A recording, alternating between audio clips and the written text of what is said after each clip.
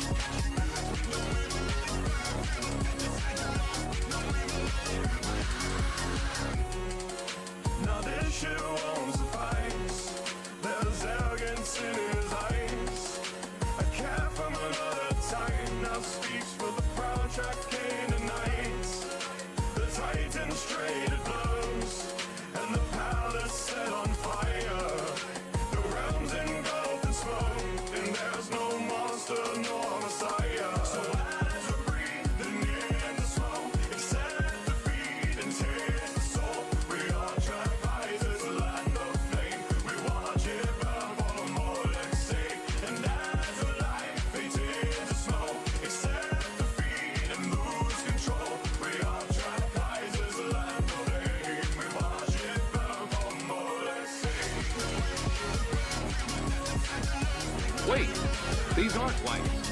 They're Italian.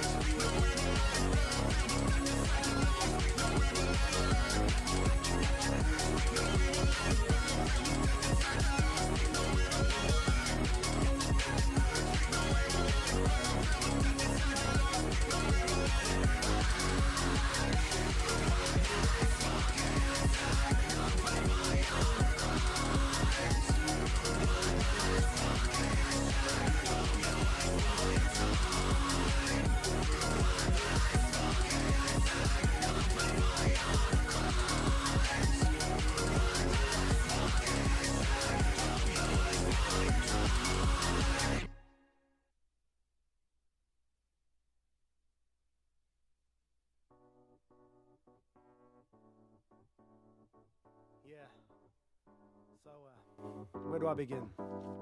I feel like a prisoner, slave man, do what I'm told. Get in my iron press jumpsuit, like these chumps do. Shackled to their suits and ties, get it super tight. Don't wanna getting loose on the road. Swear it feels like a goddamn noose on my throat. Kinda used to it though, but I used to be so full of vigor and life, doc. It's like someone turned off the lights and undid all the rules that we wrote. Oh, you wanna breathe, son, do ya? Put on your mask while we take ours off and rip the asphalt from under ya. God, am I pain. All I wanna do is move away from where the endless stray. Bullets always penetrating the window pane to a house that keeps out the wind and rain. I want the place where the junkies shoot up shit in plain view, be a place where I ain't. I want the real thing, no discount steak. Hot water that runs but doesn't look like somebody just pissed in a lake. That's 2 jobs now that you got wild just to put shit on a plate. And I'm still waiting for a kiss or a date. Still trying to find a woman that's great, but everything on Tinder is hate. You don't make a mill or above, you in the real high hopes, but no love club, yeah. So if you got a brain in your head, unshackle yourself, they were playing when they said you had. Cause you don't, it's enough a lie. You a prisoner, so are they, so am I, no. Never sleep, never rest, only get a check just to keep staying in the red. That is to pay for the debt. You gon' bust your ass to the day that you're dead. We'll never have more than we did before, man. No net positive shit's always a minus. Late stage this and late stage that. So let me set the stage. We're poor and divided. Jeffrey Epstein had his dick sucked in a Bentley by kids and they gave him an island. Nowadays sick fucks ain't even hiding. They go on podcasts, you and I go and bite them.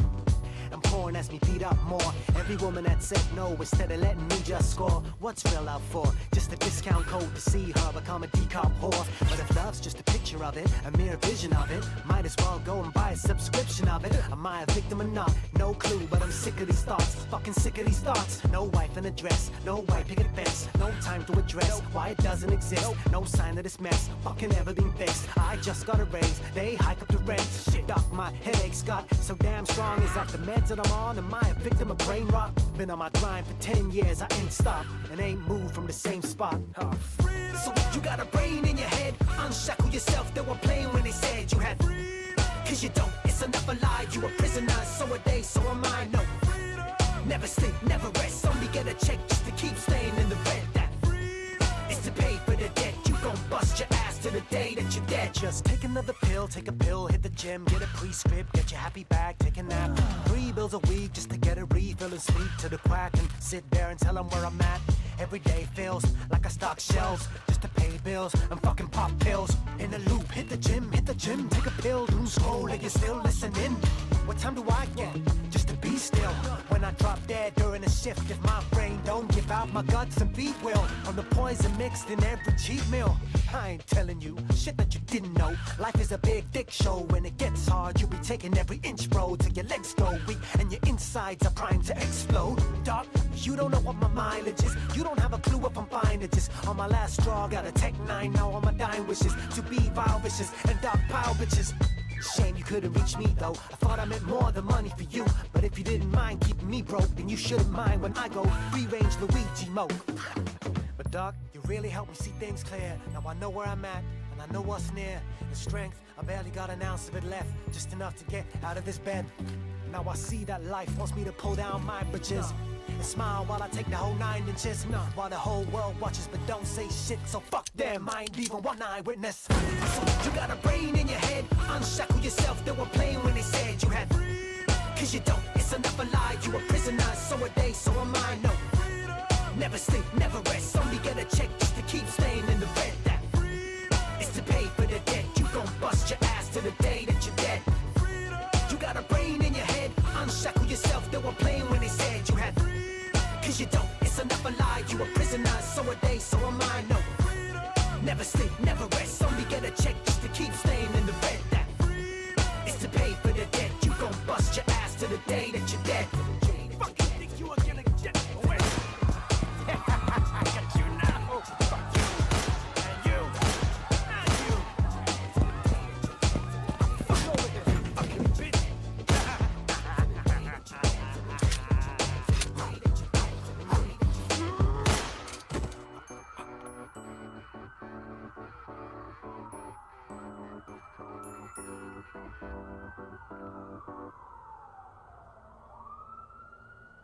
Oh, they coming, chat.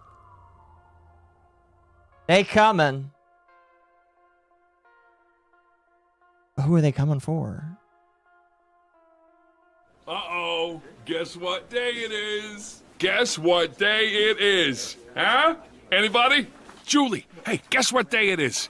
Oh, come on, I know you can hear me. Mike. What day is it, Mike? Leslie, guess what today is? It's hump day. Woo-hoo! Ronnie, how happy are folks who save hundreds of dollars switching to I'd say happier than a camel on Wednesday. Hump day! Get happy. Yeah. Get 15 minutes could save you Oh, 15% or more. Chat is hump day on Sunday. I'm thinking about what I could call it since it's not actually actually Wednesday. For those that don't know, my work schedule rotates every single month. So I have 6 months where I have Wednesdays off, 6 months where I don't have Wednesdays off. And, you know, that's fine. It's about how it works. It's about how it goes. But welcome. Happy hump day, everybody, on a Sunday. How's everybody doing today? So I woke up. I attended my mass, my church, whatever you want to call it. But I was very tired. Like I like the devil. He was like, "Don't go to church today. You're tired." And I was like, "No, I'm going to church today. I need to. I need a reset every single week, you know." I am somebody that gets really angry at the world, and church resets me every single week. I don't know how I didn't live without it. But I did end up making it, thankfully. Thankfully, I did end up making it. But then I immediately came home and decided I was going to try and work on another video. Because I got a couple videos coming out this week. Yay, I'm excited.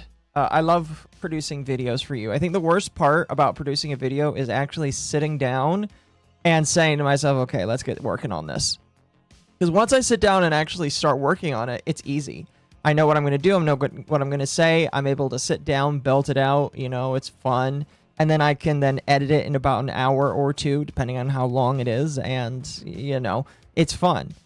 The only problem is sitting down and doing it. Because, until I actually sit down and do it, it's just I don't want to sit down and do it. I don't want to sit down and do it. I'm tired. The video's going to suck. You know, people are going to hate it. That's literally the hardest part about sitting down is thinking to myself that I'm not going to like it. But I was able to beat that yesterday and get 2 videos done. Was going to do it today.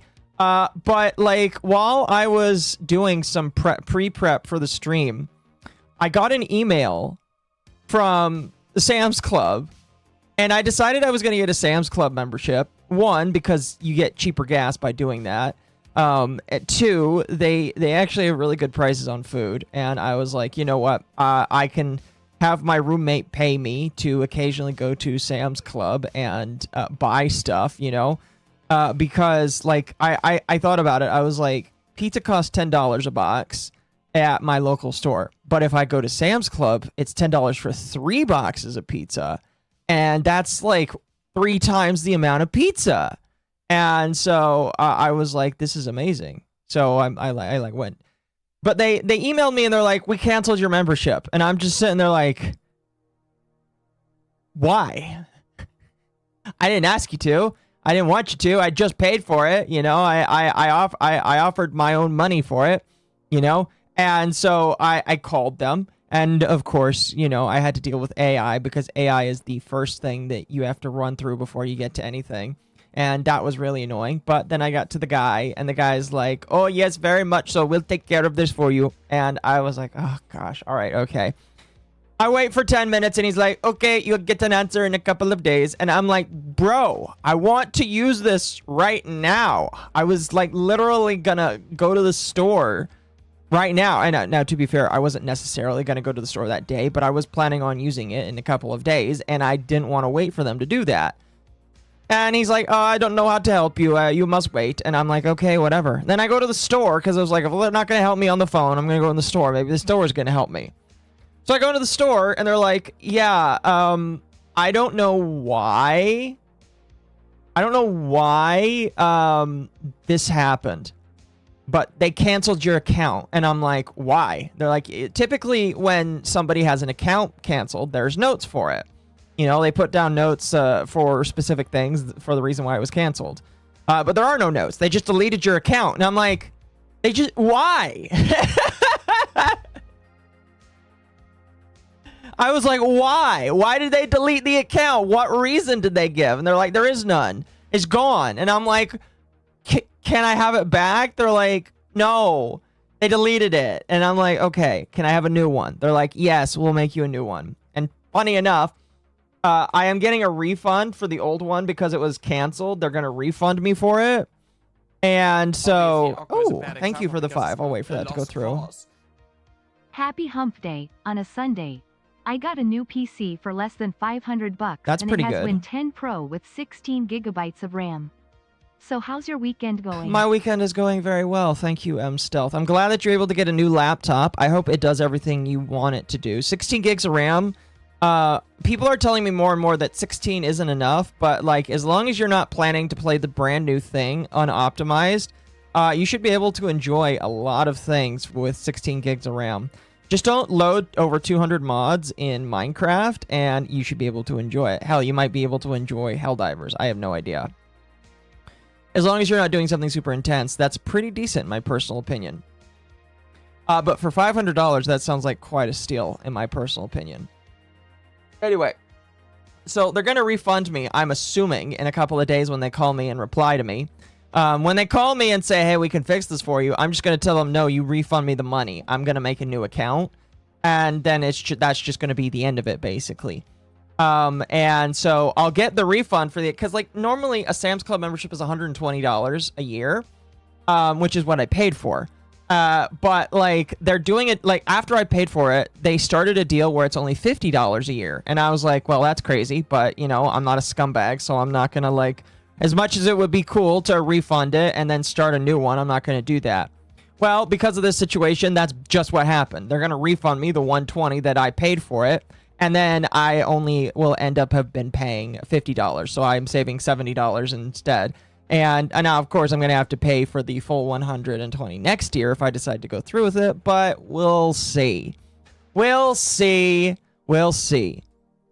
Either way, I know I'm going to win eventually. I know I'm going to win eventually. It's just, for some reason, the guys on the other end of the phone are telling me that they don't know why my account is broken and they have to get their higher-ups that apparently weren't there today working. And if you're like, oh, but Akko, people don't work on Sundays. Well, people in India that are in data centers work every single day. So I was just kind of surprised that they weren't working today. All right. They don't have the same Christian values that we do. So I know for a fact that they're working every single day. So I was just like, well, why can't you do it today? They're like, oh, we have to get the higher ups in order to do this. And I'm just like, but you can't tell me why it's broken. Okay, fine, whatever. Whatever.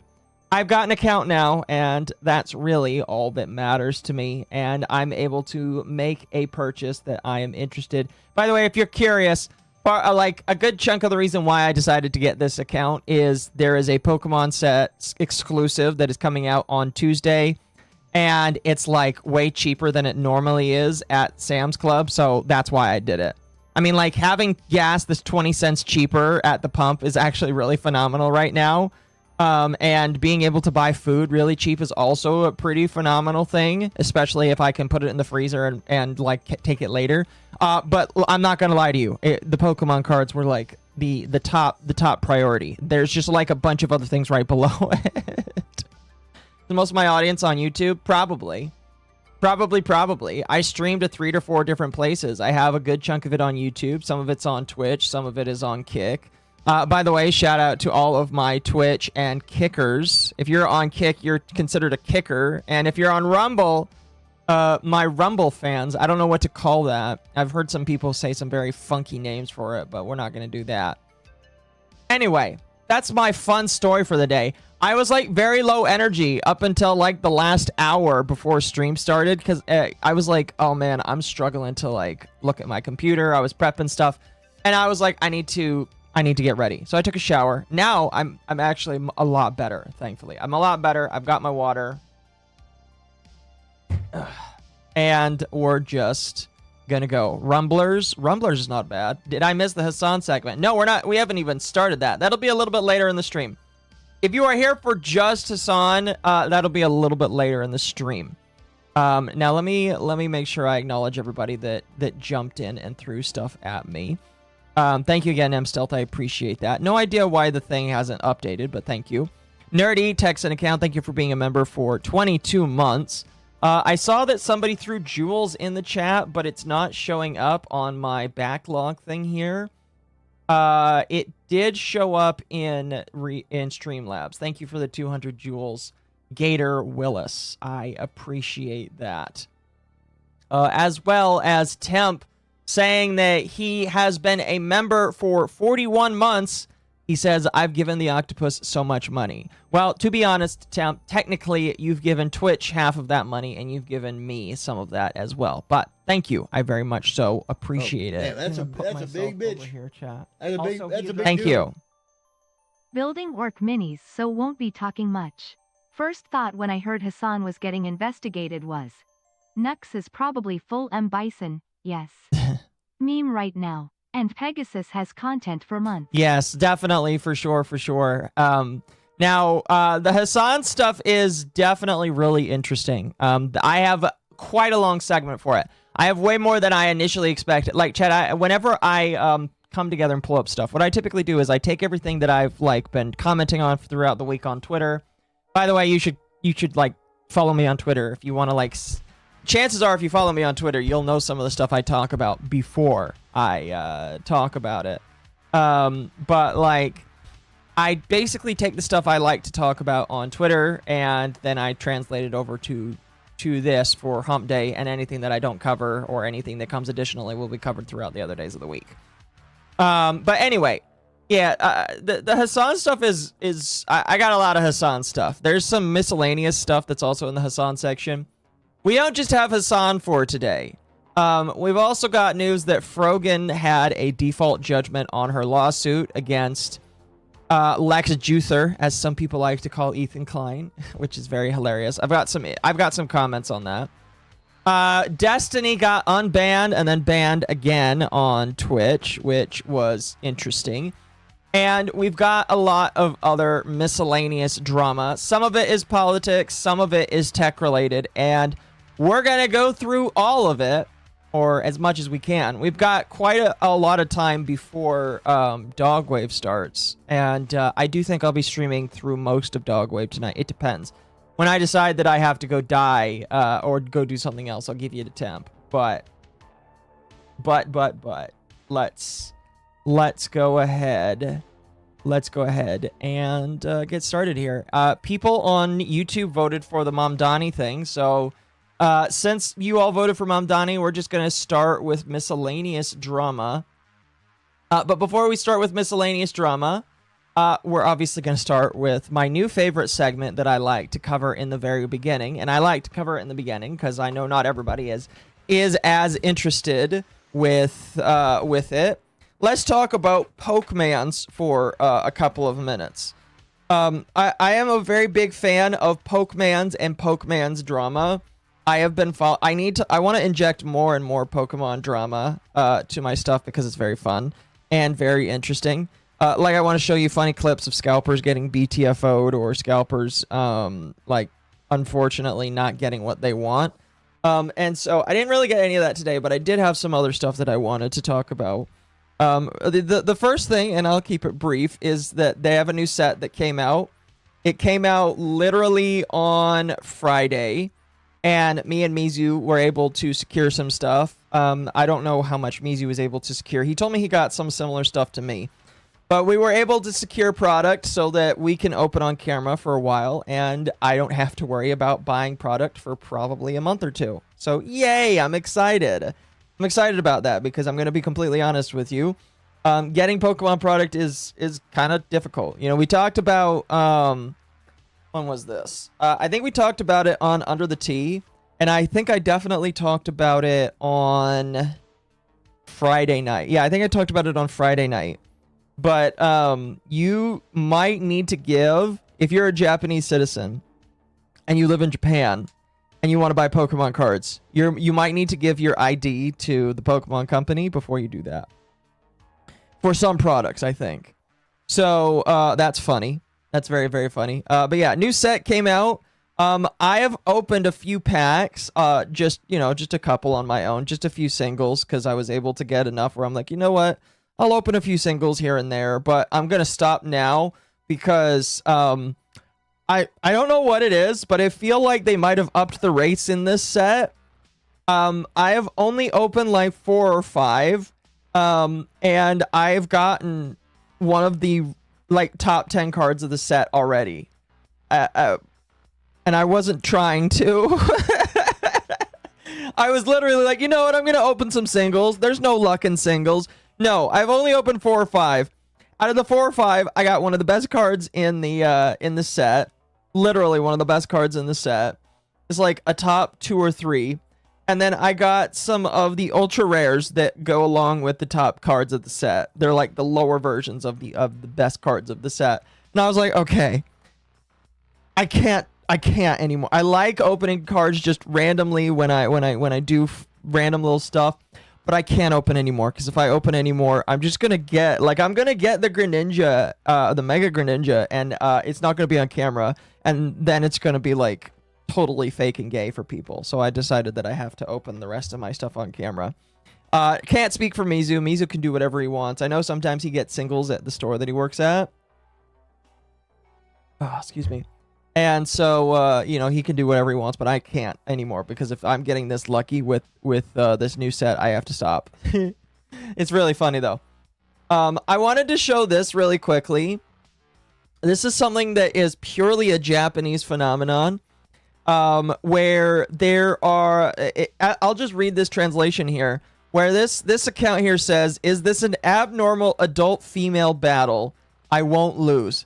So there are females in Japan, and yeah, this is apparently a female's room in Japan. This is a Foyd's room in Japan, where she has collected quite a lot of Bulbasaur, but not just Bulbasaur. You can see there's quite a few other things in there. She's got some of the evolutions on this shelf right here. She's got some electric types down in the corner here, maybe a fairy type or two, but like. Overwhelmingly, this Japanese woman has decided that she's just going to collect a bunch of Pokemon plushies and Pokemon products. And, men out there, if you want an ideal woman, the kind of woman you need is the one that will hopefully be able to pay for all of this herself. she needs to be able to pay for all of this herself. But like, get yourself a woman like this because you know that she's got some devotion here. However, that's not the only pictures that she threw up here. There's a couple of pictures. This is here's another good one here where she just shows off her. She's showing off her love for Bulbasaur or just grass types. You know, my hope is that because she has this much grass type Pokemon in her collection, that she also goes and touches grass just as often. We'll have to wait and see.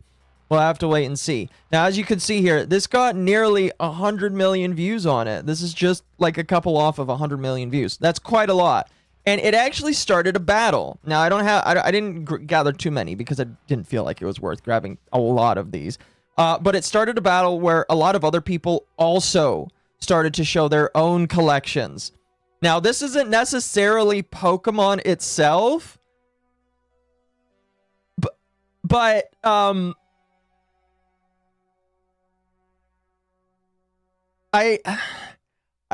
like, when I see this, I look at because my collection, Ms. Kiv's Worst Nightmare. You know, it very well could be Ms. Kiv's Worst Nightmare. Who knows? When I see a collection like this, I have to say to myself, you know what? Maybe I'm not horrible with my financial decisions because there's always somebody that could be worse. There's always somebody that could spend way more money than I can on something, you know, and wow, it's an army of duckies. Yeah, it's a lot of ducks for sure. For sure. I don't know what this brand is. Let's see here. Yeah, I don't really know what brand this is, but this is a lot of ducks. It might be a Japanese exclusive because I've never seen this duck before. Maybe I just don't know. But yeah, this woman has a lot of ducks. And again, it's all based off of this trend here. I wonder if there's a couple more that are going to be in here. I hope it shows the top ones. Oh, yeah. Oh, yeah. And by the way, these are all, none of these are American foids, all right? None of them. No American foids allowed. These are just Japanese women, okay? These are all Japanese women with their things. This woman decided to enter with a Nintendo-based room, but it is not Pokemon. It is Kirby. And you know what? This is again, this is a lot of Kirby. I'm seeing a lot of the same plushie, which seems to be a theme for some of these people where they like to buy a lot of the same. I don't necessarily care about all that kind of stuff. I think that's totally fair and fine. But yeah, this is a lot. This is a lot here. Holy cow. DSP. Oh, you know what? Thank you for reminding me. Thank you for reminding me about that. I might see if there's some clips for it. Thank you. Thank you for the 10. Mommy MILF avatar. Okay, now I'm morbidly curry. What the actual hell? I never want to hear anyone mocking me from my plastic crack addiction. Also, that Kirby room is Ms. Kiv's personal hell. It does definitely look like Ms. Kiv's personal hell. I'm going to be completely honest with you. This is a lot of Kirby here. A lot. Let's see. Is there any other? I want to take just a quick glance at it. Let's see. Oh, here's some more ducks. Let's see. Oh, here's one. Although this is abnormal males. This is an abnormal adult male room. Oh, geez. It is still Japanese. The only reason why I'm not cringing so hard is it's still Japanese people. And because it's Japanese, I feel like it's more normal. You know, because as an American, people still get like made fun of for this kind of stuff, but not Japanese people. They're cool enough to get away with it. But what is this all? This is obviously a furry kind of character. Is this based off of the Zootopia 2 guy? Really? That movie's brand new. How do they have so much merch of this guy already in Japan? Holy shit. Jeez. Oh, so this is an abnormal man. Oh, here we go. Here's Pikachu. Here's Pikachu, chat. Oh, boy. Oh, is that Pikachu? There's Pikachu in a dress. You can't really see it, but this is Pikachu in a wedding outfit here. That's a kind of a... That's adorable right there. But this is the Pikachu room, chat. Would you sleep in a room like this? I don't think I could. You know, I have my own shelf of soft, squishy figures that I have acquired over the years, both from myself and from people that have given them to me. But I don't feel like I could do this many. I feel like once I get myself a house and I have room, me and my significant other could have something like this, you know? Although I imagine that she probably would, I don't know what my significant other would have, you know? We can take guesses about a future possible room where I get half and she gets the other, and she gets to, like, put whatever she wants in there. What do you think a future wife would put in her room, chat? I don't know. There's a lot of Pikachus. Holy shit. Oh, here's Lucario. I see some Dittos. That's actually kind of cool. I love the Ditto inclusion in there. Wow. Jeez. Oh, here's Glaceon. Okay, so we're getting an Eevee-based... Jeez. Can't show weakness. The chews will chew you up. Yes. Zootopia is very popular in Asia, according to Doki Bird. Interesting. So this is all Glaceon, although I am seeing some normal evolution-based stuff in here as well. But holy cow. Okay, let's look for one more. Let's look for... This is just one picture of Piplup. Don't care about that. Let's see. Oh, goodness.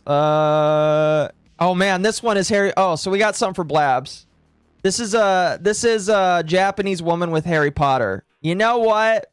See, here's the funny thing. A lot of Western-based people hate Harry Potter because they're like, J.K. Rowling is transphobic.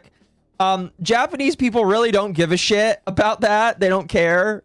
You know? This room actually looks... I kind of like the refinedness of this room. This is actually pretty cool. I actually really like this. You know, I'm not the biggest Harry Potter fan myself. I read all the books when I was a kid. I watched all of the movies.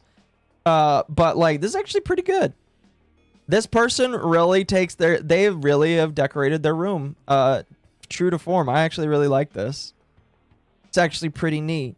They just have a whole bunch of robes as well. Wow. They're too base to care. They are. Oh, here's...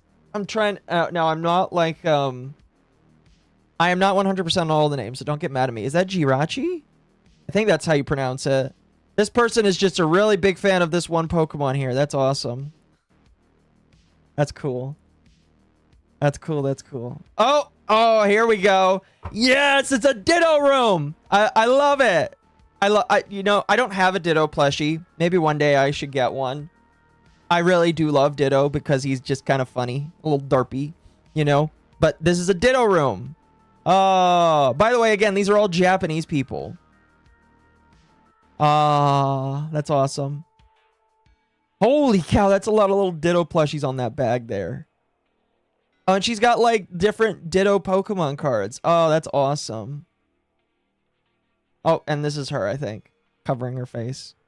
I love this Ditto with a MP3 player. That's cute. That is adorable. That is cute. That is cute. That is cute. Well, okay.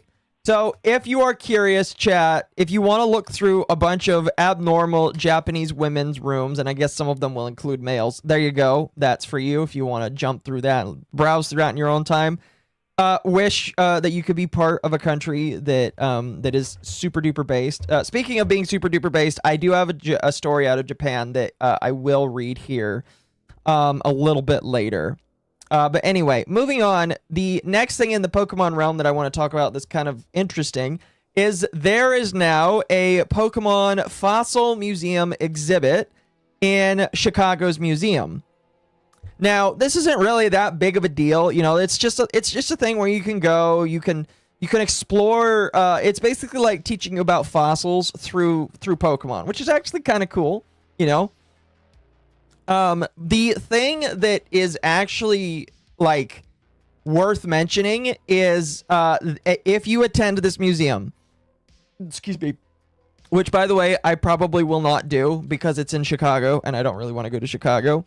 But if you attend this museum, every person that gets a ticket to this will receive a limited edition Pokemon card. Now, I don't know if the card is a reprint of another specific type, but you will get a limited edition stamped Pokemon Museum Pokemon card. Now, all of you know that scalping is obviously a big deal. It's already selling for like $400 on eBay.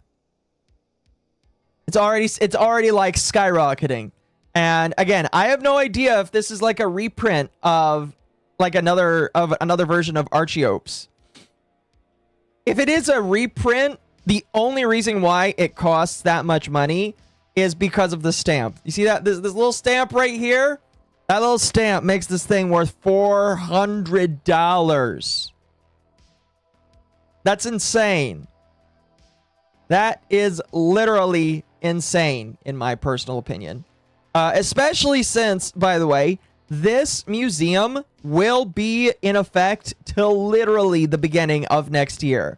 You can go to this museum and the card will be available till literally the end of next year. Or excuse me, the end of this year and the beginning of the next. So if you are interested, you can go to this museum. I'm not going to like shill them or anything like that.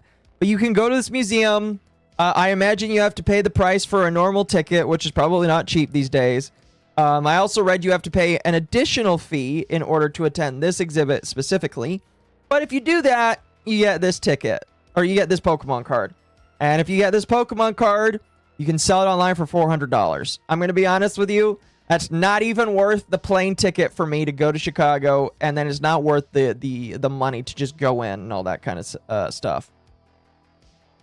Still cheaper and safer than going to Chicago. Fair. I'm going to be honest with you. If I was just to go to Chicago to get the card itself, I would probably just buy the card. It would be about worth that much.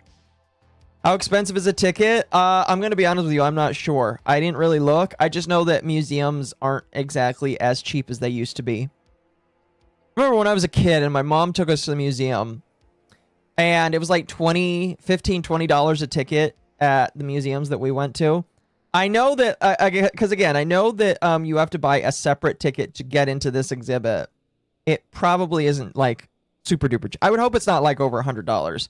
It's over $100. It definitely isn't worth it, in my personal opinion. But, you know, it's whatever. It's whatever. Whatever, it's whatever.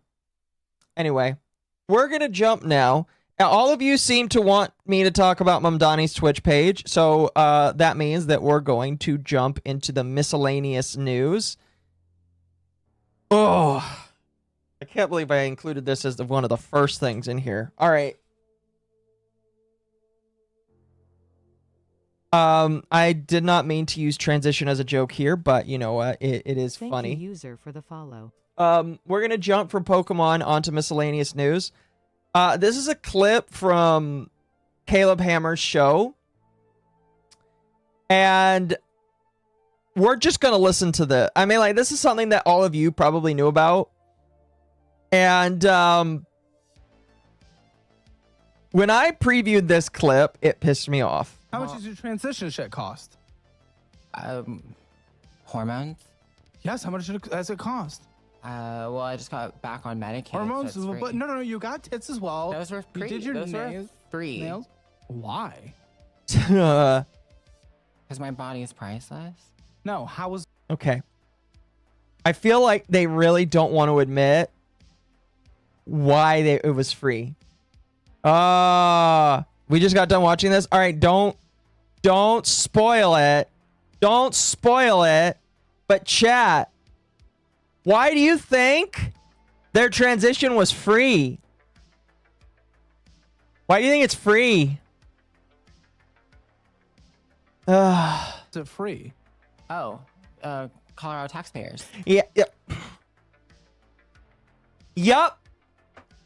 If you live in Colorado, congratulations. You paid for this person's tits. You paid for this person to transition if you live in Colorado.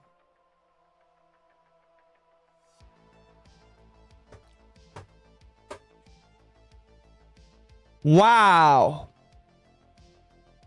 Now, I don't think it's federal taxes that paid for it.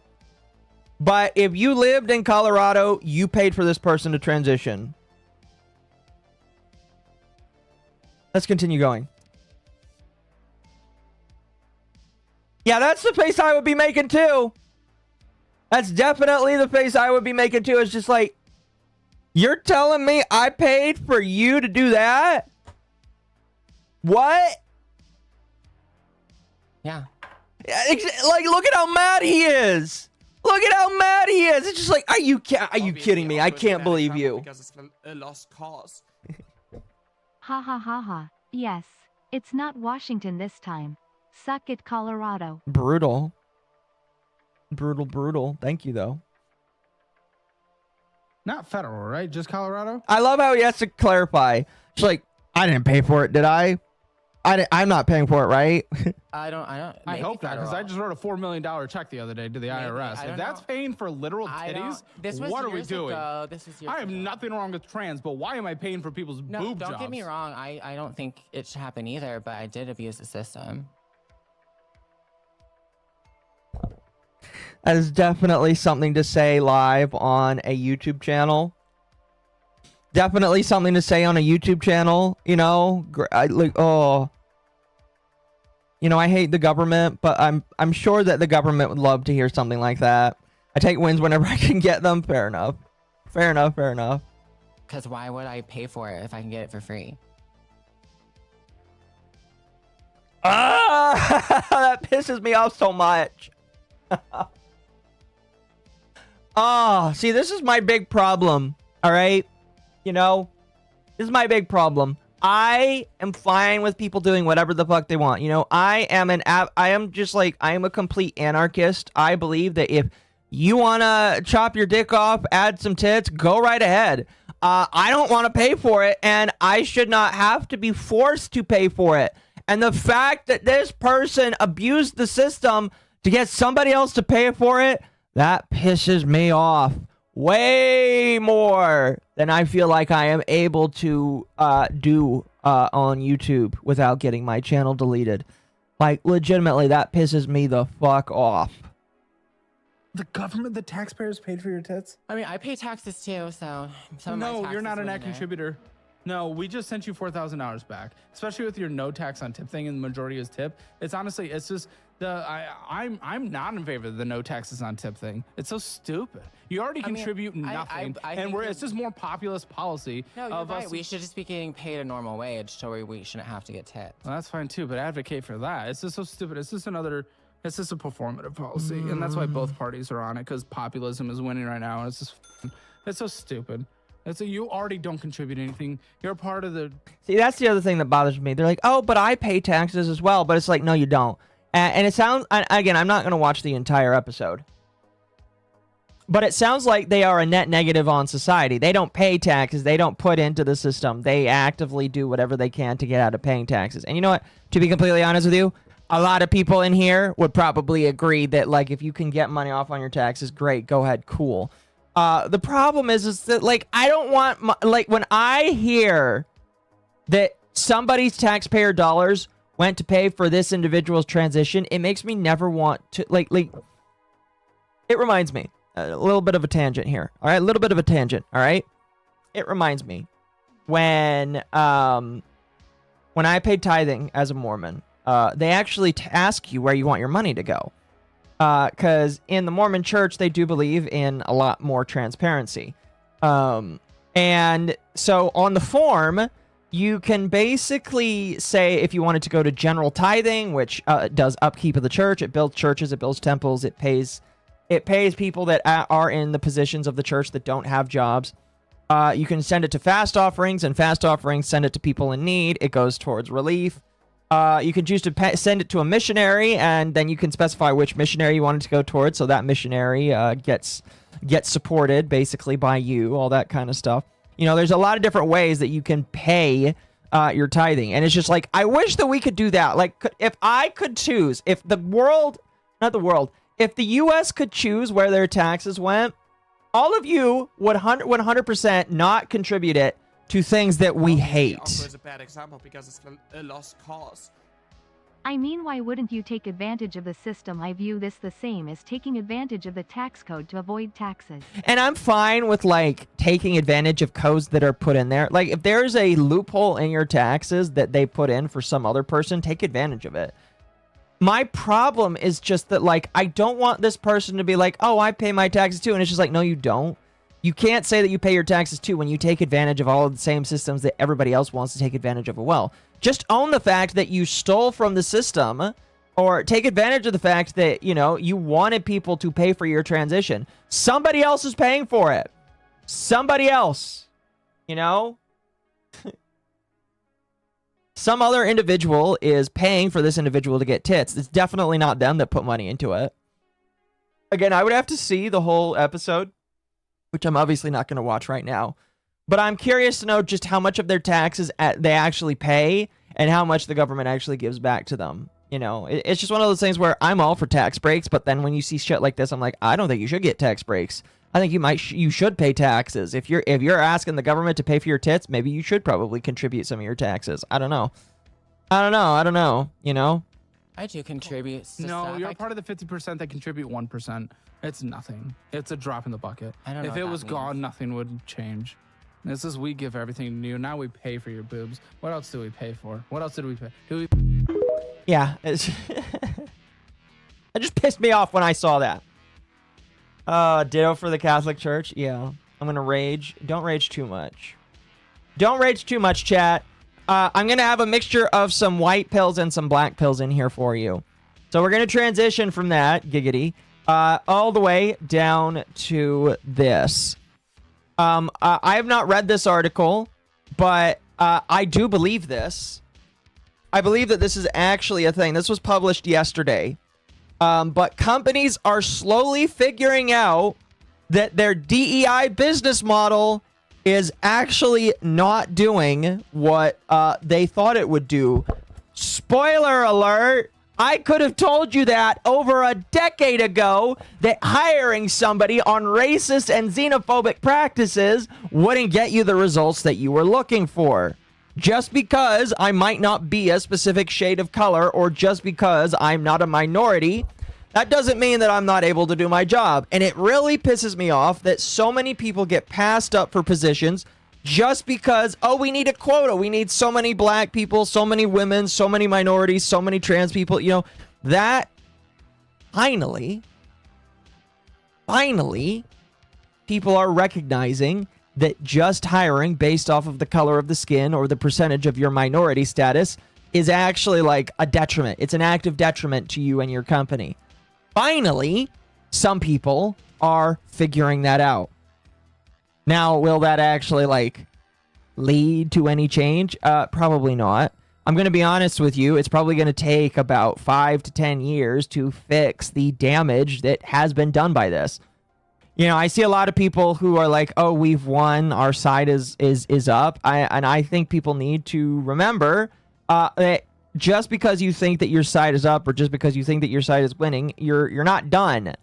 You know, the road isn't over, or you're not out of road, and you can't just say that you're done walking until like literally these kinds of things are done, that they're like out, you know?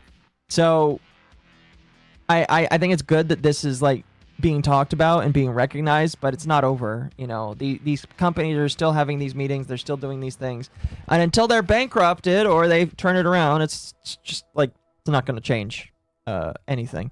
It's not going to change anything. But yay, congratulations, these companies are now realizing that they're fucked. So, you know, that's good. I would say that's good. I would say.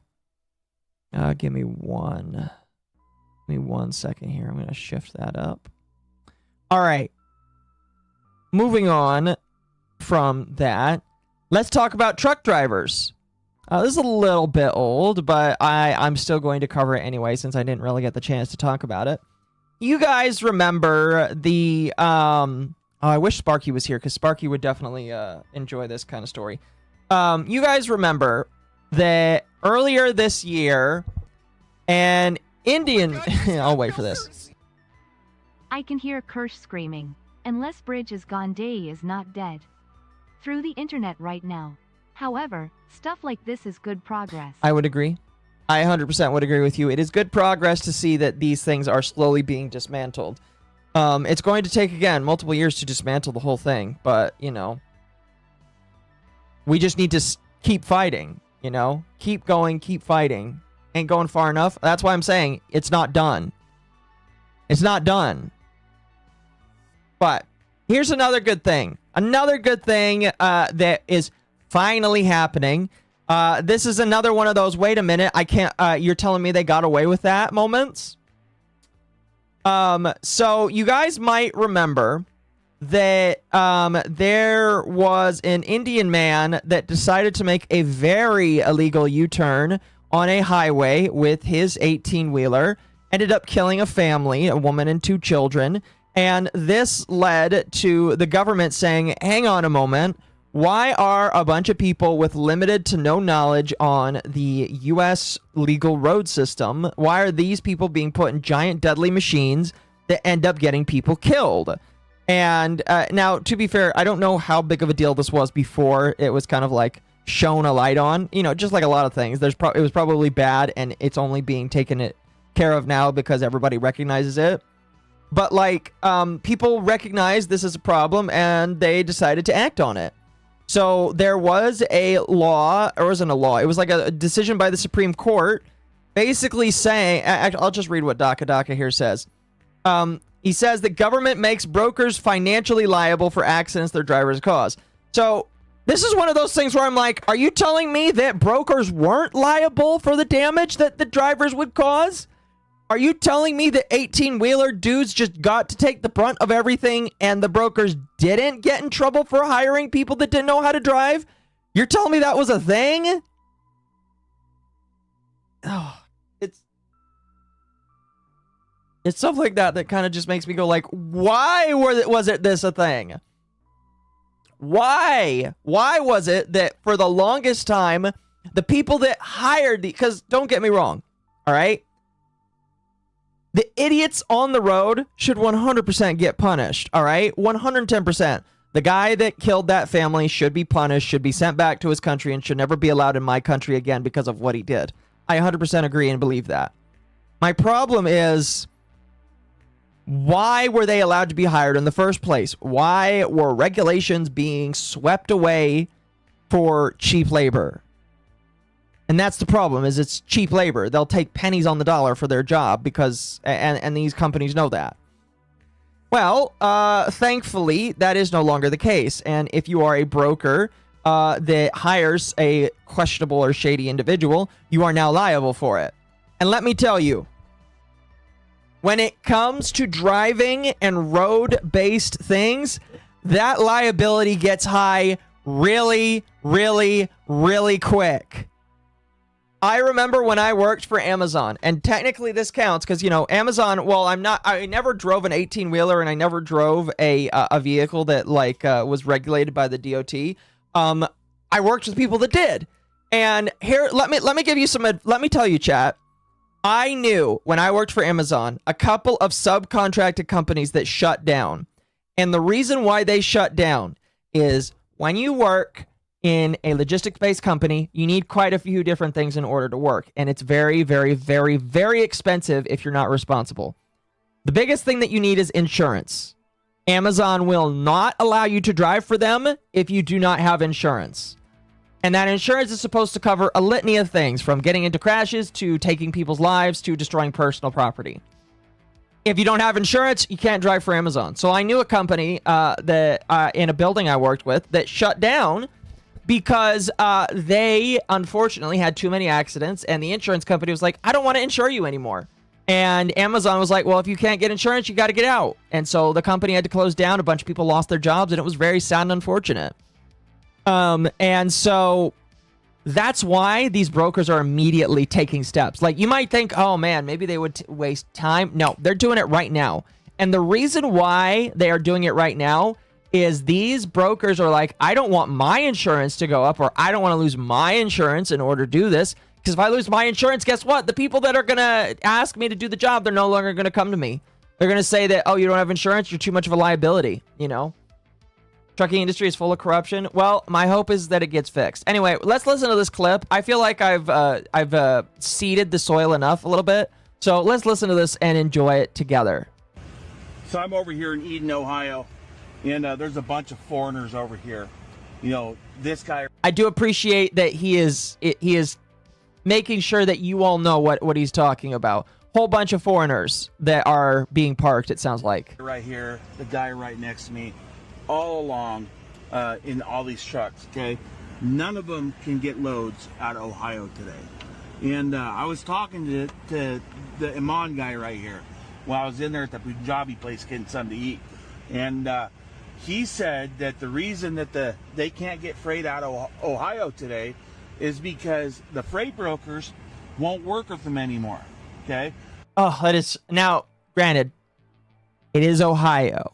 All right, so maybe in other places they'll get work, they'll get active stuff, who knows. But at least in Ohio, they're like, we don't want to touch you. And it, like, I don't believe, I do try to not, like, be hyper racist, you know? I mean, like, we all sit down, we make our jokes, we have fun, you know, all that kind of stuff.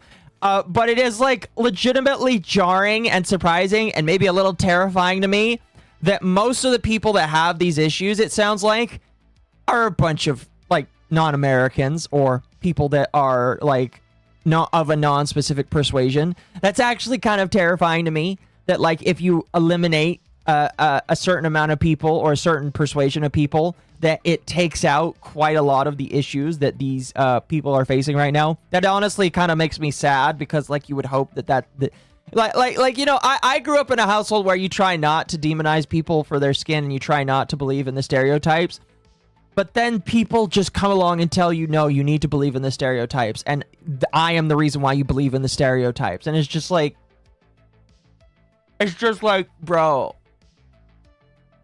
that's not cool. Anyway, let's continue the video. Apparently, what has happened is that, you know, yesterday they had the Supreme Court ruling that found brokers could be held liable for accidents with carriers with red flags. Apparently, that the trickle-down effect happened like that. Okay, brokers are just saying, no, there's a whole lot of other trucks. We don't need you. We're not going to use you no more. Okay. I was looking up at some of these DOT numbers to these guys, and they do have a pretty substantial track record. That is absolutely alarming to me. Now, I am not really, like, I'm not in the trucking field. I should have asked Roy some questions about this. But, like, if these people have red flags on them and they've had substantial red flags on them, why haven't they been, like, kept from working, period? That's my question. Like, why aren't these people, like, being held back, like, from earlier stuff? And it's probably because, well, they're cheaper. They will work for cheaper, or they'll do things for cheaper. And so they will go instead, and the people that actually want a working wage will probably be passed up more. Not anymore. Oh, excuse me. Not anymore. So, you know, that's probably the trade-off. These brokers don't want these foreigners to work for them. But now they have to pay higher wages, potentially, you know? Unsafe behavior, accidents, high out-of-service rates, things like that. So, guys, here's what I got to say. This is going to be changing in a hurry. Brokers are not just thinking once about it. They're thinking twice, 3, and even 4 times about who they want to work with. If you're an established U.S. carrier, you know, between 1 and 15 trucks, you better hope to God you have a proven track record with these brokers, because they're on the hook now. They're on the hook in ways that they've never experienced before. So guys, all I gotta say is, you know, you better be going and getting your DOT inspections. Better be going and yeah. For some reason, some people just don't get those inspections done. I don't understand that. I remember when I went to go get my, because there was a period that I wanted to become a DOT certified driver, so that I could drive the step vans, because step vans are DOT regulated. I didn't end up getting it. The doctor refused to give it to me because of my heart problem that I have. I have a very minor heart problem. And I knew for a fact that getting my DOT wouldn't change my heart problem, but she told me that she wanted me to go see a cardiologist before she would sign off on anything, which was really frustrating and all that kind of stuff. And my boss definitely wasn't happy about it because he wanted me to be a DOT driver. It's whatever. And you might say, well, why didn't you just go to the doctor? Well, I didn't have health insurance at that time, and I really didn't want to pay a couple $100s to go to a cardiologist just for the cardiologist to tell them, yeah, he's good to get on the road, or no, he's not good to get on the road. And I I think I was also afraid that like if I didn't get the answer I wanted, that I would become unable to drive. And I was just like, you know what? It's easier for me to just drive and make $1 less than I would if I got into a step van. So I was just like, fuck it. I'm not gonna chance potentially being out of a job because my heart is an issue to some people. So yeah. It is insane to me that like so many of these people don't get these things done, and now is just like, well, you better get it done. You better get your certifications. You better be up on your shit, because nowadays, if you're not, there's a bunch of other truckers that will compete with you just so that they can be on the road instead of you. Asking, way station operators for a level 1, things like that. Get it on record that you're not getting placed out of service, that you're complying with your ELD stuff, things like that, because I'm pretty sure brokers like C.H. Robinson and TQL, they're eventually going to create a system that tracks all this. So, guys, all I got to say is safety first on those highways and byways, and the trucking industry is changing in a hurry. Later. And I'm going to be honest with you. I am happy that it is changing. I'm really, really, really happy that this is changing. Like, legitimately, this is one of the best things I could ever think of. Like, the trucking industry in America is a backbone to everything that we do. I don't think people recognize just how important it is. The logistics background of America is so important. And by having any kind of chokeholds in it, you lose out on millions of dollars for some of these companies, and you have a lot of different problems. So I'm glad that this is becoming more strict, and I hope and pray that it just becomes safer. A lost cause. It's like when it was ruled after the El Faro sank that the owners could be liable. Overnight culture shift. Yeah. Tote kills. Pretty much. Real problem is the corporation. Real problem is that different countries have different road rules, and these corporations are hiring people who have a different mindset. No, that's true. And again, that's why you should only hire Americans, because Americans have a specific set of ideals for the road in America. Like, if I'm going to go to Mexico or live in Mexico and I want to get, like, certified to drive, I know that there's a different standard of road.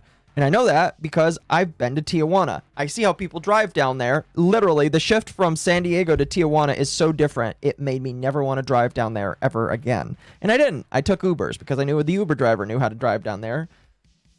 Guy was terrifying, but he got me to my place on time, so that's good, at least. But anyway, I'm glad that this is being taken seriously, and I'm glad that our roads are hopefully going to be better. We just have to worry about Southern people and Floridians now as main issues on the road, and of course Indians that aren't in semi trucks and just in regular cars. Grady Fox want to be lazy and pay illegals less and not put effort to at least teach these people. I'm going to be honest with you. That's every corporation. Every corporation is going to do whatever they can to pay people less. I think a lot of people need to understand that, like, the H-1B people, it is definitely a problem. There is definitely a huge problem with H-1B applicants that are coming in and taking over. But guess what? While it's a problem, who do you think is hiring them? The people that want to pay them less. So while I think that these H-1Bs are a problem, you need to get mad at the companies that are choosing to pick them over you. And that's where my anger is. It's just like, why are you choosing to give a literal person that knows way less than me, that can do way less than me, and is asking for pennies on the dollar to do work that is way less powerful than me? Just like, I know I'm asking for you to pay me American wages, but you're getting American-based work. So, I don't know. It's just frustrating. I'm going to be honest with you. Like, I'm definitely mad at the people that are taking the jobs, but I'm equally, if not more, mad at the people who are hiring them. Because the people hiring them are choosing to take somebody over a more qualified individual. So, but guess what? That's a problem that I'm not very well educated and equipped to talk about past this. Let's move on, though, to Japan being based. Oh my gosh. Japan's being way, way, way more based now. And I think we need to celebrate it. I saw this today, even though this came out yesterday. The Japanese government is about to take a strict decision. From 2028 onward, so you have 2 years to get yourself fixed up. Foreign immigrants will only get permanent residency if they learn the Japanese language and fully follow Japan's rules, laws, and culture. If they don't comply, their right to stay in the country can be at risk. Japan is moving forward to protect its culture and society. So I am 100% for this. I think that every single country should demand that if you want to move and immigrate there, that you should learn the language that is spoken by the majority of the people. I don't believe that that's what we have in America, but I believe that if you want to move and immigrate to America, you should be forced to learn American English. You should be forced to know enough English to get by. I can't tell you how many times I work, and when I worked in some of my other jobs, and people just didn't know English, and they just expected me to accommodate their other language, and it's just like, motherfucker, I speak the language that my country is like based around. English. Do you speak it? And I don't think there's anything wrong with being able to say, if you don't speak the language of the country, you probably shouldn't be here. It is part of being part of the community and the culture. If you can't assimilate and you can't integrate into the culture, I don't want you here. I don't want you to be in this place. So, and I don't feel like that's a horrible thing to say. I think it's very fair for people to learn the culture that they are going to participate in. And if you're not going to learn, don't be here. I was born here, and I learned the culture. If I go to another country, besides like some European countries, I'm going to be like literally, there are some Middle Eastern countries where if you don't like integrate with their culture, they will kill you. So, I don't know why it's a big issue for some of these people to not recognize that this is something that you should do, but it's something you should do. English, do you speak it? Yes. YouTubers who have been in Japan for 14 years milking their residency is funny. Yeah, somebody mentioned Sea-Dog. If Sea-Dog doesn't actually know Japanese, fuck him. I don't like Sea-Dog anyway. I don't like him whatsoever. He's a fucking retard. He's a tourist, in my personal opinion. And if he's not willing to learn Japanese, fuck him. Get him out of the country. Actually, I didn't think about looking up what his thoughts on this were, but if somebody ever sees his thoughts on it, please forward it to me so I can laugh at him.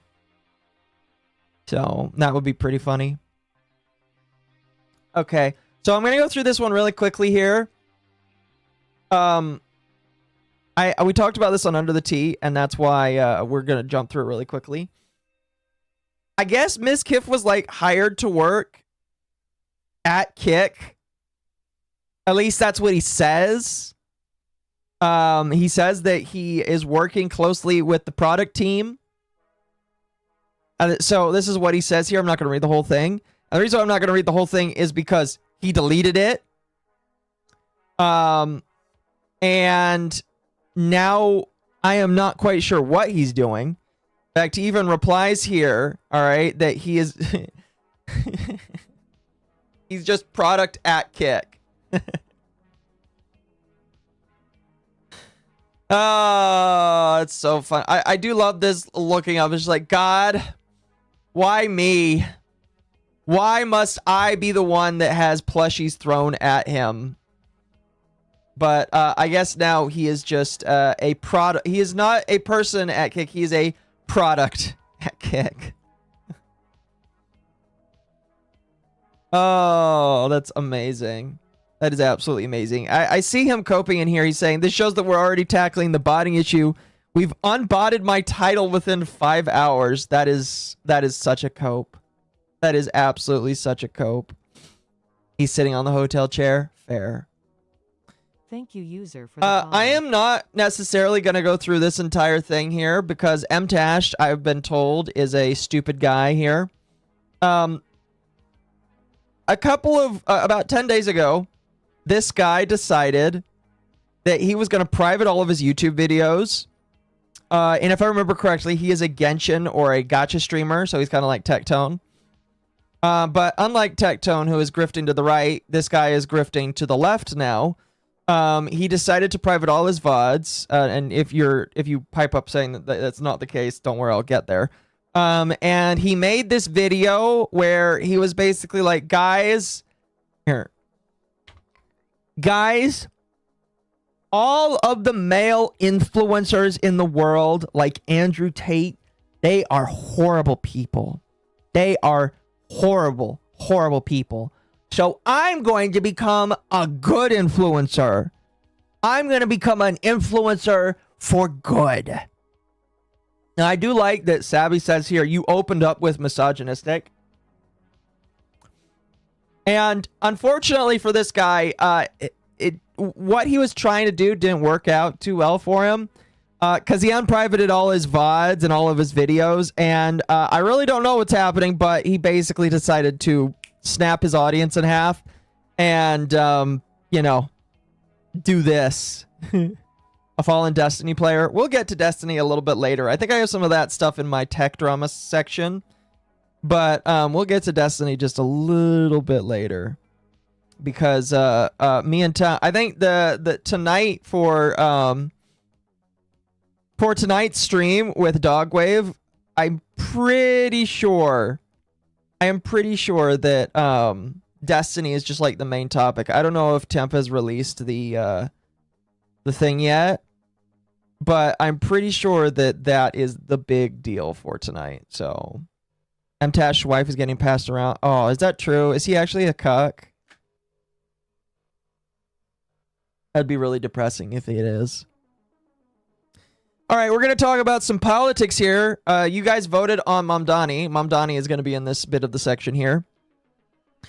So, on the realm of politics, I guess this guy that's running for the mayor in LA decided that one of the best ways that he could advertise himself is literally clean up the city. Unironically, what this guy is doing is he is spray painting, and by spray painting, let me rephrase that.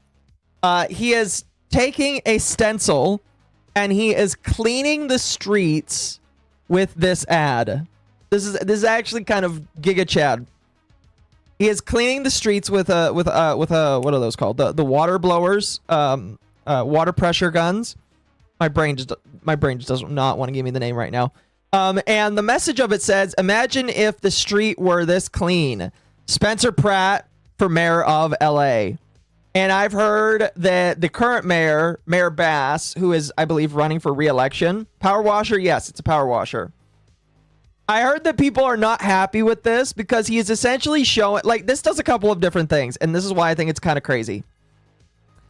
He is essentially showing how dirty the streets are and how bad LA is, because this is disgusting. All right, power washer. Yes, thank you, chat. Thank you, chat. Thank you, chat.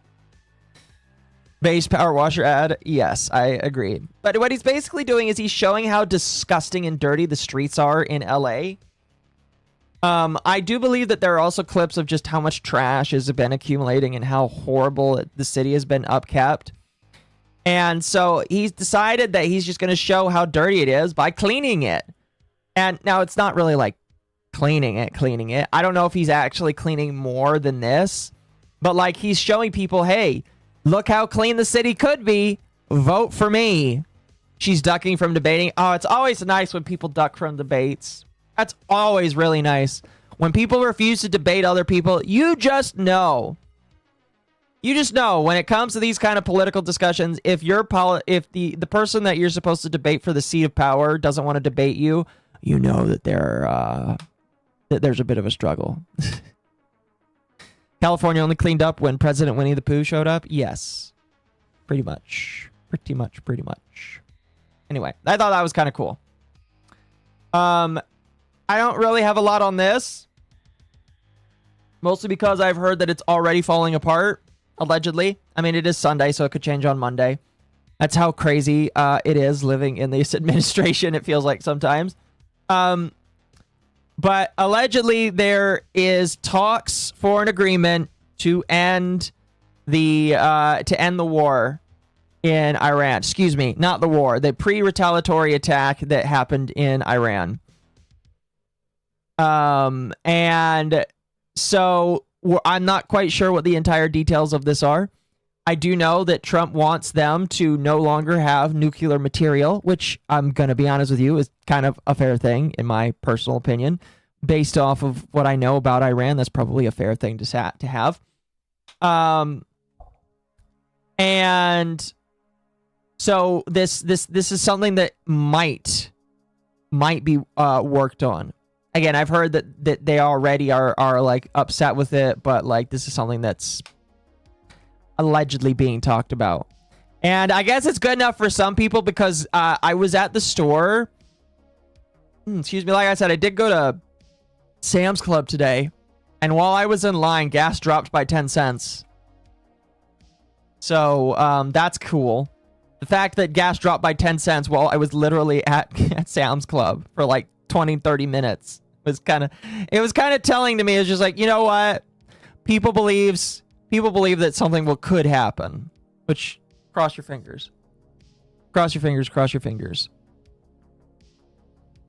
Oh, the Strait is probably going to be open at gunpoint. I hope not. That would really suck. I'm going to be honest with you.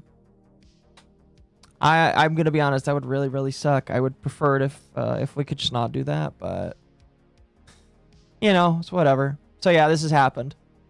Cool. We'll have to see what happens. I'm not really the political person. I try not to get black-pilled about it, and so I try to only give white pills about this kind of shit. So how much is gas? I'm not going to say because gas prices can like determine where you live.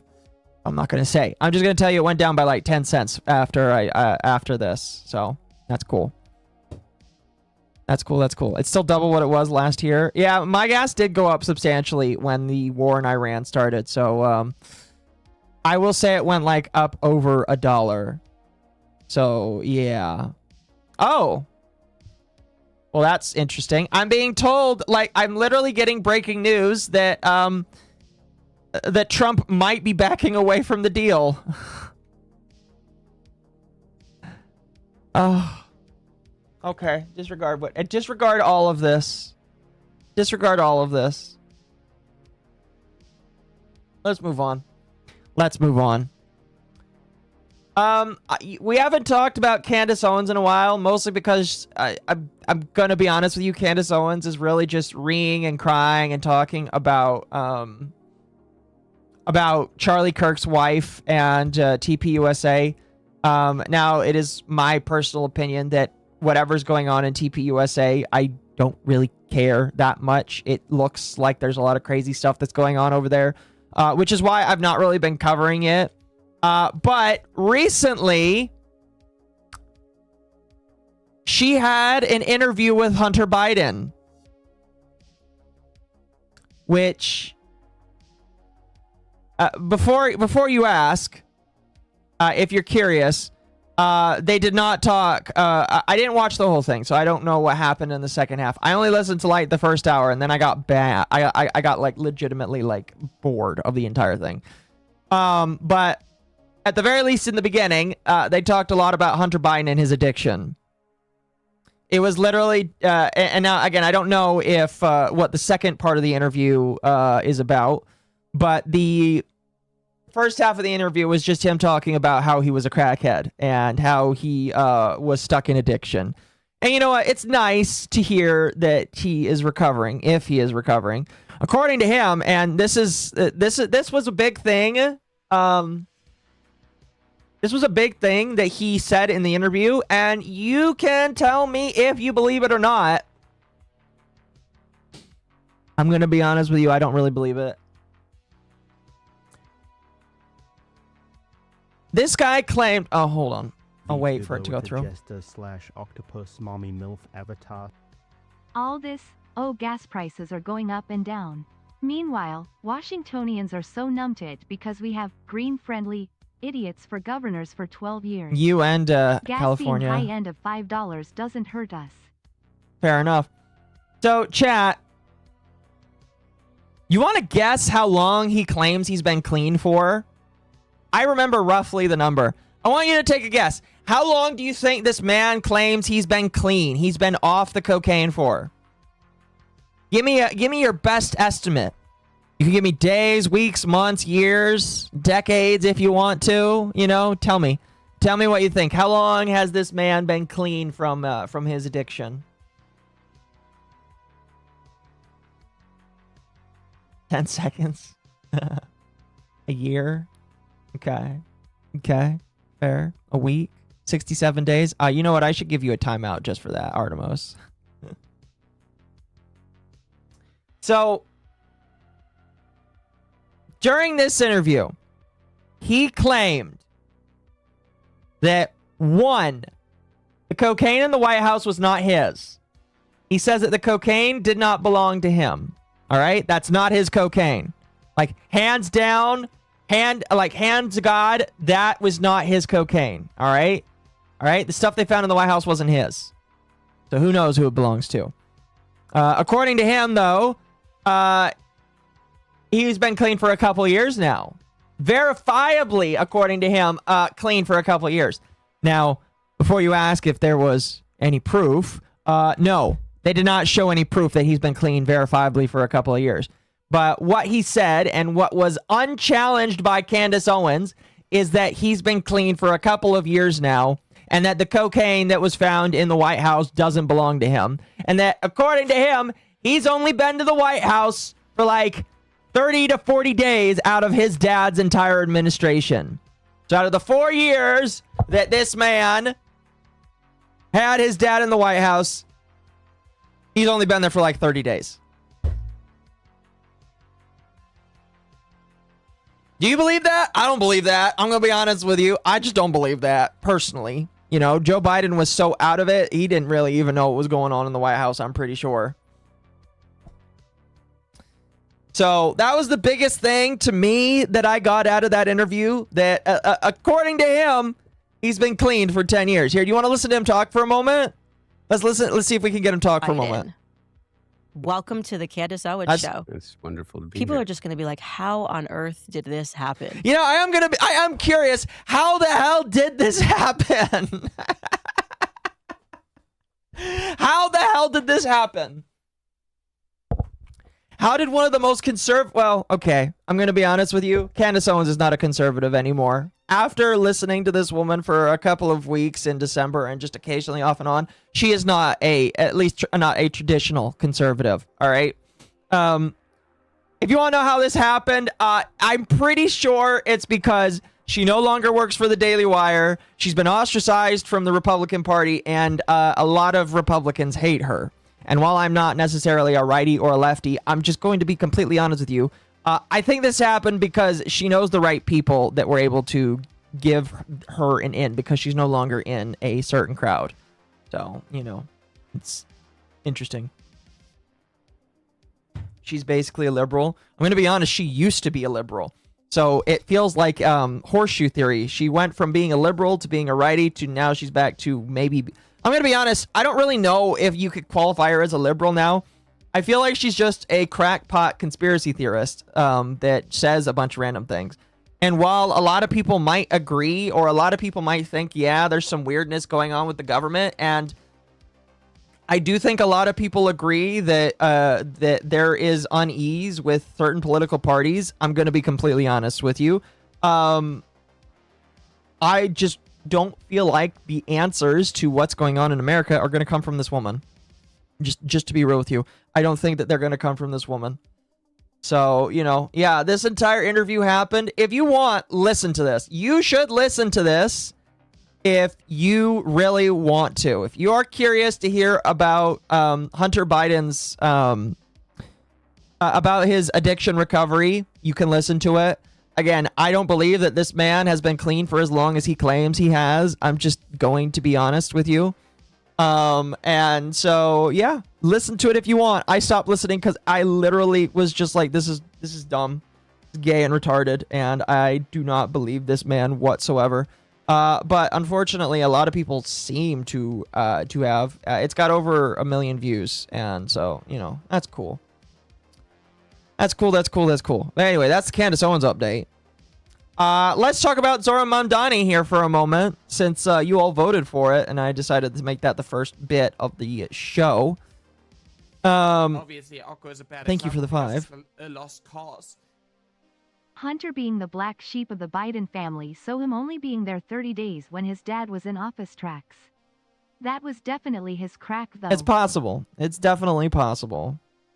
So, you know, I can believe that he probably was there for only a certain amount of days, but I don't believe that, like, he's clean, you know.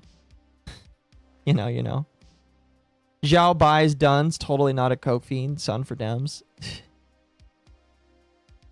Oh, goodness. All right, so, chat. Let's set the stage here.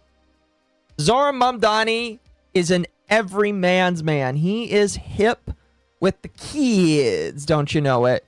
He's trying to get into the minds of the youngins so that he can inspire the next realm of liberals in the country. And so in order to more accurately do so, he decided that he would start streaming on Twitch.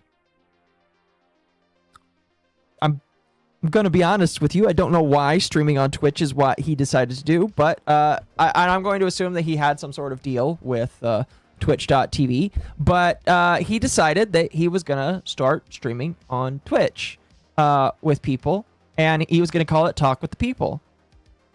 And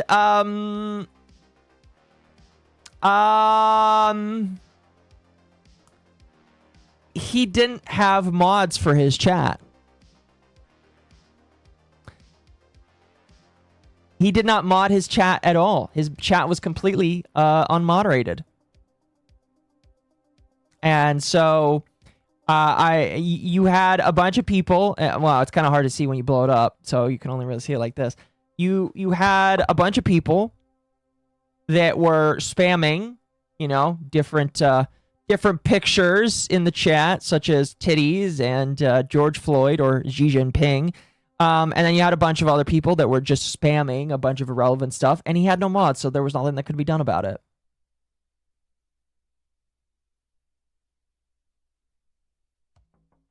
Oh, and you know, that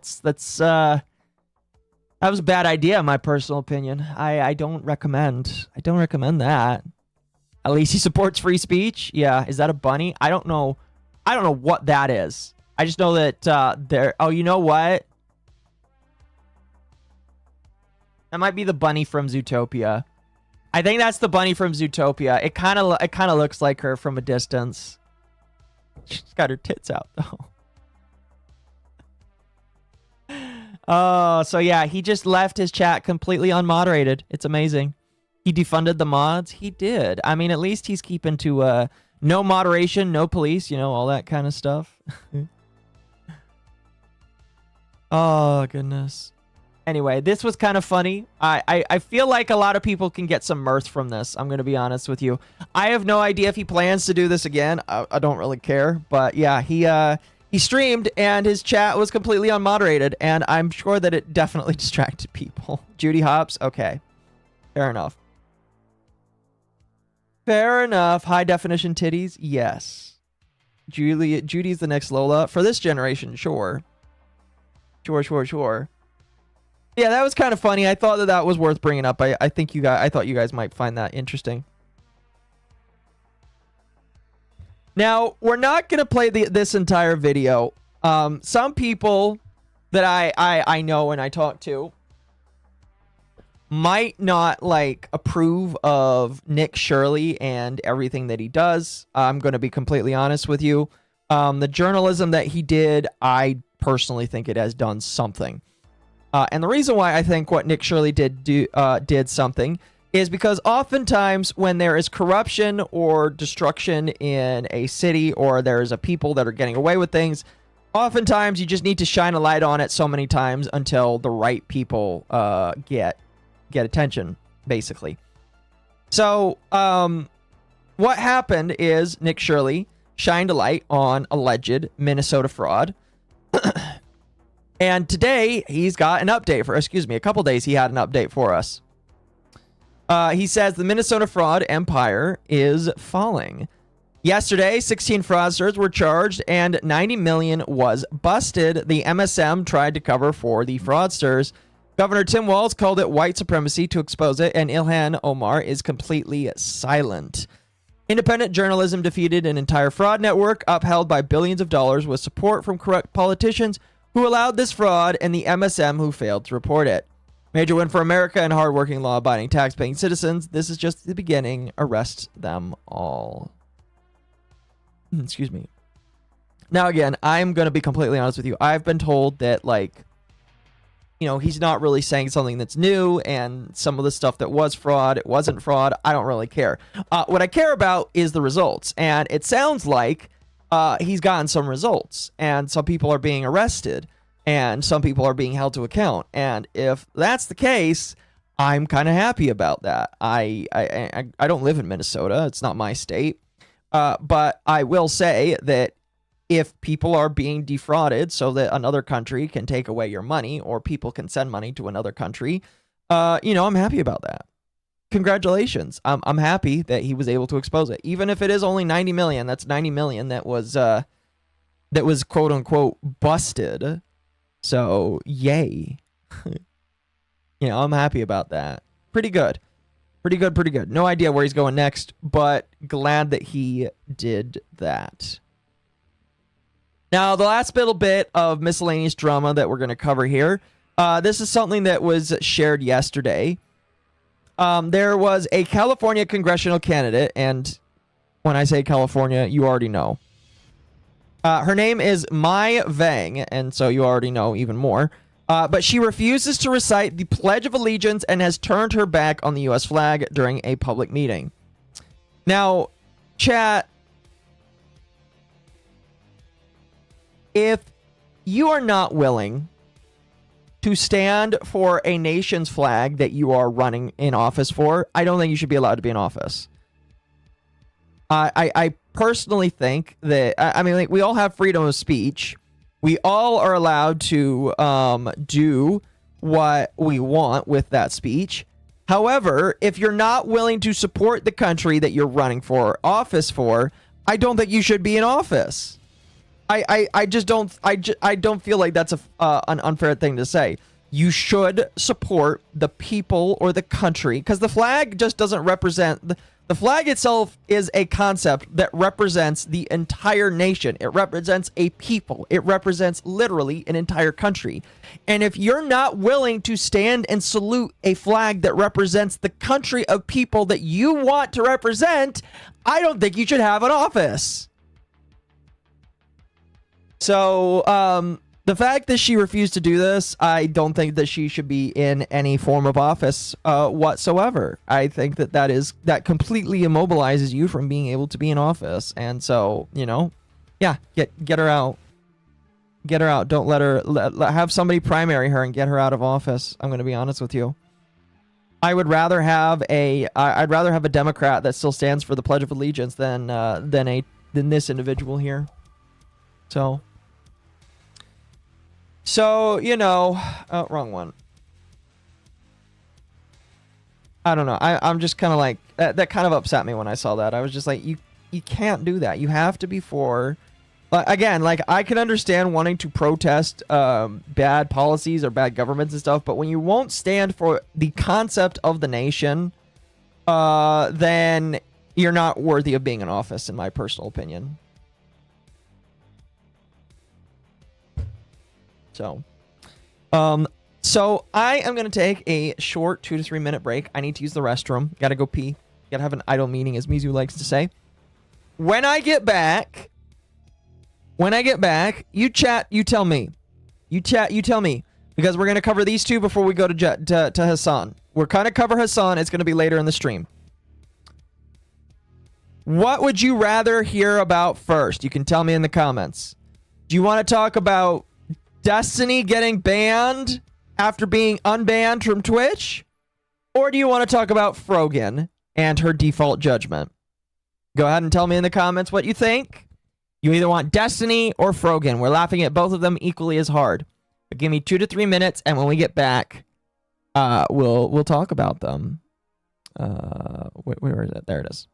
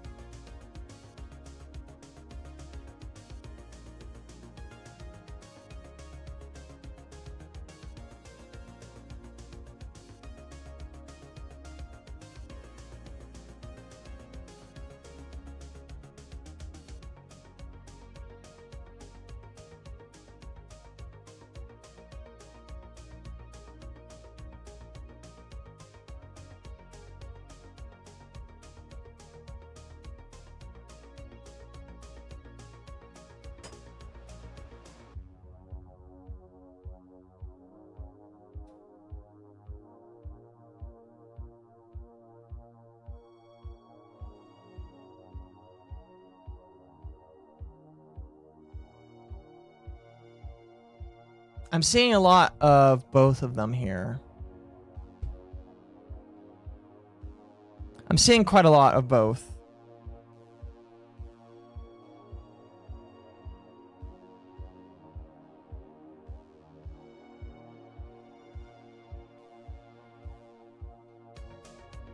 At 7 for Frogan, Frogan de Hutt, and 5 for Dunst. Wow, that is quite a name for Destiny here. Make a poll. I mean, I technically did. Do you guys want a poll? All right, hold on.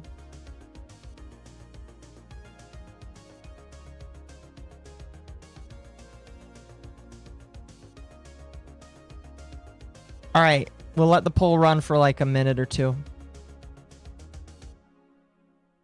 We'll let it run for a minute or two. While we're doing that, though, let's talk about some tech drama.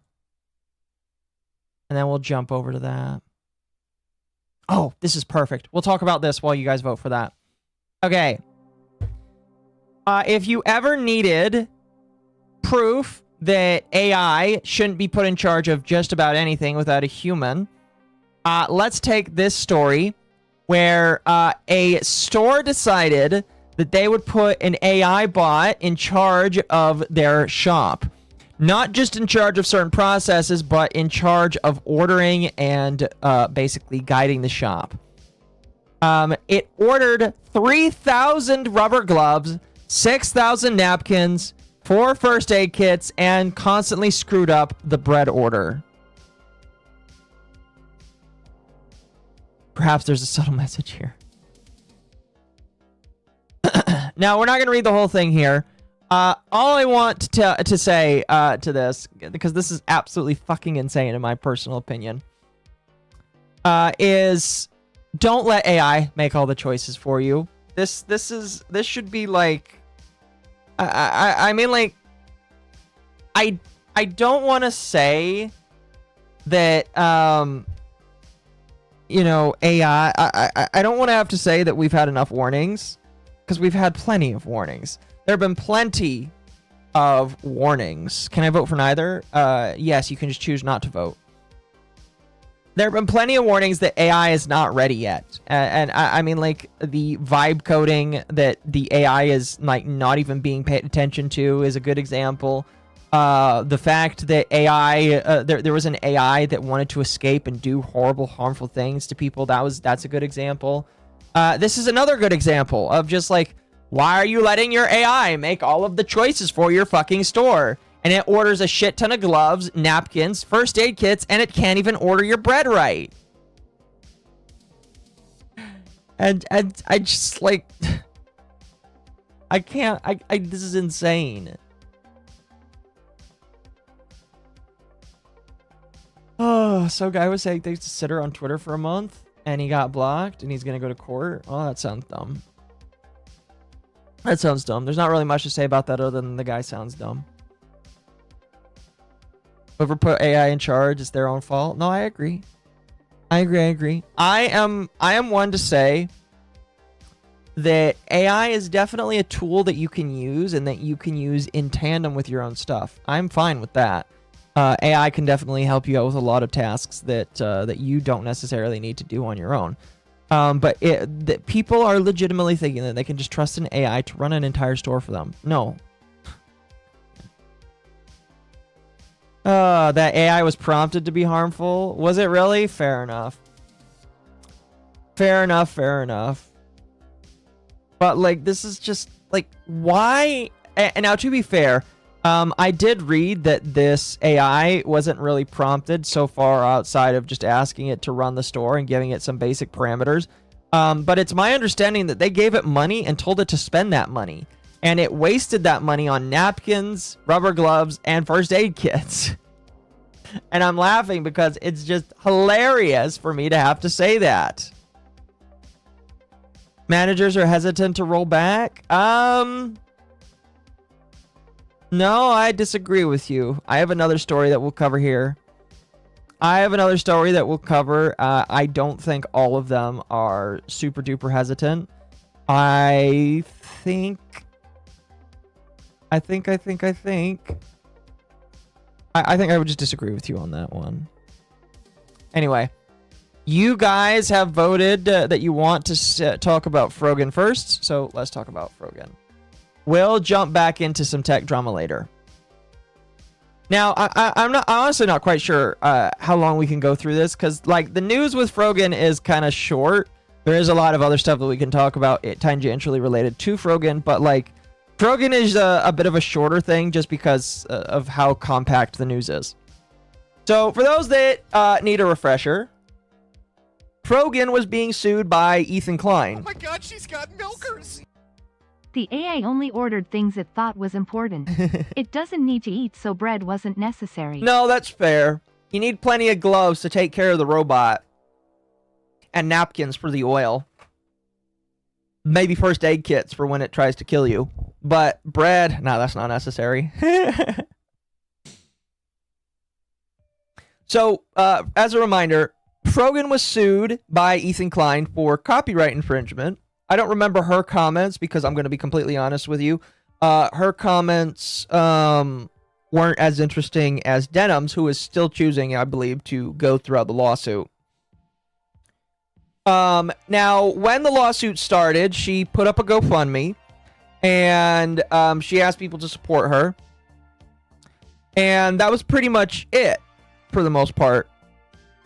She went basically silent and filed extensions when it was almost time for her to respond to the lawsuit. Now, for those that don't know, she basically did respond to the lawsuit. However, what ended up happening is so much time has passed that that Ethan Klein's lawyer has asked for a default judgment on her. And a default judgment, people can correct me, and I know that Ava, I don't know if Ava's talked about this or not. It will probably be talked about on Lawtism, and I'll forward this stuff to Mizu to talk about on Lawtism. But what basically happens is, if you don't respond to a lawsuit and you don't move in the, if you don't actively, participate, the guy that's suing you can move for a default judgment, and the judge can rule based off of that default judgment and the things based on the case.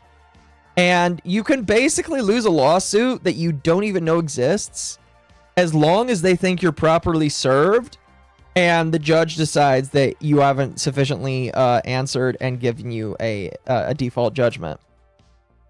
Now, I'm pretty sure that it's kind of hard to say, oh, he knew about the lawsuit when you don't actually know about the lawsuit. But it is my understanding that Frogan did know about the lawsuit when it took place. She just didn't reply to it. She just chose to, sit in her corner and not talk about it. Now, to be fair, not talking about a lawsuit is definitely the best thing that you can do, and I will have some criticisms for Ethan Klein here after we're done talking about my criticisms for Frogan. But she basically didn't respond, it sounds like. As it says here, she failed to respond. So this is the whole filing. We're not going to read it, but basically, she failed to respond. And on the 20th, Ethan won his lawsuit. It was given a default judgment by the clerk. And Legal Mindset did cover this here. I didn't pull up his video. Do you guys want to watch Legal Mindset's video? I can pull up Legal Mindset's video if you would like to listen to it. The only reason why I didn't is because I knew I know I don't really have forever tonight. I only have a few hours until I have to jump to Dogwave, and I want to make sure I cover Hassan tonight. But we do have a video by Legal Mindset we can watch about that. Otherwise, she got a default judgment.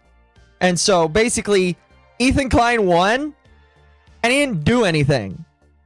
All he did was he got his lawyer to serve her. She was properly served. And she never did anything. She didn't respond.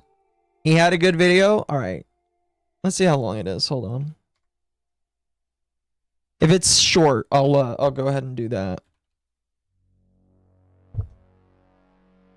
It's 9 minutes. All right, hold on. Frogan has... Shh. Shush. We'll get you up here. All right. We'll do that, and then we'll get into her reaction, because she does have some reactions as well. I might have to skip some of the other reactions because we go through this video. All right. So this is Legal Mindset's video on the entire thing. Frogan has eaten her legal fund. We're going to get into it today on the Legal Mindset. Okay. I understand that, like, everybody's joking about Frogan because, like, she's fat. She's fat, chat. She needs to lose weight. She's not compliant with Sharia law. All right, I know she's fat, but, like, that, the fat jokes, we need new ones. All right, I would like new fat jokes about Frogan before, like, you know, we make them, because, oh, she ate her legal fund. Oh, she's fat. You know, all that stuff gets kind of boring. So please make, like, I'm not mad at LM, but can we have some new jokes moving forward, please? Thank you. We teach you to be your own judge. I'm Andrew Esquire, American attorney. So for those that have been following this case, that is a great picture of her. Our defendant Frogan here, who is embroiled in a lawsuit over copyright. Did you have to use a clip of her Did you have to use a clip of her eating? Seriously? Right, infringement for the Hassan Piker content. Also, here, we're gonna back up just a little bit here. A lawsuit over copyright. Can I get her finger? Yeah. I'd like to remind people that's how she treats her fingernails. This woman begs for money. She's just like fucking Oh, that reminds me, by the way.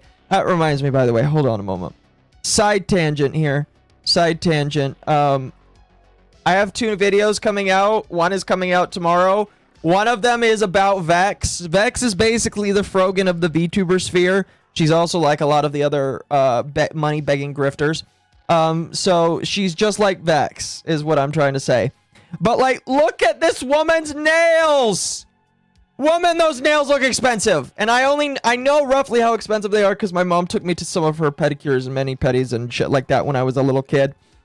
Because I was the oldest and my mom liked to take me out to little things because I was the cute little son and all that kind of shit. But those things are fucking expensive.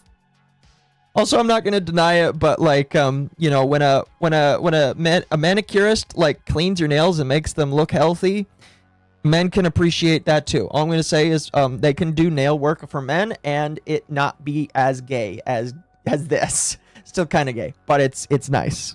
Hassan Piker content nuke. Now, also in that lawsuit were Casey Tron and Denims, but of course Casey Tron, as we saw, stepped out. As to the GoFundMe money, okay, we're gonna skip past that because we are. All the way. We're gonna skip past that because I'm gonna be honest with you. Casey Tron is dead and irrelevant. But we've always been waiting on Frogan and what she's going to do. There was a lot of speculation about Frogan, thinking she might settle, much in the same way of Casey Tron, while some were saying she was dedicated to fighting this to the end like Denims, that she was a true warrior. Well, we now have figured out exactly what's going to happen, and that is she is going to default on this case. And that's because today we have filed in the U.S. District Court, the Central District for California, we had filed a request for default judgment against defendant Morgan Kamal Majid. That is exactly Frogan in this case. Oh. So what is... That is an interesting name. She's too white to have that kind of name. I'm sorry. Is a motion for default judgment. That's a motion essentially saying, hey, they haven't responded. They've passed the deadlines. So now we're going to assume liability. So once this is accepted by the court and approved by the court, liability is completely on Frogan. She gives up the fair use defense. She can no longer argue the law. All of that is out. The only thing left after this is damages. So you can argue over. My question is she able to appeal it? Obviously, like, unless something is dismissed with prejudice or something is like, unless there is prejudice in the ruling, she should be able to appeal it and all that kind of stuff. And I will say, with my limited understanding of my limited legal understanding, you can appeal quite a lot of stuff in the law, as long as like you have a good reason for it. So like with a default judgment, if you come up and say, hey, I just ran out of time, that's a dumb response, but like some judges will grant that kind of thing. In fact, I'm pretty sure judges will give you something like that. It really just depends. damages, so she would have a chance to speak up and say, no, the damages aren't that much, or let's argue over the damages. But essentially the trial is over. It's done. She's lost. Well, there is no trial. So let's get through the facts to figure out exactly how bad this was and how much Frogan did not put up a fight. But before we move on, there's an important message I want you guys to hear. Recently, a jury ordered Meta and YouTube to Is this pay like an millions ad? for their role in designing and promoting addictive platforms. It is. They knew their apps We're could gonna jump contribute past the ad. dollars. So here we have. Sorry, we're gonna do. Is he? Wait. Is he? Is he?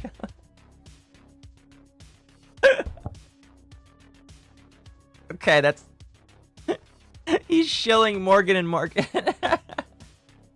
It's not a. It's not a big deal. It's just kind of funny that he's shilling Morgan and Morgan. Be entitled as he is a lawyer. Filed. He's a lawyer and he's chilling. Now, granted, he's not an injury attorney. He's a contract lawyer. Last I checked, but that's just kind of funny. Thing, Plaintiff 10 Entertainment hereby requests the clerk enter default in this matter against defendant Morgan Kamal Majid, PKA Frogan, on the grounds that the defendant has failed to appear or otherwise respond to the complaint within the time prescribed by the federal rules of procedure.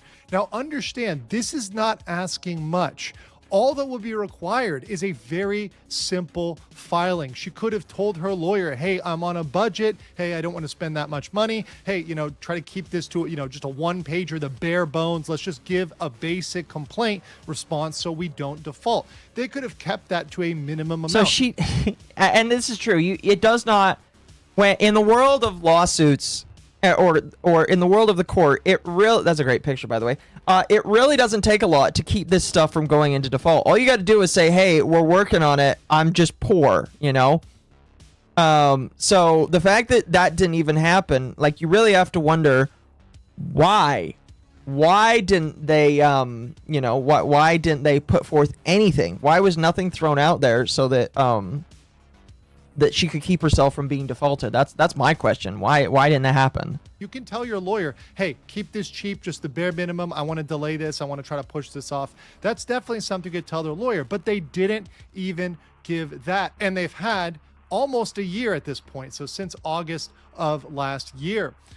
So this was filed, of course, June 19th of last year, July. Was it really that long ago?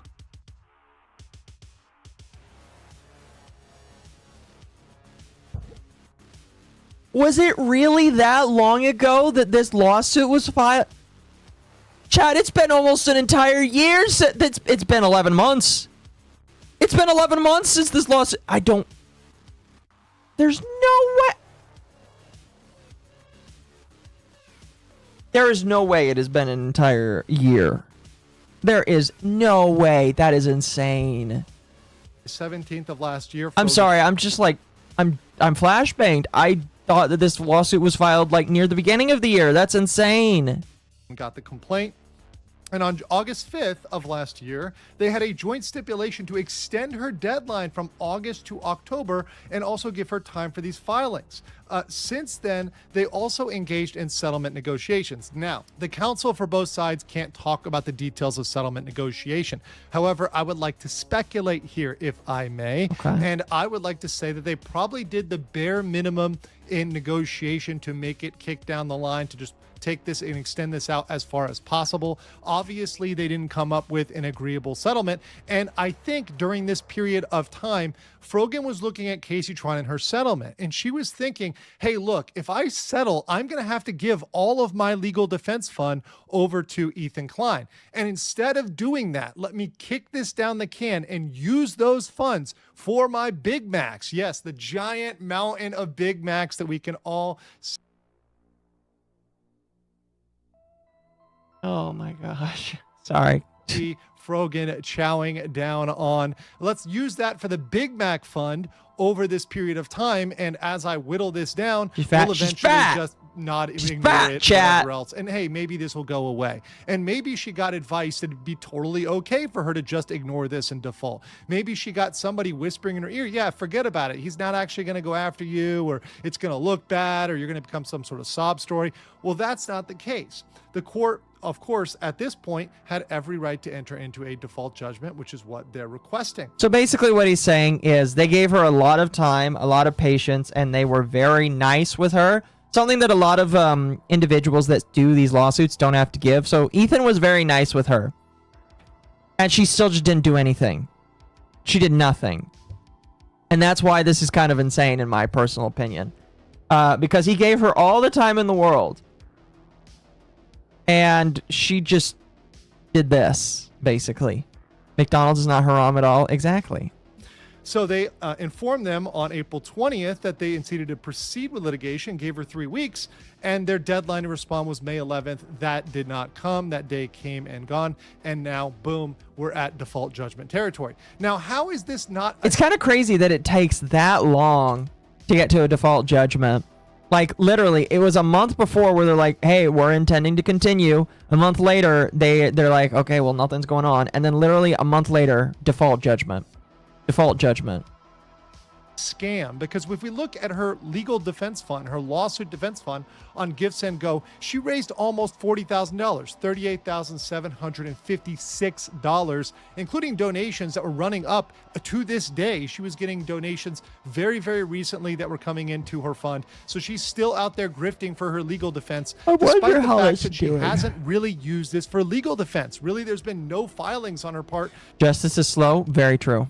Significant filings over almost a year. Since August of last year, she really hasn't done anything. So what's going on? Where did all this money go? Didn't she have to use that for legal funds? Well, I called this out last year, and I am proven absolutely right yet again that she tucked some weasel words in here so she didn't get hit with scamming or fraud allegations. Hold on, let's read this here. Fundraisers to cover any and all legal fees associated with his complaint, any counterclaims it may have, and any other bills and personal expenses, loss, wages, and damages arising from... Bro. By the way, I looked up her thing. Here, I'll bring it up for you guys right now. I was curious. To see how long it had been. Oh no. Oh, wait, does it not sort? No, it's supposed to sort by all. Okay. Why is it not sorted? Oh, gosh, it does not sort by... I love how Baring donated to this! Why is it not showing me, like, a timeline of donations here? That is extremely retarded here. Okay, so this is 1 day, 2 days, 2 months, 3 days. I want it... Not, I don't want it... Oh, that is so dumb.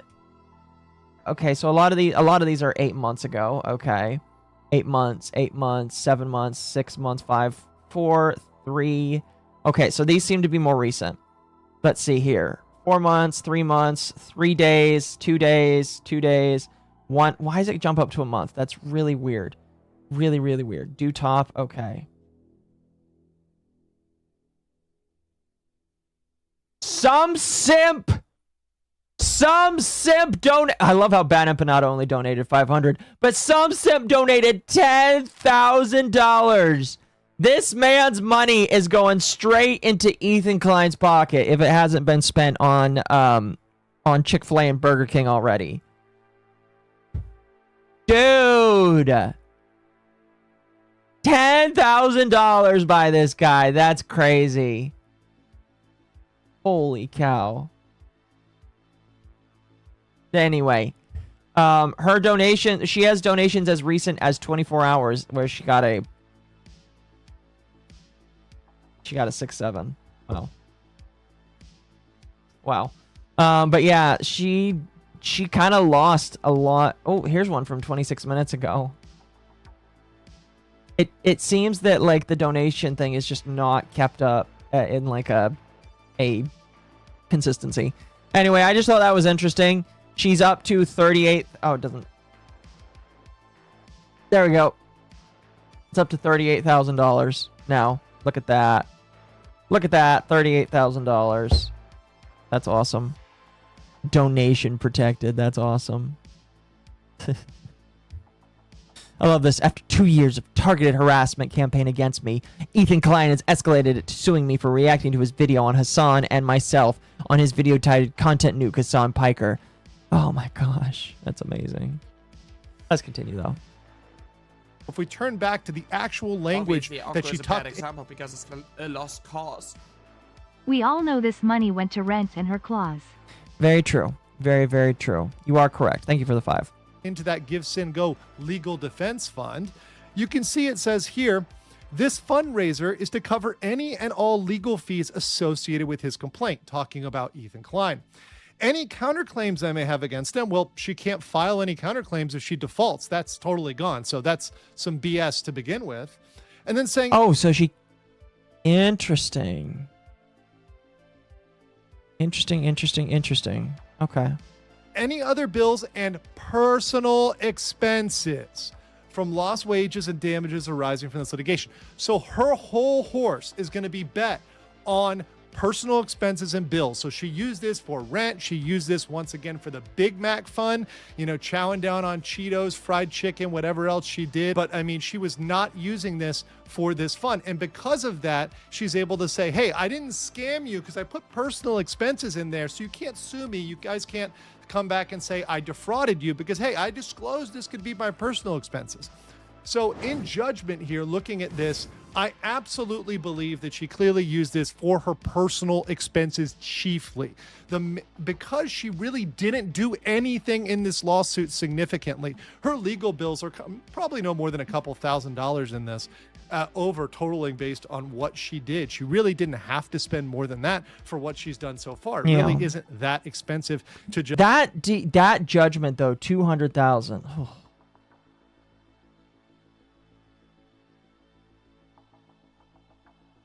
Holy shit. I've got comments about Ethan Klein, I'm going to be honest with you, but we're going to wait till once we're done with this. Just, you know, go and have settlement negotiations, do some bare bones work, etc., and not even filing a response, a basic short 1-2 page response, something very simple, is absolutely disgraceful, having put up a legal defense fund, not even putting up a fight, not even taking this to summary judgment or a further stage where she could try to make an attempt to argue the law, try to do what Denims did. She's not even gone as far as Denims, right? Denims at least shown, hey, she's willing to put up some level of fight in this. She hasn't even tried. Frogan has been sitting in her room, not doing anything with this.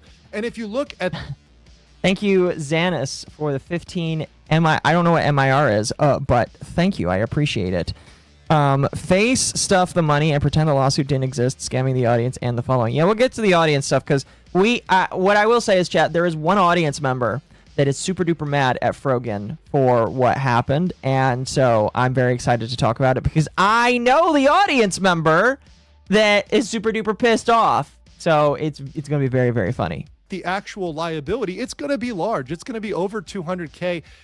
Likely the statutory damages alone are up to 150K, and that doesn't include any of Frogan's profits or any of Ethan's lost revenue. So if they're able to cobble together 50 or 100K of lost profits or Frogan's revenue, something like that, as well as attorney's fees, because Ethan can tack his attorney's fees onto this, that certainly is going to be expensive because we all know that Ethan has the best lawyers on this that are very expensive. That's certainly going to get over 200K. So we're looking at a 6-figure amount. That's going to be a lot for Frogan, for someone who is constantly begging for money and saying she's broke. So what do I think her strategy is? I think it's to declare personal bankruptcy. If she declares bankruptcy, she's going to have to leave LA. I'm going to be honest with you. Because, and that's the other thing. I'm just like, this woman lives an extravagant lifestyle in LA. And, like she lives in LA with the lifestyle that she has. Sorry, I'm repeating myself now. She lives in LA. She's got an extravagant lifestyle. She has a degree, by the way, and I don't even think it's a degree that's paid off. And like, what the fuck is she doing with her life? She's choosing to just like stream and complain on the internet to like, and again, I'm not a numbers fiender, chat. I'm gonna laugh at her just a little bit. This woman is trying to get thousands of dollars every single month from people to in order to stream and make her life. she's like lower on the totem pole than Vex Milk. See, Vex Milk sometimes can pull between 60 and 90 viewers. Frogan pulls less than that. Thought she went back to Michigan. She might have gone back to Michigan. I don't know. She went back to Michigan, then that's fair. But last I checked, she was in LA.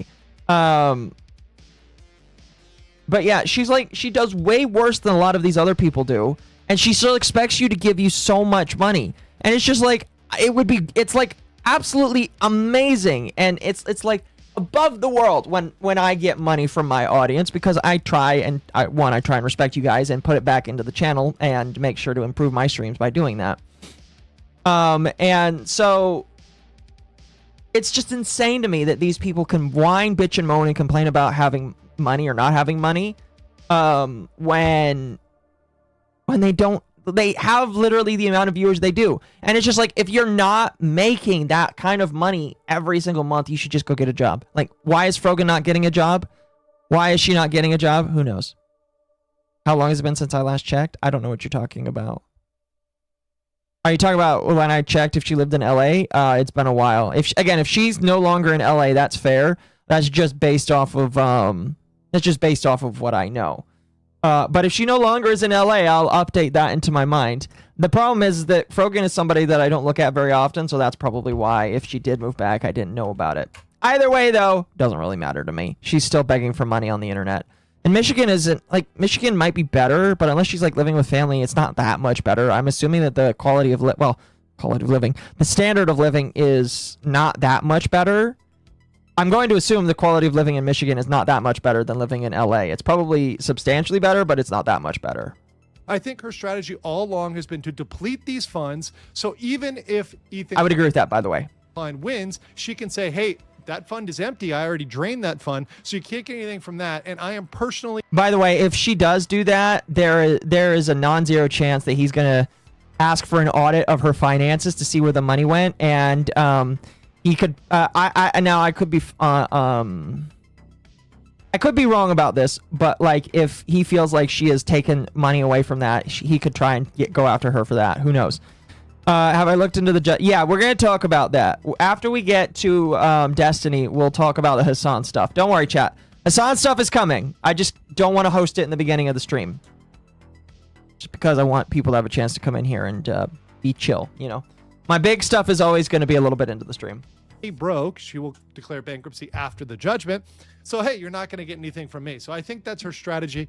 Now, that doesn't always work out. In some cases, there can still be liability attached. Now, that's going to be up for Ethan Klein to figure out that and fight that battle. But I think that's going to be her strategy in all of this. But without a doubt, we can say that Frogan ate it all. I want to know what you guys think in the comments below, and I will catch you on the next one. Thank you, Legal Mindset, for that. That was great. Thank you, thank you, thank you. All right.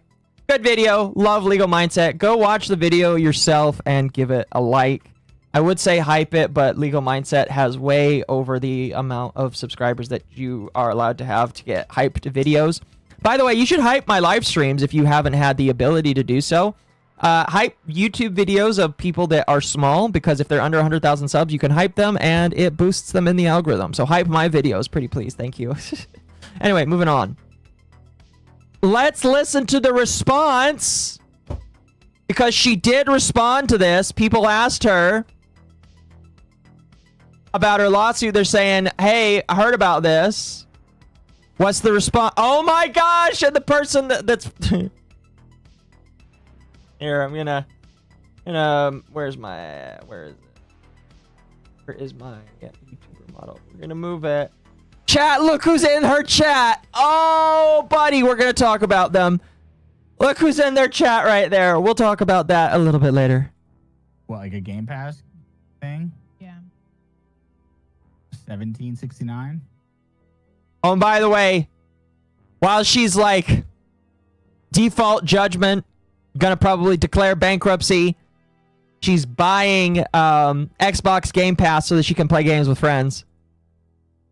You're gonna buy a Game Pass month, or are you gonna buy a gift card? Okay. Why a gift card? So I can use my balance. I'm so confused. Really let down. I don't think you guys realize that the lawsuit is still going. I don't. The lawsuit's still on. I don't think. Oh, okay. So according to her, the lawsuit is not over. And technically, she's correct. Again, this is something to ask a lawyer about, but if she's going to try and appeal the lawsuit, then yes, the lawsuit is not over. That just means that she's got a bit of an uphill battle to climb, but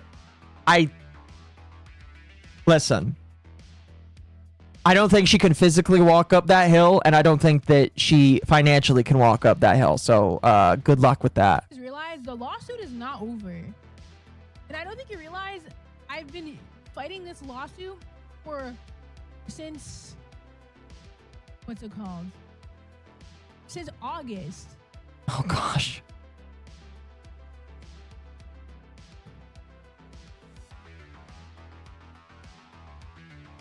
She's got nails like chili peppers. Yeah. Everybody just doesn't know what the law is. I mean, I would say that these people don't know what the law is either. Oh, goodness. I like how some of her chats don't even know that she has a default judgment now. I'd eat as a trademark lawyer. I literally wouldn't. I'd rather. All right, that's pretty much her response. That's pretty much her response is the lawsuit isn't over. All right, sounds good then. Now we're gonna skip Asmongold's comment, and I'm gonna save this for another time. I'm gonna be honest with you. I'm gonna save the Noah Samson stuff for another time because it's a segment all of its own that I want to get to, and I'll be honest, I'm more interested in getting. If we have time, I'll come back to it tonight. But Noah Samson's getting sued by Ethan Klein for, I believe it is for, what's it called? Defamation. This guy's getting sued for defamation. And like I said, if I have time, we'll jump back to it. Instead, let's laugh. We're going to laugh right now, chat. Laugh with me. Laugh with me. This was one of the people in her comments that spurred on the conversation about how the lawsuit is not quote-unquote over. For those that don't know who Wild Hearts is, I'll introduce them to you. But Wild Hearts says, I donated $200 to your GoFundMe. Super disappointed as to the lack of clarity regarding where that money went. Really let down. Sad face emoji.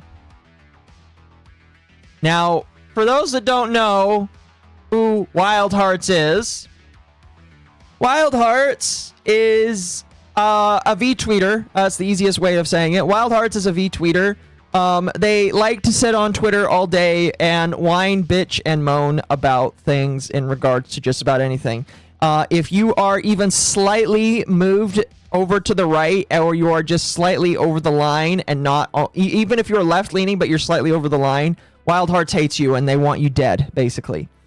And so seeing this was exceedingly funny to me because the last time I had heard about Wild Hearts, if I remember correctly, knew that they had deleted one of their accounts. Like one of their accounts was like taken down. And there was infighting with them and other trans people, if I remember correctly. In fact, if I'm wrong about this, that's fine. But like, if I remember correctly, Wild Hearts had previously had fights with Nyara of all people and Huith of all people, two other just crazy individuals. You know, I mean, you guys know who Nyara is, but that's regardless of the point. So that was the last time like anybody knew or cared about what Wild Hearts had to say. And so this is probably the biggest amount of attention that Wild Hearts has ever received in their life outside of the sphere of the VTuber world, because they don't crack outside of the VTuber world. They did respond to this by saying, yes, I donated $200 to Frogan because I genuinely could tell how intimidating the lawsuit was. I wanted to offer whatever support I could as part of the community. I have not turned on her. I'm, like my message reads, simply let down over the lack of clarity. That said, seeing my message deleted, the jokes she and the co-host were making feels incredibly cruel. Yeah. You don't say, bitch! Oh, you don't say! Oh, it's almost like those people are cruel individuals. Oh, that's funny. I do not regret wanting to help. I'm pretty sure that's cap. I'd do it again. I'd rather be gullible than cruel. This retard. All right? This motherfucker would rather be scammed by their Muslim content creator. They would rather be scammed by Frogan than be cruel.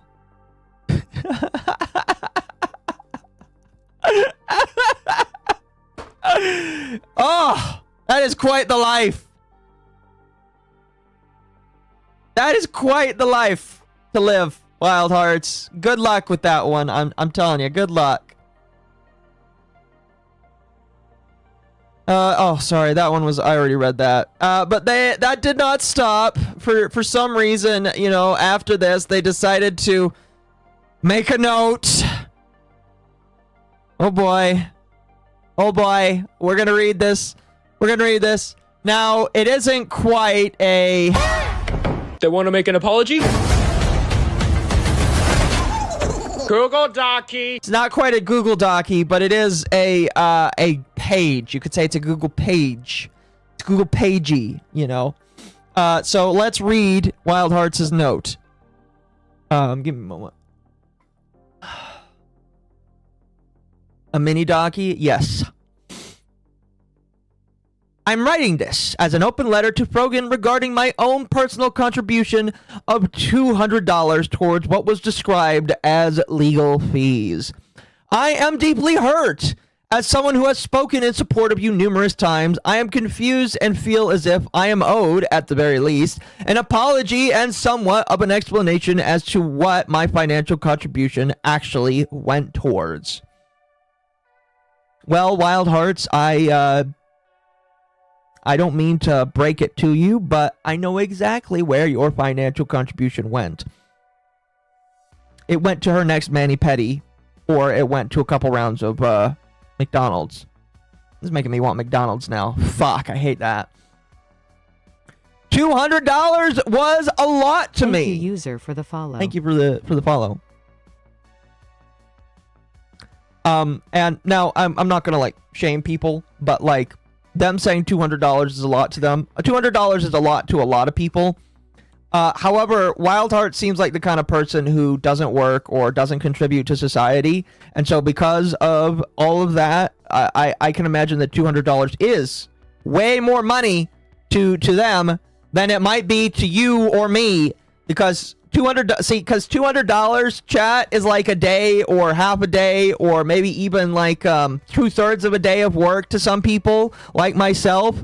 But $200 might be a good chunk of how much money Wild Hearts makes in a month. So I kind of feel bad. They decided to spend their monthly money on Frogan. I felt obligated to support when I came into the stream and saw how scared and panicked you were. See, chat, that's why like unless a streamer is able to follow up and prove what they do, you don't believe them, because streamers are just like actors. They're acting so that they can elicit some kind of emotional response out of you. Okay? I know, like, I know I'm speaking as if like Wild Hearts is going to hear that or see that, but like, I'm sorry. People act, all that kind of shit. Went to a few big arch meals. Yeah, maybe more than just a few. A big arch meal is like $10, $12 where I live. So I want to say with $200, that's easily 16, 17 big arch meals. You know?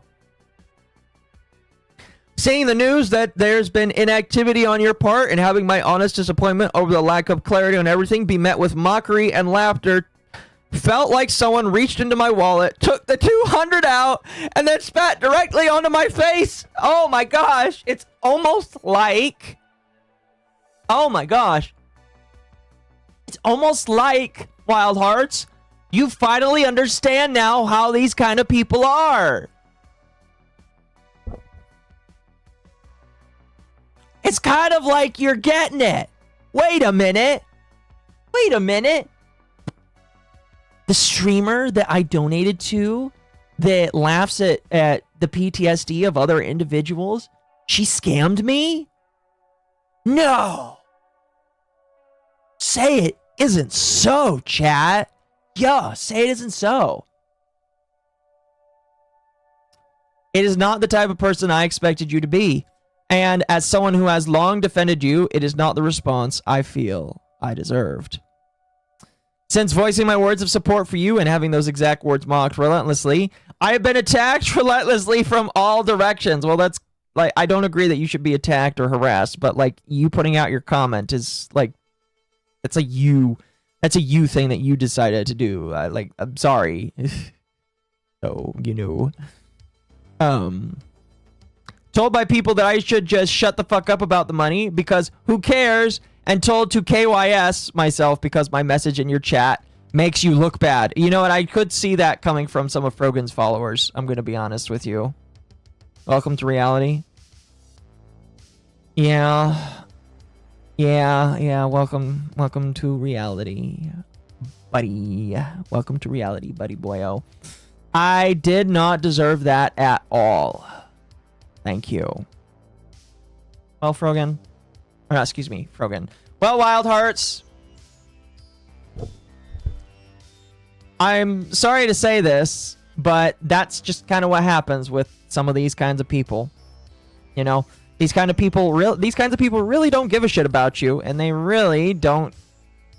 They're there to take your money, all right? Frogan is literally just there to take your money. There are multiple clips of Frogan being like, you guys need to give me more money, you know? There's clips of that. There's clips of these people treating you like nothing but a bank account. It's really hilarious that it is... I mean, like, right and left-leaning people do this. Don't get me wrong. But, excuse me, it is extremely hilarious that left-leaning people, more often than not, will look at their audiences and treat them like a piggy bank. And their audience is really confused when that happens. I know, it's shocking, isn't it? Welcome to reality, buddy. Yeah, welcome to reality, buddy. Like, it's shocking, I know. But that's just it.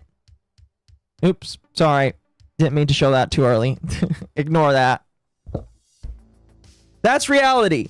These people suck. Now, to be honest with you, Wild Hearts kind of sucks as well. Again, they are okay. See, they don't like harassment, but if you're harassing Rev Says Desu or his wife or any of the other people that Wild Hearts doesn't like, they're okay with that. They will co-sign that and be okay with that. But they only don't like it when it happens to them. So my feel bad meter can only go so high for somebody like Wild Hearts. I'm just going to be honest with you. It really doesn't go up that high. But, you know, sorry that happened to you. Maybe you'll learn. Maybe you'll learn next time. Who knows? Who knows? Who knows? Who knows? Funny how that works? I know. Anyway.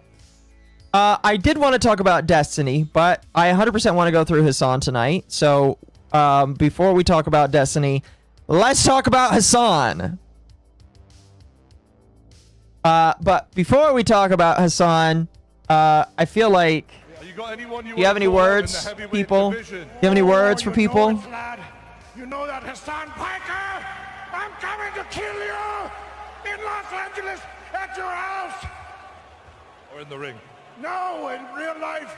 I'm going to stalk him and become obsessed with him and wear his makeup and his dresses and use his skin as a coat like the ancient Irish did. Well, that's your winner, Sam. Hey! Oh, buddy. Oh, Hassan Piker. Hassan Piker. The Candy Man. Or the government. I guess the government this time is the Candy Man. They're coming. They're coming for you. They're coming for you, Hassan Piker. It's a great image, by the way. I found this picture and I cannot stop laughing at it. It's a great picture. Like the stream, if you haven't already. This is a great picture, by the way. I love this edit. Like the stream, very much so. Appreciate it. So, let's talk about Hassan Piker, chat, because he has had quite a stressful week. Okay, a very, very, very stressful week. Now, some of it is covered in the Destiny segment. If we don't get the chance to come back to the Destiny segment, I'll have to come back to it later. But the TLDR is, I do believe that Hassan was freaked out because for a brief period, Destiny was unbanned. But don't worry, Hassan. He was banned. Time to raid the mansion. So Hassan doesn't have to worry about his mortal enemy Destiny coming back onto the platform. Now, to start off with, now this was before, I believe, everything that was going on. Hassan pondered if he should sue content creators for harassment and defamation, which aka is just people talking about him. He wonders if he should sue people after learning about the Alyssa Mercante stream, or Alyssa Mercante lawsuit, a lawsuit that in my knowledge is still going on, and I haven't talked about it a whole lot because I just don't know a whole lot about it, but it is still going on. But he ponders whether or not that should actually be something that he does. Now, this... Oh, this is crazy. This is kind of stupid. Now, the woman on the left here... Alright, we're going to jump into this. Ashley St. Clair. If you don't know who this woman is, this woman used to be a partner to Elon Musk. Alright, this woman was a partner to Elon Musk. And it's my understanding that Elon Musk is trying to gain control or custody of his child because of her. And that's not good because apparently she's just gone off the deep end. Isn't she a baby mama? Yes, she is one of the baby mamas. In a recent stream with Hassan Piker, she visited him. Yeah. Okay. She visited him, chat, and guess what the fucking hoodie said? I'm gonna put this down here. But can I just tell you, by the way, this is one of the funniest things I've ever seen. Oh God, what's gonna be in this hood? This is gonna be. Let's see. You ready? Are you ready, chat? Oh God. Oh no. I'm not even gonna see it first. Chat's gonna see it before I do. Chat. This woman is trying to get in Hassan's pants. This woman wants to take her used Elon Musk pussy and she wants to give it to Hassan Piker. And she gave this man the most cucked thing I have ever seen. I have never seen a more cucked hoodie than this. It says, "I'm not the stepdad."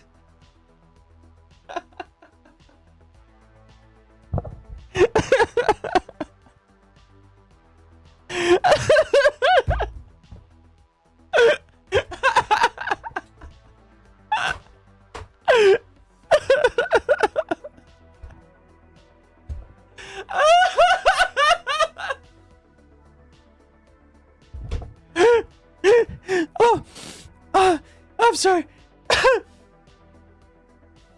This hoodie says, "I'm not the stepdad. I'm the dad that stepped up." Now,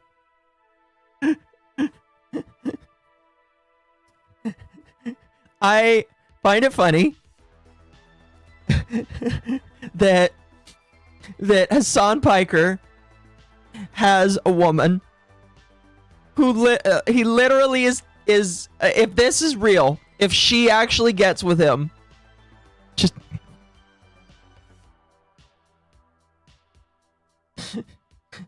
if she gets with him, you can literally say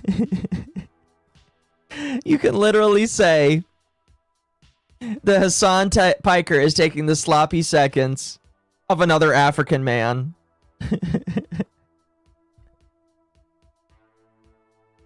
Obviously, awkward. Which is just kind of funny.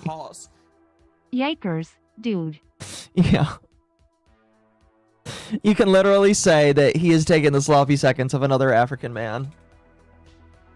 Which is funny. Now, obviously, awkward is a bad example because it's a lost cause. Look at just how happy he is with this gift. I know, right? I will say, all right, I don't mind if people are actually stepdads, because, you know, I have a stepdad, all right? And being a stepdad is just fine, all right? Like, my stepdad came in after my mom left, you know, my abusive biological father, and that is fine with me, okay? I don't mind stepdads. My problem is I know 100% why this woman is doing this. This woman is trying to use her child. This is very gross, by the way. This is a very disgusting, horrible thing that she is doing.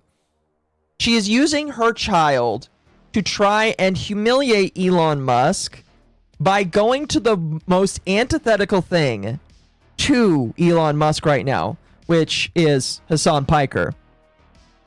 What this actually ends up doing is it not only potentially can embarrass Elon Musk, but it makes Hassan Piker sound like a cock with this. Again, I don't mind stepdads, you know? I don't mind stepdads at all.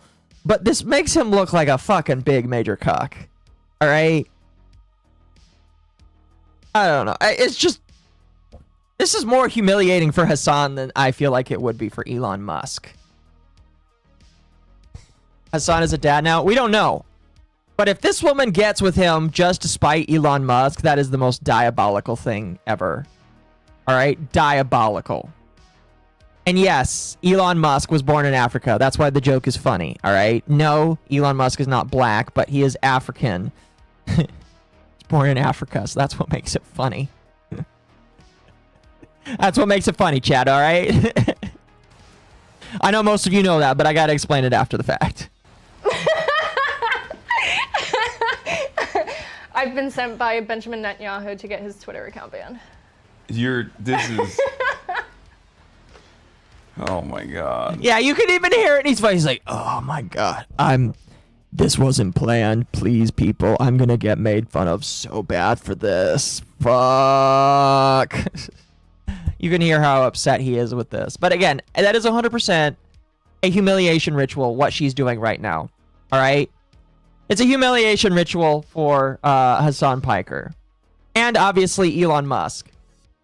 But I feel like it's not going to work as well as she thinks it does. Elon Musk probably doesn't care. In fact, if I am Elon Musk, I am using this to go to the judge and say that she is like maliciously trying to use her position with her child to humiliate him. Literally, that's what she's trying to do. And so because of that, I just, like, it's kind of gross in my personal opinion. It's really gross. Like, yes, she can do whatever she wants, but that's just kind of gross in my personal opinion. I'm gonna wait to see if it goes through. Is it gonna go through? If it doesn't go through, I'll read it. I don't think it will go through. It's an orange super chat, and I thought it would go through, but I guess it doesn't go through. Okay, thank you for the 200 ARS. Excuse me. Thank you, Solon, for the 200 ARS. Gray Suit Man stops by Hamas Pinhead's mansion and utters the 8 words, I'm from the government, and I am here to help. Chank's nephew wishing that the Candyman came for him. Now he can share the socialist dream with Pestiny. Maybe. Maybe. We'll get through that. We'll get through that. We'll go through that. I'd use the space laser story she believes to prove she's unfit to be the mother. Maybe. But anyway, so I wanted to use that as like some introductions, but let's get into what I know you are all here to talk about. Okay, let's talk about what I know you are all here and interested to talk about, and that is the fact that following the trip that Hassan Piker did to Cuba, the government has decided to subpoena Hassan Piker and Medea Benjamin over their trip to Cuba. Now, if you don't know the other individual named in this, that's fine. I'll give a short explanation for that here soon. We don't really care about that individual right now. We care about the fact that Hassan Piker has been subpoenaed by the U.S. government.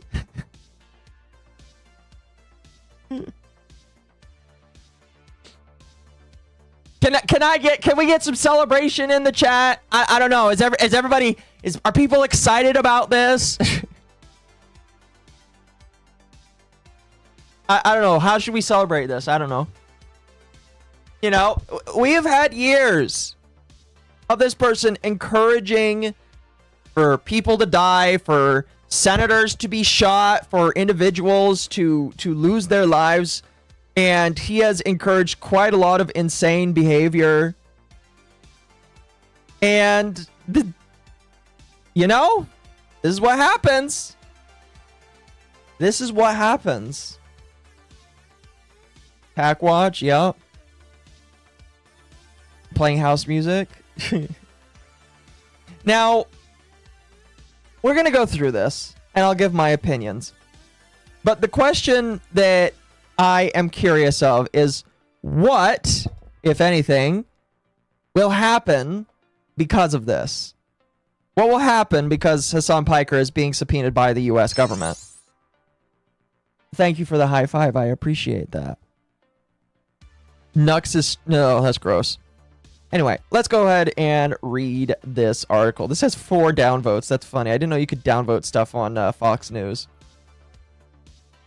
Federal officials have served subpoenas to the Marxist political influencer Hassan Piker and Code Pink co-founder Susan Medea Benjamin as part of a wider investigation. Thank you. Will it amount to anything is the question. Yes, that is the big question. And we'll go through this and I'll give my best understanding for it. Thank you for the high five. I appreciate it. As part of a wider investigation into whether U.S. organizations and leaders violated U.S. laws and sanctions in supporting Cuba's communist regime. So I guess this is just something that is being investigated right now, but they're trying to figure out if other officials, so he's not even the main guy in this, first off. But they're trying to figure out if other U.S. officials aided in supporting the communist regime of Cuba. Now, for those that don't know, we are in a bit of a tussle with Cuba right now. There is murmurings that stuff is going to happen. Who knows? Personally, I would hope and pray that we don't get into any more conflicts. We're already in with another one, but they're doing an investigation right now about whether or not that's happening. Piker and Benjamin are among those caught in a federal inquiry into whether activists who traveled to Cuba in March violated U.S. sanction laws through the financing, coordination, or delivery of goods to Cuba, including potential contacts with the Cuban government, personnel, or entities in the island. The administrative subpoenas were sent to the pair by the Treasury Department Office of Foreign Assets Control. The administrative subpoena called Requests for Information, or RFI, seek financial, logistical, and communications information revolving around trips the two widely bragged about making to the island nation in March with delegations of the Nuestra America Convoy, or Our America Convoy, from a global network of communist sympathizers, activists, and influencers who brought supplies to the country's ruling Communist Party of Cuba, according to the sources familiar with the matter. So it sounds like... And I'm going to be honest with you. This is happening because he made such a big stink about it. If Hassan went to Cuba on his own, he probably wouldn't get subpoenaed. But Hassan went to Cuba, and we talked about this a couple of months ago when he did it. Wasn't that long ago, thankfully. But he went to Cuba. But he didn't just go to Cuba. He stayed in one of the most lavish, extravagant hotels in the country, or island of Cuba, during a time where they had next to no power. He was in a place where he had constant power, it sounds like. Not only did he have constant power, but he chose to, like, live in this lavish lifestyle by showing off multiple different things that he ate and participated in. He wasn't pictured in it, but a bunch of the people that were at this, that like went over on this convoy, made people dance for money. And so when you see Hassan going over to a country that historically has had very communist propaganda that they put around and try to show themselves as a more sympathetic place, and when he goes over there and stays in a hotel that allegedly is the hotel that is owned by a government official, a lot of people start to turn their heads and wonder what the fuck is going on. And in my personal opinion, I would agree, what the fuck is going on? And it sounds like it's more than just like, did they spread propaganda? It sounds like the government wants to figure out if it kind of sounds like they want to see if any of the money that they used to do this was taken from the U.S. taxpayer. Like that's kind of like the understanding I'm getting with this. Could be wrong, but that's kind of what I see with this. The investigation is part of a broader effort by the officials at Treasury, State, and Justice Departments to curb malign foreign influence operations inside the United States. And I'm just going to be honest with you.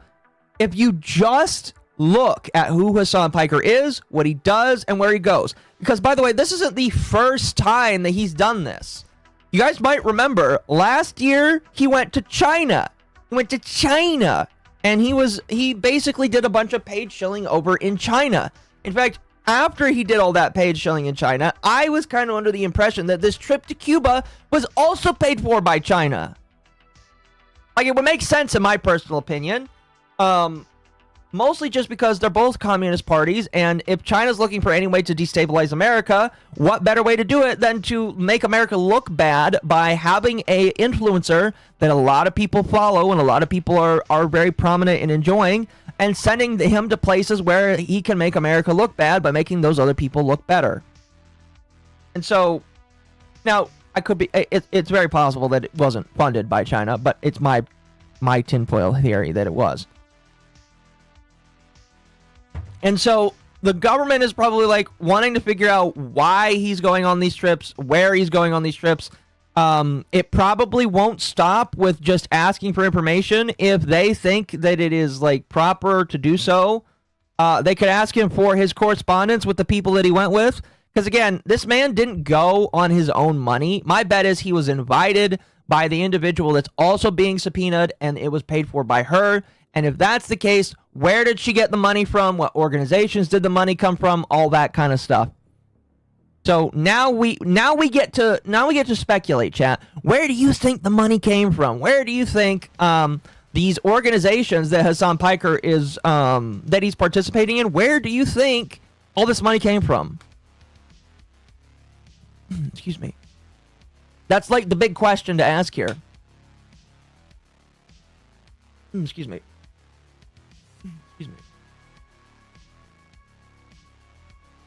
Sorry. Anyway, the scrutiny reflects growing concern among federal authorities and lawmakers over whether foreign actors and aligned organizations are attempting to shape American political discourse, mobilize activists, sow discord, and normalize rhetoric that could encourage violence or undermine U.S. national security interests.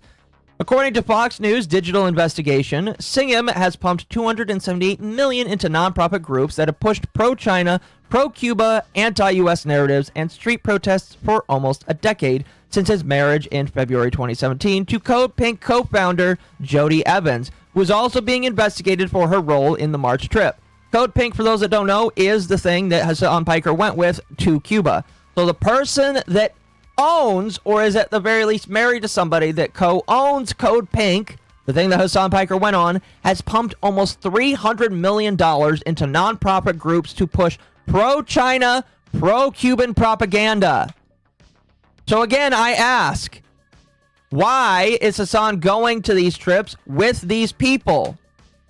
You know, if I can be honest with you for a moment, Hassan really is one of the dumbest, most retarded people that they could have taken with them. Dumbest. Because he broadcasts everything. He's really, again, he's an idiot. An absolute fucking retard. Because he broadcasts everything. People see it. People bring it to the attention of the authorities. And the authorities are like, you know what? That looks like an easy win for us. So, because of that, I am inclined to believe that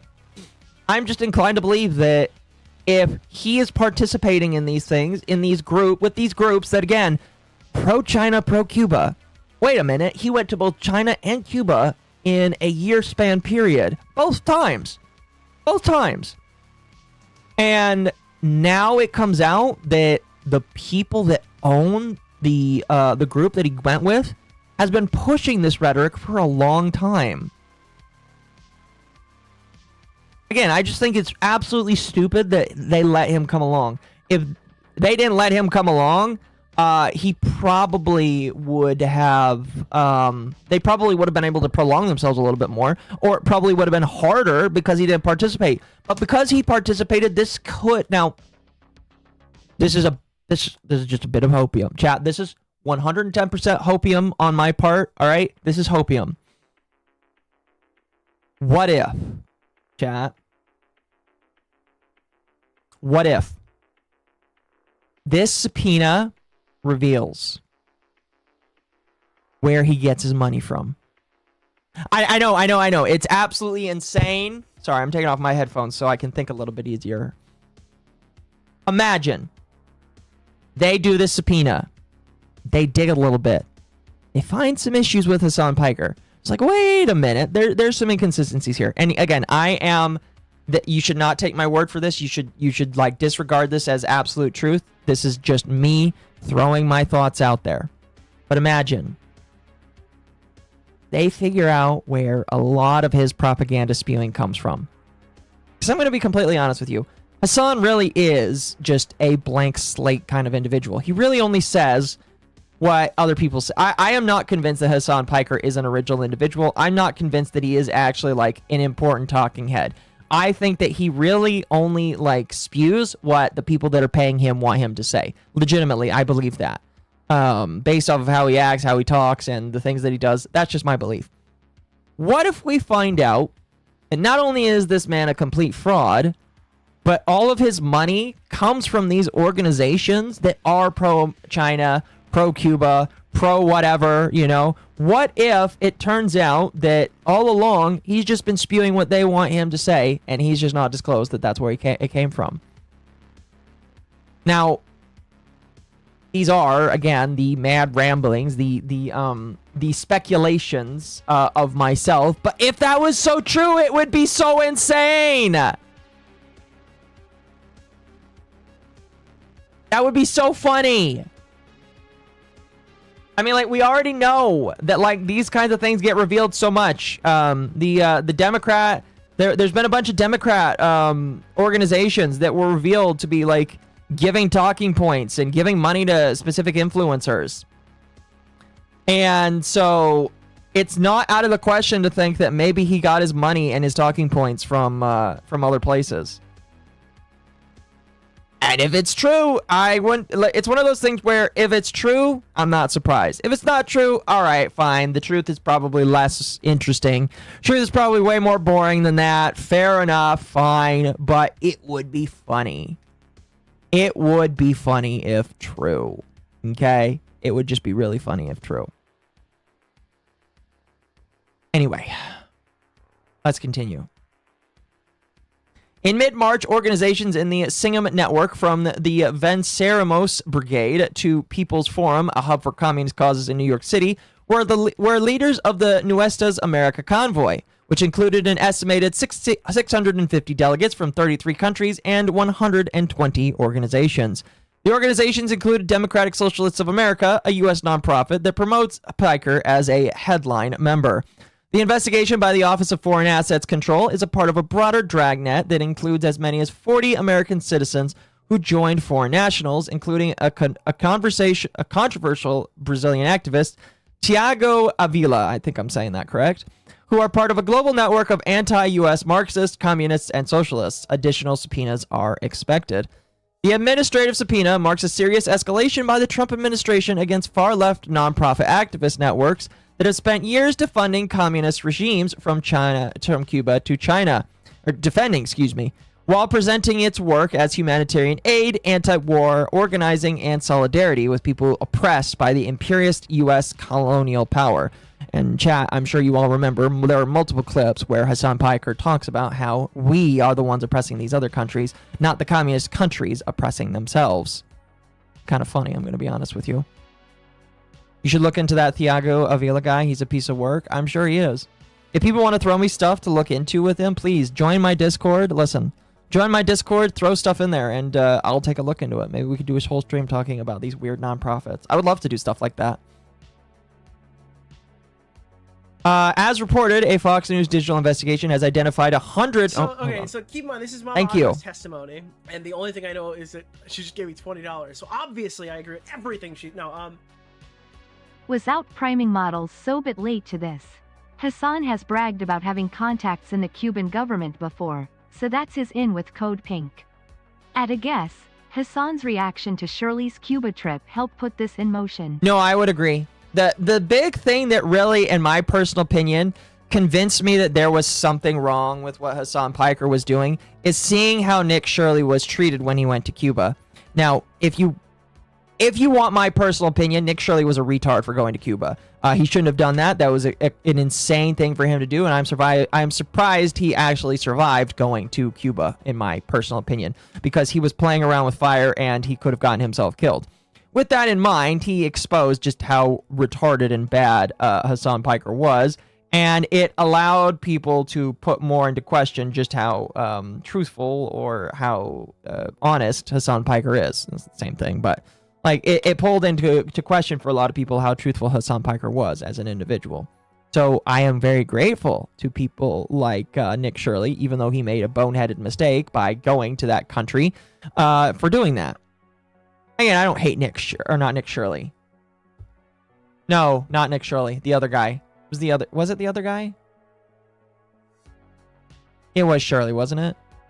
I think it was Nick Shirley. I can't remember. It was one of the guys. It was one of the guys that wanted to reveal fraud and all that kind of stuff. Long story short, I don't hate the guy. I just think that him going to that other country was a bad idea because he doesn't have the protections of the United States.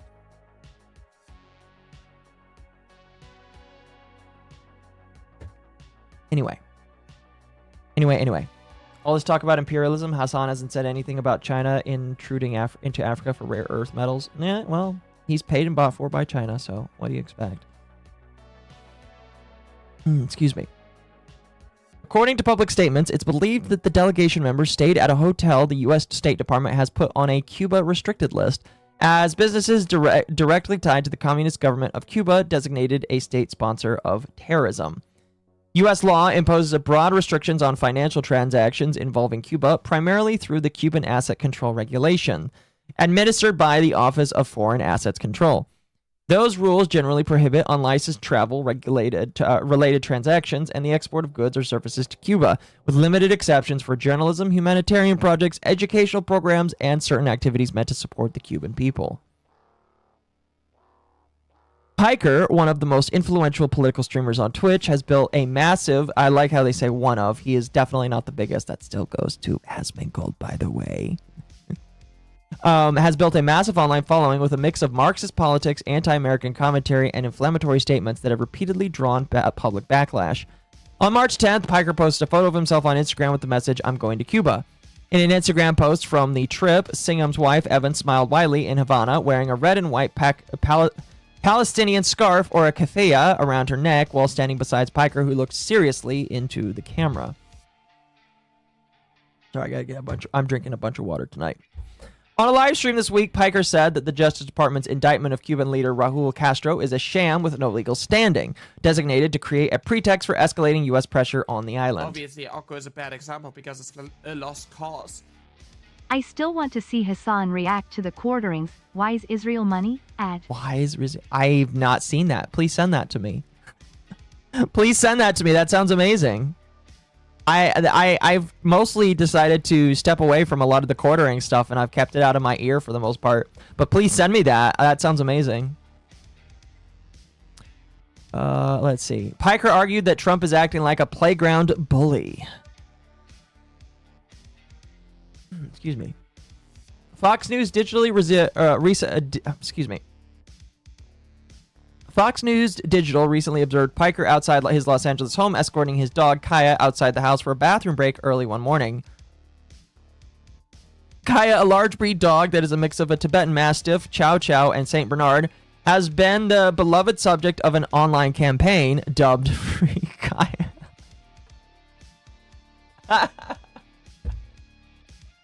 Oh my gosh! Now even Fox News is mentioning Free Kaya, for fuck's sake! Oh my gosh!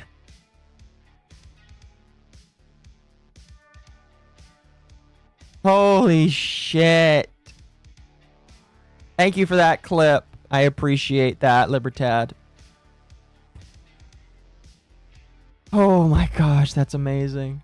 I'll take a look at that later. Thank you. Actually, here, give me a moment. I'll pull that up. It's an 8-minute clip. Fuck.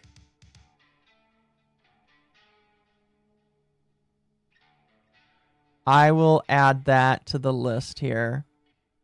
That's amazing. Thank you. I can't believe this. Oh, by the way, Akko, I don't know if you saw what I sent you DMs, but it is a Hassan clip. What does he say? You didn't give me any context to it. Because I have a clip of him saying that he knows he fucked around and found out, but I need to know what that one is. Anyway.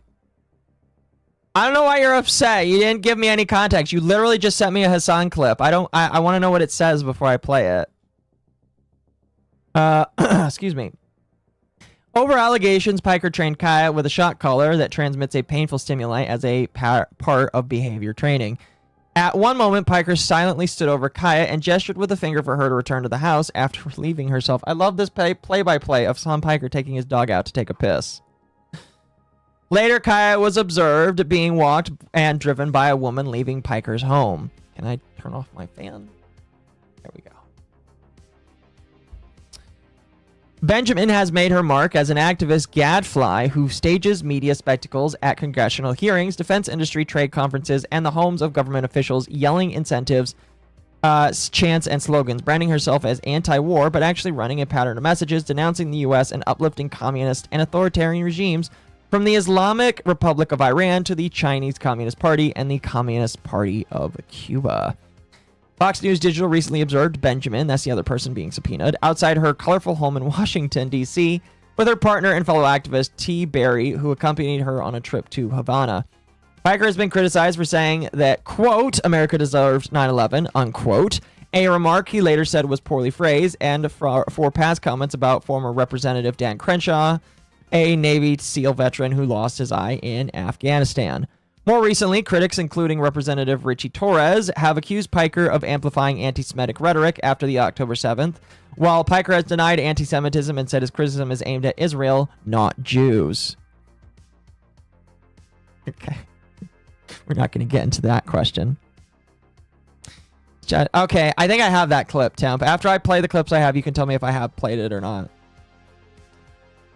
The larger group under scrutiny includes Isra Hirsi, the daughter of Representative Ilhan Omar. Oh, see, that's a problem. See, that's a problem. You can't have a representative of our country. I can't remember if she's I think she's a House representative. You can't have a House representative's child spouting anti-American, anti-war propaganda. That literally can get you removed from office. This is MommaOcco's testimony, and the only thing I know is that she just gave me $20. So obviously I agree with everything she... No, For what it's worth, Nux passed all the incendiary stuff Hassan said that he collected to his congressman back when Congress subpoenaed Twitch last year. Feds were looking for an excuse to go after Piker. Maybe they were. Also, did Nux write this article? Maybe they were. That's really funny. Thank you for that. You know, like I've said in the past, I'm not the biggest fan of listening to Nux. He's just not my cup of tea. But that I will give Nux that. That is awesome. That is pretty funny. People will have to give him, if Nux indirectly led to Hassan Piker getting investigated by the government, people got to give it to him. All right, people that hate him, they got to give it to him. Oh, that's funny. Anyway, let's continue here. We're only halfway through the article, it looks like. Holy shit. Let's see here. According to sources, with investigators examining whether Omar may have funded her daughter's trip to Cuba. If she funded her daughter's trip, that is bad. Omar didn't respond to an earlier request for comment about her daughter's trip. Piker, Benjamin, Singham, Evans, and Code Pink did not respond to requests for comment.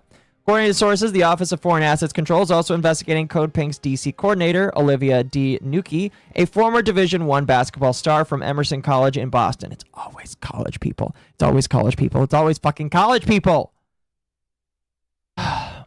Her unassuming girl next door persona often gains her entry into coveted spaces that she then disrupts with loud theatrics. She joined a convoy led by Brazilian activist Avila. Federal investigators are examining whether the caravan's financing, logistics, coordination, or delivery of goods crossed legal lines under U.S. sanctions, sources said. Legal experts told Fox News Digital that the subpoenas could determine whether prosecutors pursue a criminal case under the International Emergency Economic Powers Act, known as EPA, or whether the matter remains a civil enforcement issue handled by the Treasury's Department of Office of Foreign Assets Control, which administers U.S. sanctioned programs. Dude, they could shoot. I don't know if Hassan would be included in this. If Hassan gets like taken down, this is one of the out of all the things that this motherfucker's been taken down for, this is one of the dumbest, most retarded things. This is real retarded in my personal opinion. Out of all the things, oops, sorry for bumping the mic. For all of the things this man gets like shit on, the fact that he might get taken down for breaking the law and going to Cuba and participating in this is just wild. Wild to me. I'm going to be honest with you. The Office of Foreign Assets can impose civil penalties under a strict liability standard, meaning the government does not have to prove intent. Oh, that's even funnier. The Justice Department, by contracts, generally must show that the defendant willingly violated the law in a criminal case, often through evidence of concealment, evasion, or knowing participation in prohibited sanctions. In a long live stream on Saturday, Piker interviewed another influencer, Ashley St. Clair, about having a baby with billionaire Elon Musk. Well, we just talked about that. Railed against Trump, defended the communist leaders of Cuba, and free associated about other topics in the news, including a shooting outside the White House, decrying the chaos in America. It's fucking terrifying, he said. Oh, is that it? That is it. Let's see what some people are saying here. Let's see what some of the boomers are saying, because you know it's all boomers making comments on these, chat. Our citizens should be fighting for America, not against it. A sitting member of Congress admitted on the record of U.S. representative that she conspired with others to help Cuba. Where's her subpoena? That's interesting. I didn't know about that. Since they're enamored with communism, why didn't they stay? Oh, that's true. That's true. That's true. This person is correct. This boomer is very correct. Oh, goodness. Oh, my goodness. All right. So. Oh, that's where that went out. I'll put that towards the end. So, again, to reiterate, these are the two people that got subpoenaed. These are the people that are now in the news. Hassan Piker and this old-looking woman. These two people have been subpoenaed. These are the two people that they want to get some more information on. And so, yes, that is what's going on right now. Thank you, user, for the follow. Thank you for the follow. Now, chat. Some people are wondering who put in the call? Who tattled on Hassan Piker? Now, I know Internet Zen Master said that he thinks that it might have been Nux Taku. However, I'm going to be completely honest with you. I don't think it was the Blue Jew. I think the Blue Jew is not the cause for Hassan Piker being ratted out. I think that it was his dog. I think his dog has had enough of the mistreatment, has had enough of the shocking, and has had enough of, I'm going to be honest. I think this is what she's had enough of. She's had enough of this. All right? So maybe we'll figure out that it was Kaya all along. It was Kaya that did this. All right? Good dog. Yes, good dog. Yes, good dog. Good dog. Good dog. Thank you for reporting, Hassan. Now, what does Hassan have to say about this? What is Hassan's comments? He says the American government would rather try to criminalize delivering aid to a country we've starved than punish the Epstein class. From MommaOcco. The rep in question on conspiring with Cuba is Representative Jayapal, a House representative from Seattle. Carpetbagging rich Indian woman won't go home. Yeah. Now, I'm sure, as I know a lot of people will understand, yes, there are people currently not wanting to acknowledge certain parts of the Epstein files. I'm sure that we can, get into fights and arguments about that until our faces go blue, until the cows come home. But while I know, Hassan, I know they won't criminalize the people that you want to be criminalized, you still might have broken the law. All right? Now, I don't care, in my personal opinion. All right? He does realize he's part of the Epstein class. Last I checked, Hassan didn't go to the island. He's just part of the class of people that might have gone to the island. I just think he likes... Here's my problem. Am I upset with how the Epstein files are being handled? Yes. Does everybody pretty much feel like that? Pretty much, yes. I think a lot of people would agree that the Epstein files kind of just being fumbled. And if they didn't want to handle it, they should have just ignored it. But, I think that this... I'm done letting Hassan use that as an excuse for whenever he's in trouble. All right? You can't use Jeffrey Epstein as an excuse for when you have your hand in the cookie jar. All right? When you have your hand in the cookie jar, you cannot point to another criminal and say, well, you didn't take care of him first. You got to arrest him. And it's like, I agree.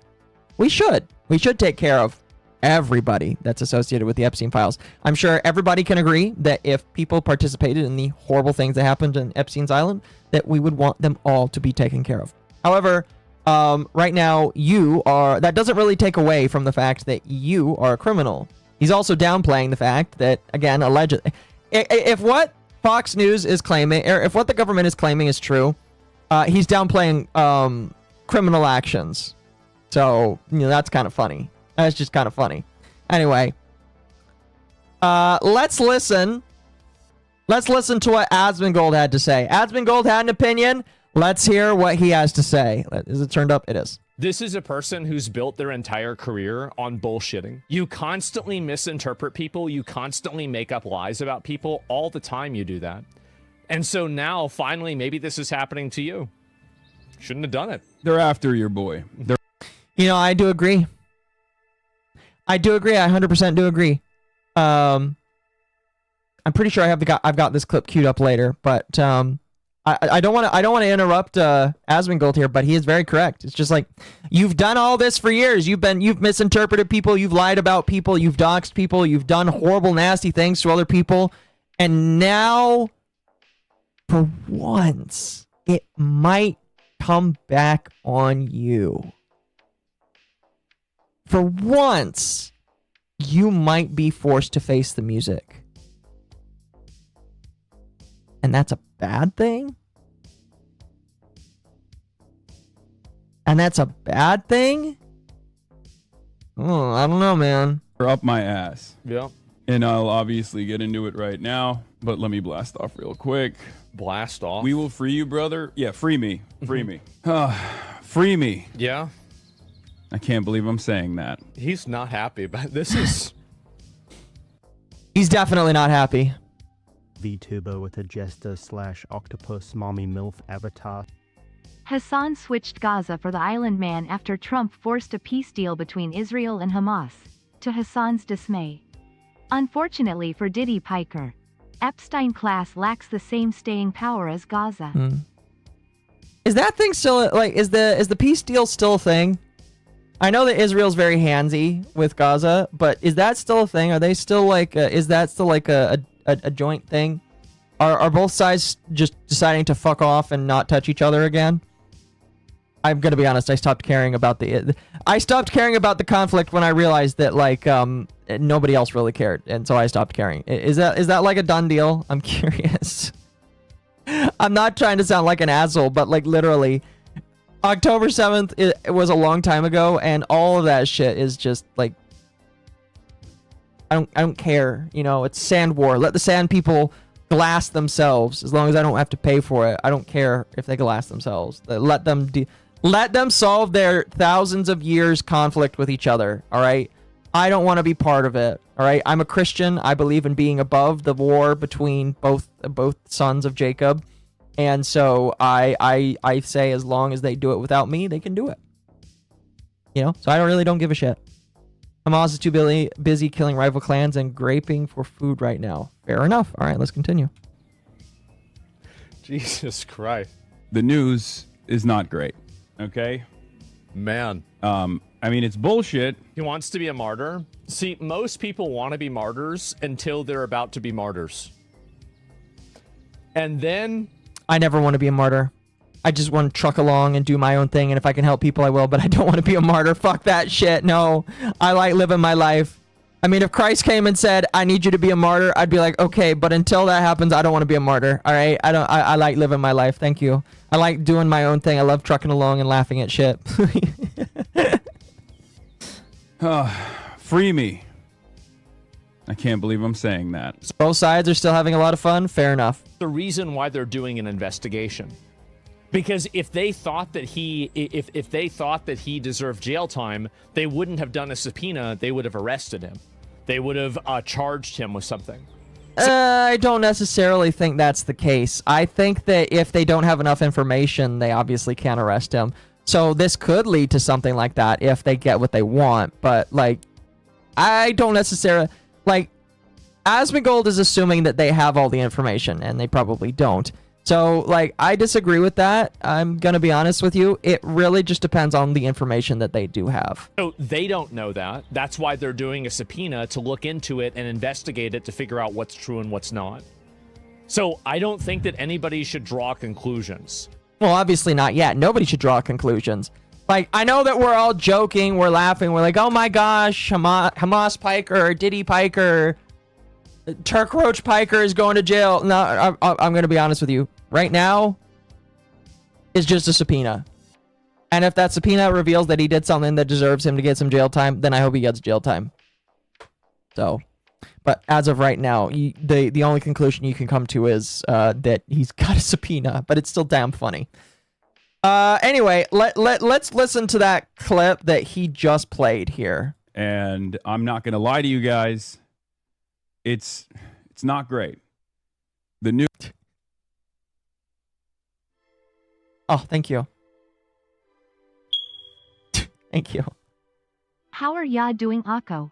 Love how Hassan and his friends are blaming my post for getting Are they really? LMAO. Are they really? Is your post? Oh my gosh. Hail to Alpha Chad. A good based viewer in my chat. Made one post, all right? One post about Hassan. Alpha Chat, I don't have it on hand. You can throw it to me in DMs if you want. He made one post saying that Hassan might have broken the law by staying at a hotel that was on the restricted list. All those people lost their fucking minds, including this motherfucker. This motherfucker decided to amplify Alpha Chad's post. And now, is that actually the case? Are they actually saying that it's your fault? I'm gonna be honest with you. They chose to amplify the post. I'm going to be real here. Alpha Chad's post probably would not have gotten as much reach if it wasn't given the same attention by Hassan Piker. Hassan Piker gave it attention, and guess what? It spiked. Now, a lot of other people gave it attention as well. In fact, I know I gave it a little bit of attention. And a couple other people talked about it, retweeted it. But I directly think that Hassan Piker gave it the biggest boost out of a lot of other people. So, if they want to blame you for this, it's kind of their fault. News is not great. Okay. Yeah, dumb. I mean, it's bullshit. Or did you send it to me? I think he did. But here.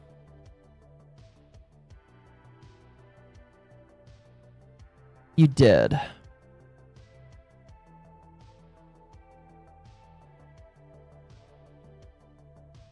You did.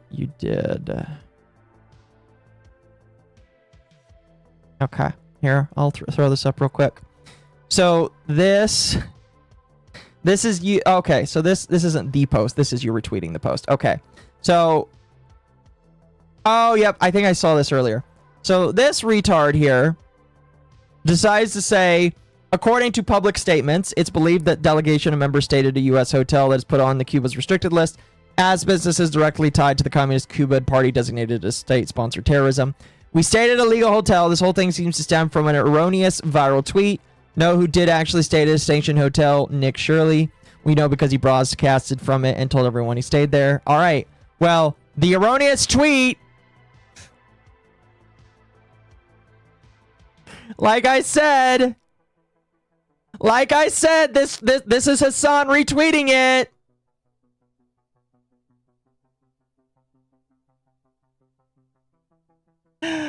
Oh my gosh, that is amazing. Only reason it went viral is because of Hassan. No, yeah, I believe that. I'm not saying that it wouldn't have gone as far or as wide without Hassan, because it probably did. You know, he probably did. But like, it's Hassan's fault that it went as far as it did.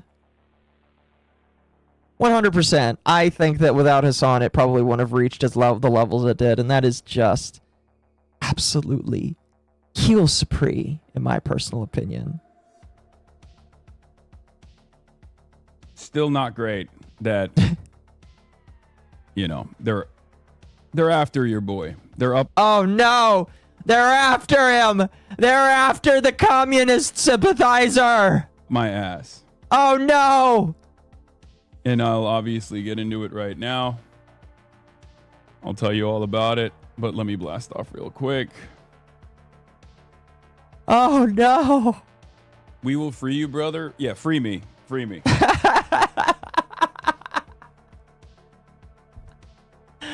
Oh, fuck. You know, I need the we're gonna call you some slurs clip from fucking what's his face.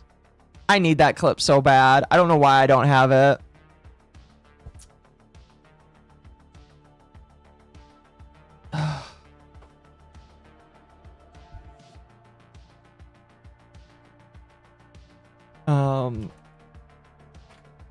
Let's see. Can I like have that? That's an Instagram post. I don't want to use Instagram. Yeah, there it is. America is a nation. Oh, yes. Where's the part where he just said you're getting called a slur? Is here telling us how to do business. That's not in the game plan. That's not part of the show. That's not happening. All right? So I'm not saying you need to not think about these things and fuck. Somebody send me the exact clip, please. I need it. I want to add it to my I want to add it to my clip rotation. But no, Hassan, you're getting called a slur. I'm sorry. Free me. I can't believe I'm saying that. And you're not even in jail yet, you fucker. You're not even in jail and you're asking for people to free you. My man, you've got a subpoena, something that you have to answer to. If he doesn't answer to it, he will go to jail, but he has to answer to it. Holy shit. Okay, so I included this because apparently people are asking if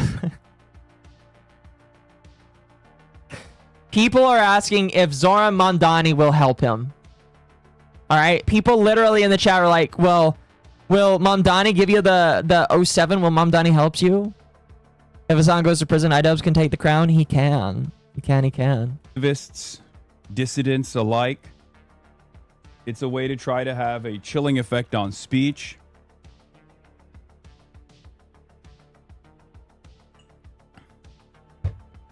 And some people, it seems, in server or DMs, send it to me in DMs if you have it. Some likely and some unlikely people have been cheering it on.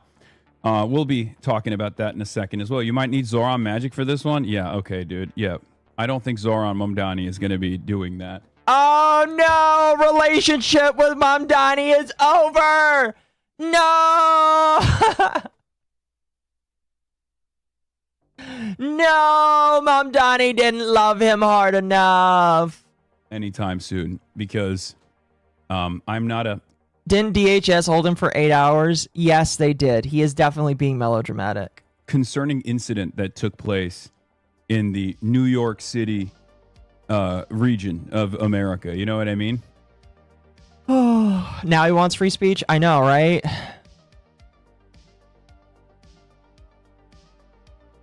Highly doubt it. Maybe I'm wrong. Maybe he'll prove me wrong. I don't know. But anyway. Mandani's not going to help this Joker. This tool. He is not going to get helped for whatever. Oh my gosh. Oh, that is amazing. So, by Leia Sapeni, good clip account, by the way, says in response to the Fox News article on Twitch streamer Hassan Piker being subpoenaed over its trip to Cuba, he states that the operation was cleared. Hassan also calls what the American government is doing in subpoenaing him and Fox News and in participation in intimidation tactic and operation. Hassan also asserts that America is galloping towards fascism, and this isn't Elon. And this isn't Elon Musk's doing. Is he trying to go up to Elon Musk now? Okay. Sir. Okay. Let's give this a listen here. And it's a little bit alarming. It's a little bit shocking. I'm like, what's going on? Like, what do you? Chilling effect. Ask Nick Shirley how chilling it is to you. So yes, this is the same clip I sent you. Okay. I'm a little bit confused because I'm like, why does Fox News know about something that apparently is going on in my life that I didn't know about? Right? So, oh, that's hilarious. Kind of crazy, but also hilarious. So he's admitting here that he didn't learn about the subpoena until he read that Fox News article. Oh, it's just like when people get fired and they didn't know they got fired until they saw the tweet on Twitter saying, hey, by the way, we're closing our business. Oh no. That's kind of brutal, buddy. It's like learning that you've got a wanted poster up and the people that you learned it from is the guy that's handing out the paper. It's like, hey, wait a minute, you're wanted. Wait, what? By the way, I'm not pausing. He's just being quiet. Eric Garland. If Treasury OFAC bothers to send you a subpoena, it's not your week. I didn't know what OFAC was until season 2 of Friends and Neighbors on Apple. Just to be clear, it's not like you won the lottery. OFAC, yeah, I know what OFAC is. I'm very familiar with what OFAC is. You want to know why I'm very familiar with what OFAC is? Because we fucking filed OFAC clearances before going to Cuba. Okay, if that's the case, listen. If that's the case and he did actually get this cleared before he decided to jump over to Cuba, then there should be no issue. There should be absolutely zero issue. He shouldn't be worried. It should be one of those, man, this is a real big fucking inconvenience that the government is doing this again to me. Man, I fucking hate. Listen, I get it. The government sucks sometimes. Trust me, I know. But like, if you actually got this cleared, then it should be no issue with you. Like, literally, there should be no issue. You should be like, listen, we're gonna get it taken care of. Don't worry. I don't want to talk about it, but because he's talking about it, it makes me wonder if, again, it's a 50-50, but it makes me wonder if there's something going on if he's just like talking about it like this. I've talked about it extensively, as a matter of fact. Our trip had to be OFAC compliant. Well, the government doesn't seem to think so because they're choosing to subpoena you.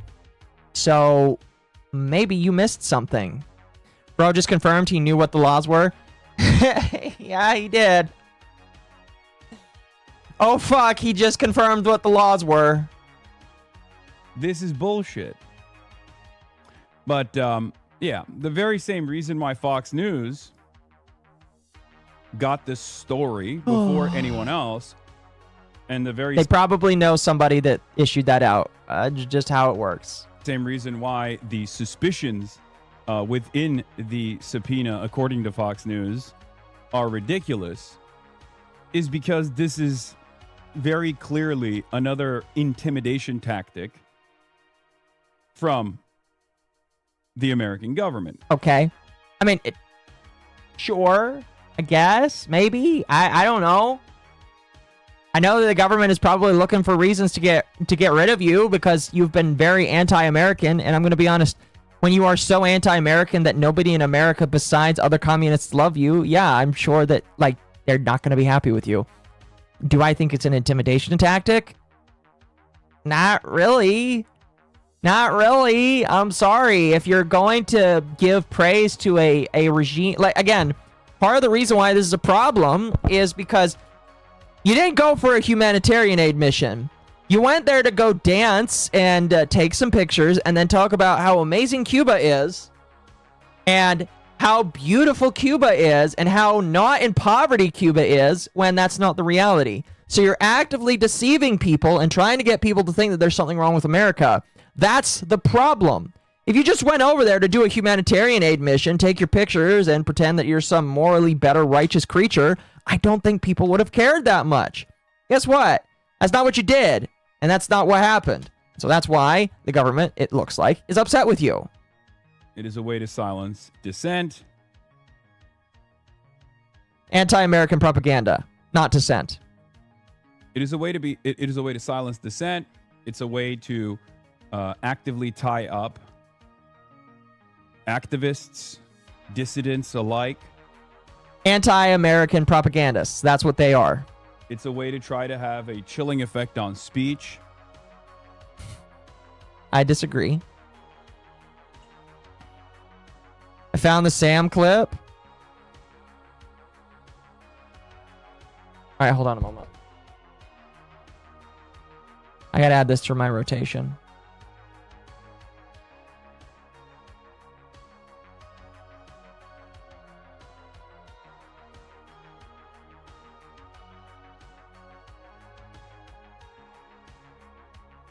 You're getting... There it is. Yes! You're getting called a slur.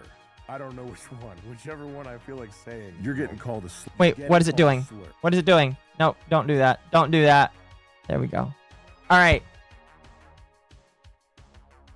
You're getting called a slur. I don't know which one. Whichever one I feel like saying at the moment. You're getting called a slur. Beautiful. Thank you. Thank you, thank you, thank you. Everybody say thank you to Hato. Very much appreciated. All right, let's continue this. Oh, we'll wait. VTuber with a jester / octopus mommy MILF avatar. I just noticed that Hassan's suit is so ill-fitting his head looks even smaller now. Also, bro has bracelets and rings. Man is not beating the 30s Turk going into midlife crisis allegations. Pretty true. Very, very, very true. I agree. And some people, it seems, some likely and some unlikely people have been cheering it on. We'll be talking about that in a second as well. You might need Zora Magic for this one. Yeah, okay, dude. Yeah. I don't think Zora Mandani is going to jump ahead. Concerning incident that took place in the New York, I mean.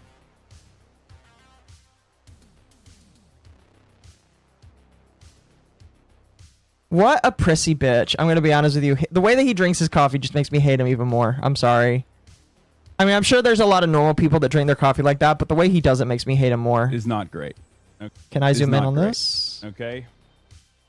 I mean, it's bullshit, but still not great that, you know, they're after your boy. They're up Okay, my we're gonna ass. skip About about to be seemingly made an example of in America's. I'm going to be honest. Maybe people need to be made an example of to tell people to stop fucking around with communism. I'm sorry, but this country is not communist like favoring, and you are pushing pro-communist propaganda. So I don't know what to tell you, my man. Maybe people do need to see what happens when people are allowed to be communists. I don't know. America, I wouldn't even say creep towards fascism. America's galloping towards fascism. So because we don't want communists in our country, we're galloping towards fascism. But we shall see. Great timing. The timing since the interview yesterday is crazy, though. Yeah, I saw a lot of like weird suspicions that, you know, oh, this is because of Elon Musk. Guys, that's not how this works, okay? Are people that retarded? Are people that retarded to think that the Elon Musk dig is why this is happening? Is that really? Is that serious? At least he doesn't think that. But I mean, like, we all know that his audience is full of retards, so I'm not surprised. The federal government doesn't. Yeah, if the federal government can do things at the mercy of billionaires like Elon Musk. Like Elon Musk could have made a boss call at some point, but getting a subpoena from the federal government, that takes time.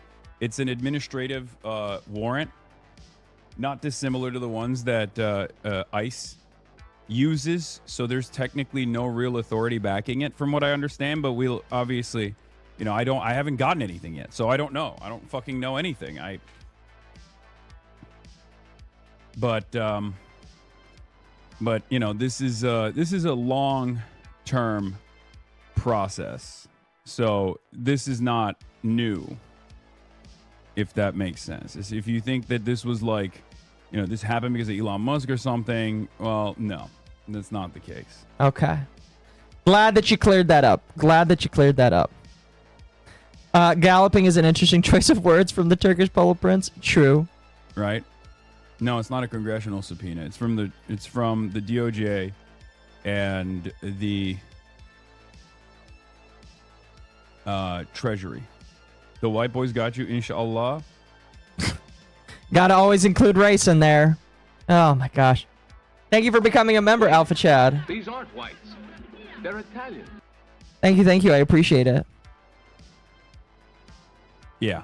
Anyway, we're gonna get into that right now. We're blasting off.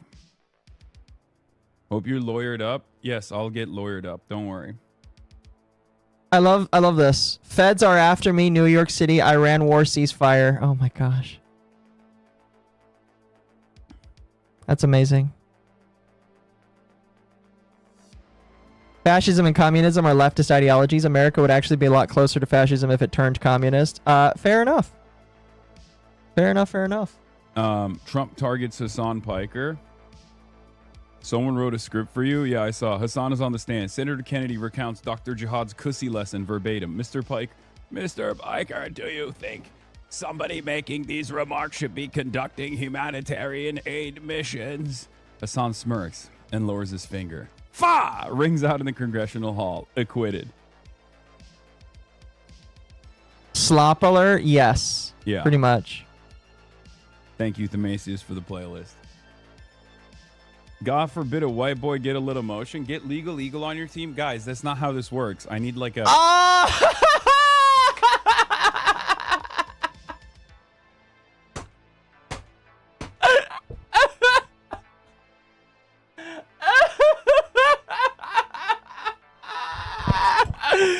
Legal Eagle!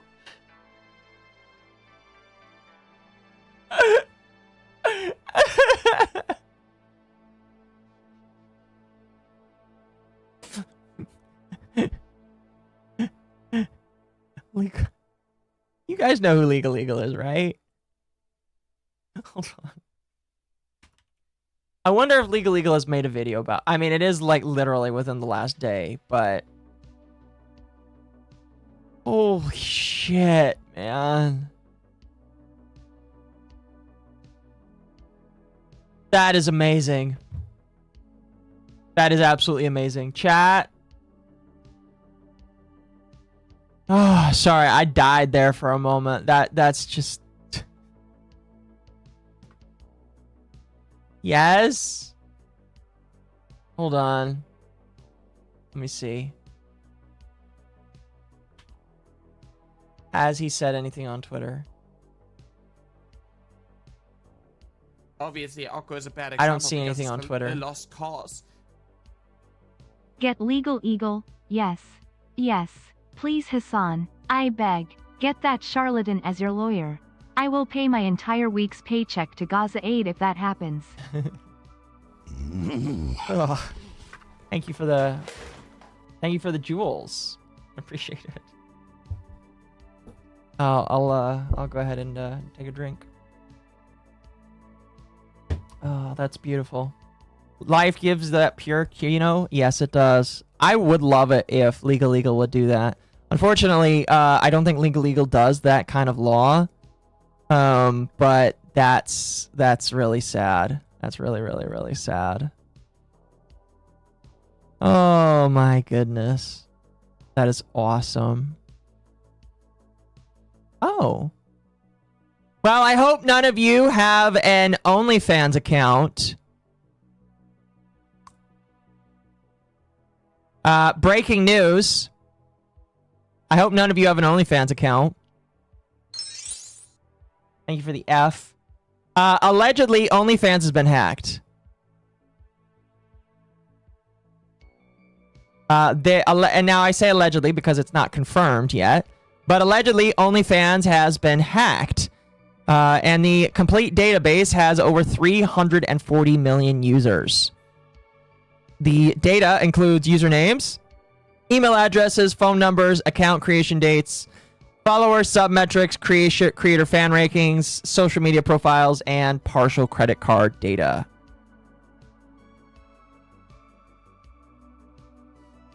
Now, again, this isn't verified, but if that is actually the case, oh no.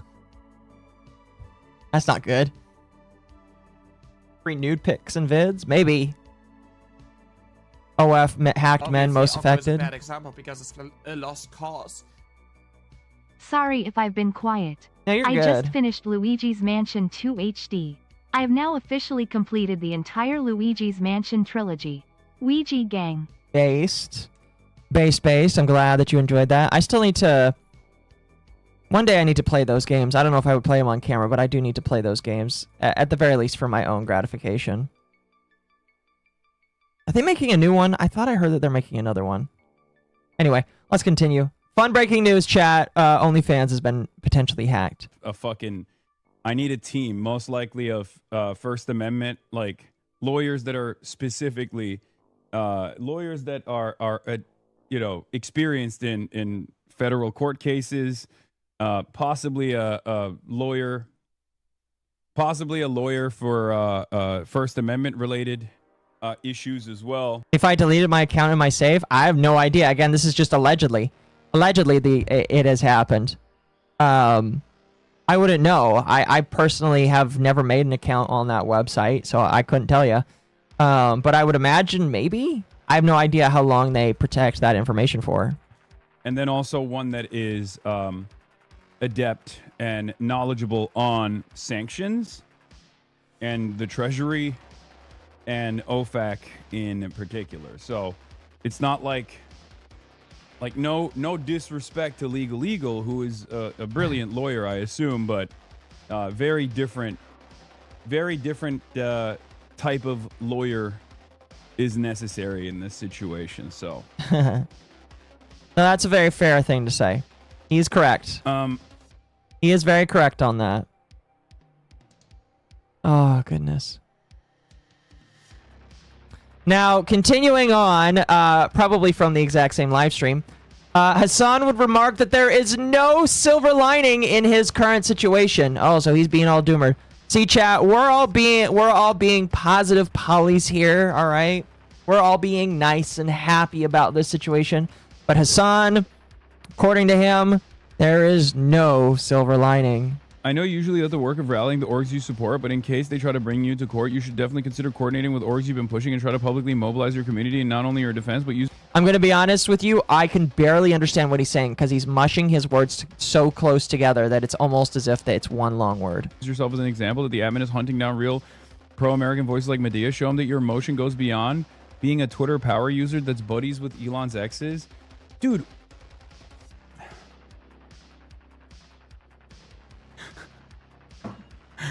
Sometimes I welcome rotting for the rest of my life in a fucking federal penitentiary rather than having to deal with long-term community members who have like unbelievably...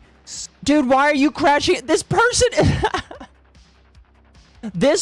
dude, this man does not deserve his audience whatsoever. This guy does not deserve anybody. Like, he literally deserves to have no friends. And I'm sorry, maybe that's a very cruel thing for me to say. This man deserves nobody. This person came into his chat. By the way, if you look at this person's profile, they've been subscribed to him for 31 months. That's like over 2 years, almost 3 years of support that this guy has been following him. He's been following this person since this person has been following him since 2020, and they have been a tier 1 subscriber for 31 months. 31 months. This person is saying you should rally these people around you and get these people to support you. And he's getting mad at them. Why are you getting mad at this tier 1 sub that subbed you for 31 months? That's $5 times 31 minus 250. How is this? How are you so brain dead, Hassan, that you are getting upset that somebody is trying to be nice to you? It's almost as if he is so rotted that he doesn't recognize support and he just thinks of them all as people that hate him now or people that troll him. Snide remarks, even in this fucking moment. Like, what? Dude, he's trying to be supportive. Fuck off. The fuck? Dude, what? You're giving me advice on something that you don't know if I'm doing or not, okay? Dude, okay.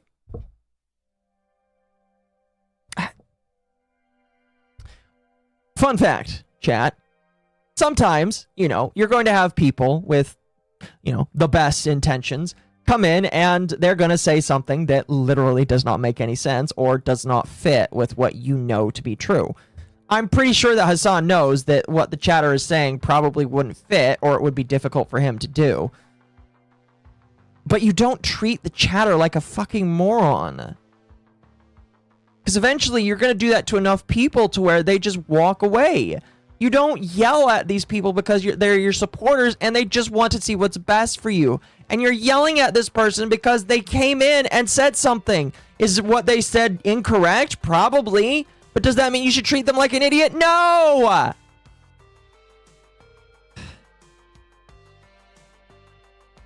This is bizarre to me. This is absolutely bizarre to me. I can't believe this. And then also you have to slap me with a fucking backhand and be like, all you technically do is just, you know, hang out with Elon Musk's exes, dude. Why don't you do some real fucking organizing? Well, bitch, I did. Okay. And guess what? The government was like, we're throwing your ass in jail. Fuck you. They're not even throwing you in jail. They're subpoenaing you. A subpoena is not you going to jail. It's you having to go answer questions by law. Okay. What do you want me to do? Not an ideal way to add to your lore. I know. I would agree. You can't pay for this kind of publicity, fam. Okay, guys, I'll be honest. I prefer not to have this publicity. Okay, if you think that... Then stop streaming. This is just like, it's good. I know some of you are looking for a silver lining in this situation, but this is not good. Okay, there is no world where having to deal with like a federal case is actually a good moment. LMAO, I think his fanbase is tired of his crap. I've had posts about Hassan go semi-viral in the past 2 days. I've had maybe 5 Hassan fans complaining in my replies, one of which made a game end threat. Well, that's not good. That's not nice of them. I hope that I mean, obviously, I imagine you don't really care about that, but hopefully they are not that stupid. Oh, geez, thank you. I'm sorry, did I hear that chatter refer to Medea Benjamin, pro-China shill of Code Pink, as pro-American? What a Bezo Belland. Also, Hassan really has a problem with how to interact with others. No, yeah. I mean, that's kind of what happens when you spend all of your time inside and you don't interact with real people. Not to say that he hasn't ever interacted with real people. I did show you guys a clip semi-recently of him, like, interacting with real people and playing basketball with Tectone. So, like, he should have known how to interact with real people, but this is what happens when you don't interact with real people for a while. And you just stay in your zone and you're locked in all day and you seclude yourself and you sequester yourself. Now, we can probably say that part of the sequestering is due to how other people think of him, but I genuinely believe that that is mostly a problem that he created for himself. He wouldn't be in this place where nobody wants to be with him and nobody wants to hang out with him if he didn't act this way. It is purely his fault where he is today. And this is kind of like just, unfortunately, the end game for people like this. When they end up being this retarded and acting this way, this is the end game. This is what happens to them. They act like social outcasts that don't know how to interact with people or even their own chat. By the way, this is why I'll never quit my day job, because if I end up quitting my day job and the only people I talk to is you guys, I'll end up, like, becoming an asshole, just like this.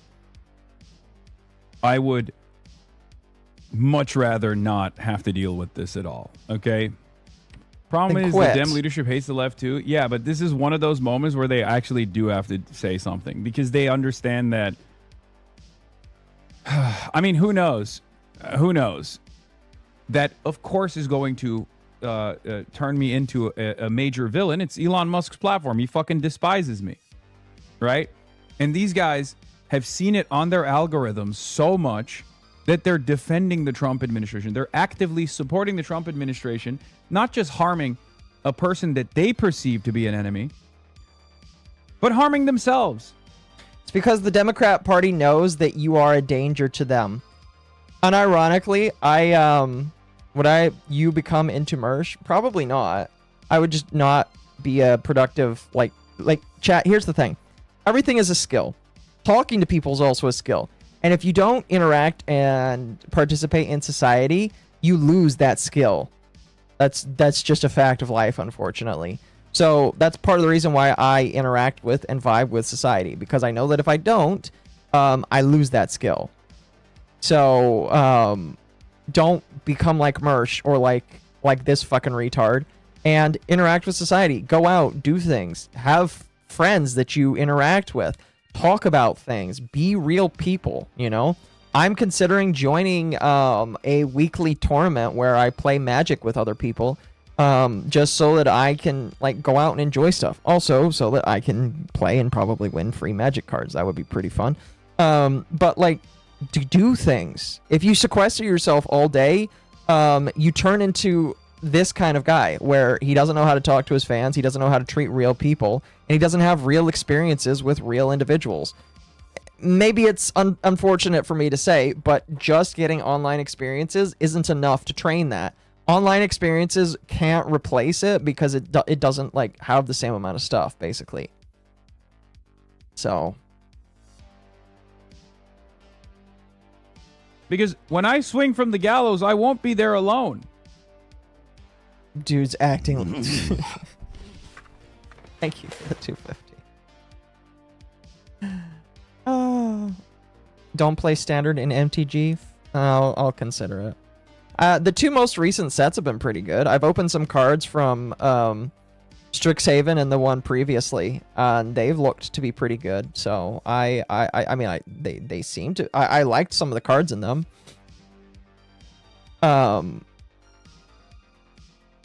But yeah, anyway. This man is acting like he is going to be hung. That's not going to happen. If this man committed crimes, he's going to go to jail, or he'll have to pay a fine. He's overselling it, and to be honest with you, I've kind of oversold it just a little bit too, because, you know, I am acting a little bit here. We are having fun. We're all chilling and chatting, making jokes at the expense of a Turk Roach here, all right? But, like, don't get it twisted. Like, will something come of this? Yeah, probably. If he broke the law, sure, maybe. But, like, outside of that, I don't know, man. I think that he's overselling himself way too much. Avatar, TMNT, I haven't played either of those. I haven't touched either of those. It's my understanding that nobody really likes either of them, and that those sets are being undersold. Which makes me kind of want to invest in some of them, because if you buy sets that nobody wants, when they go out of print, then people want them. And if I hold on to it, you know, and then it goes out of set, and you could be like, well, I have the set, and it's out of style. It typically takes a long time, and I'm not necessarily one to have the capital to invest in that right now. But I have considered investing in some sets that are still in print, but nobody wants, just to hold on to it. That's called investing, chat. Not like the scalper bro shit where they just buy stuff to flip it. No, investing is slowly gaining money and then giving it to people when they want it, but a little bit later. It's called appreciation in value, I think, as well. I'll wait for this to go through. MommaOcco. The people skills of Mersh, the schizophrenia of iDubbbz, the fearmongering of quartering, the overselling himself of DSP. Pretty much. I heard they botched the TMNT art. I've heard that the art of Avatar is kind of bad too. Like, I heard that they took screenshots from the show and some of them are grainy. Which is, I haven't bought any of it. I'm going to be honest with you. I haven't bought any of it because, again, until I'm ready to just like say, hey, here's $100 here, here's $100 there to buy a set. I'm just like not gonna do that. But like, if I want to, I'll just buy it, store it, and let people buy it later if they really want to. Did I see DSP opening Pokemon cards? Yes, and I told Mizu that we might have to react to that on Wednesday. We'll see.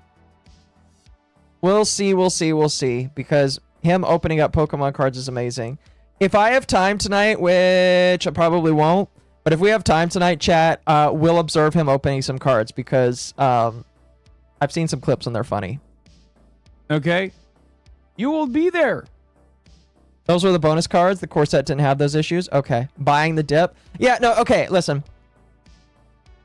I don't believe in immediate flipping. And like trading card games and products like that, you know?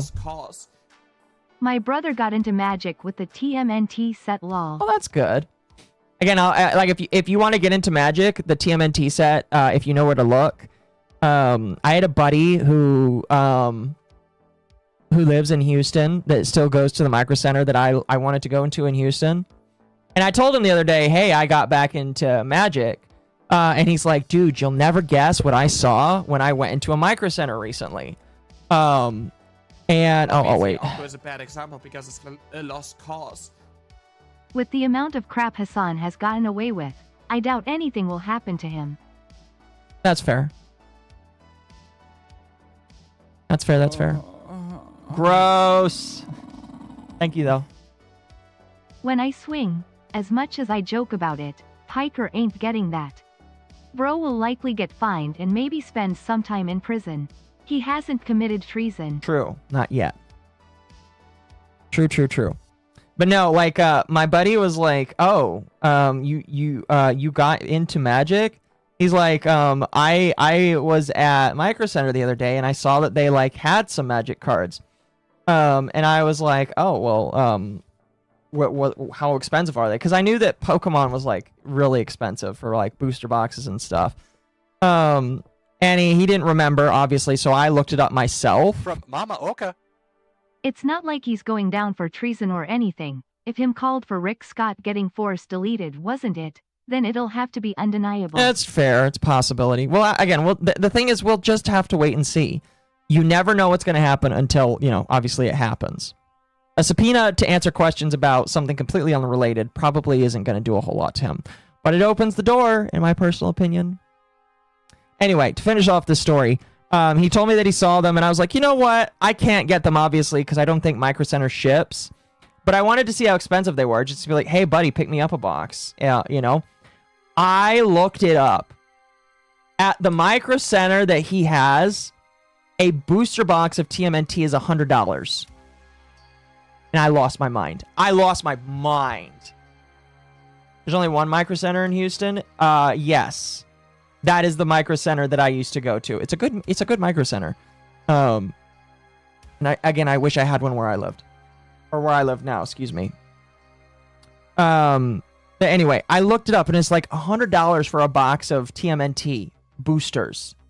And I was like, what?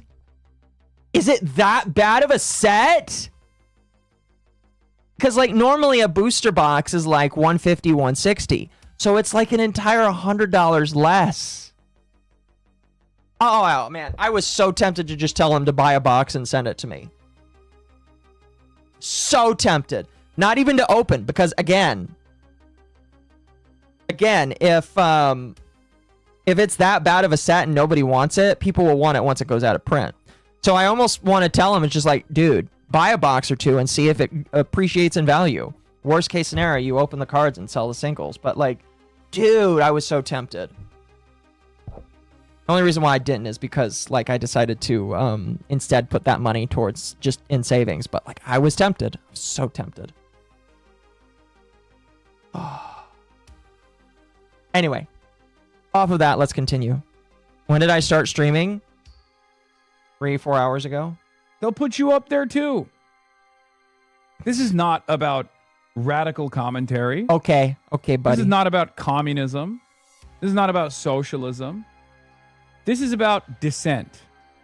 Dissent against a fascist government. It will not stand. Okay, buddy. I disagree though. Again, I just think that he's wrong. I think he's stupid and I think that he's wrong. You're not gonna hang, Hassan. Shut up and stop lying to rage through your audience.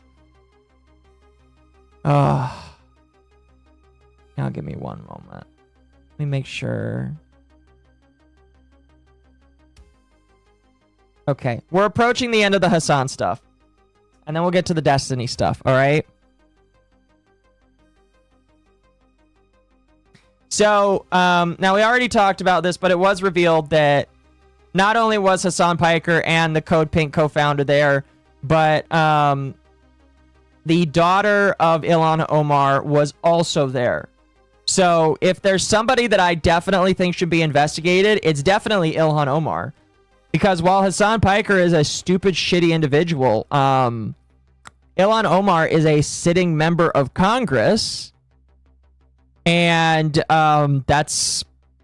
I'm going to be honest with you. That's a bit more of an issue to me than just a random American like Hassan. If Ilhan Omar's daughter is over there spouting anti-American propaganda, then I have a problem with that. I have a big problem with that. So I think that Ilhan Omar definitely needs to be subpoenaed. So, Austin is getting a micro center. Oh, that's good. Congratulations. Congratulations. Again, if I ever get a micro center nearby the big city I live in, oh, praise God. Praise God so much. You know? Oh my gosh. I haven't been close to a micro center ever since I lived in Houston, and that's been almost 2 years, so I'm so sad. Best I've got is a fucking Best Buy. And now, to be fair, Best Buy does have Pokemon pre-releases, and that's cool and all that stuff. But I want a micro center. I need a micro center so bad. You guys have no idea how boring and like just bumming out it is that if I want a computer part, I have to buy it on Amazon. I don't want to buy it on Amazon. I want to go into a store. I want a micro center.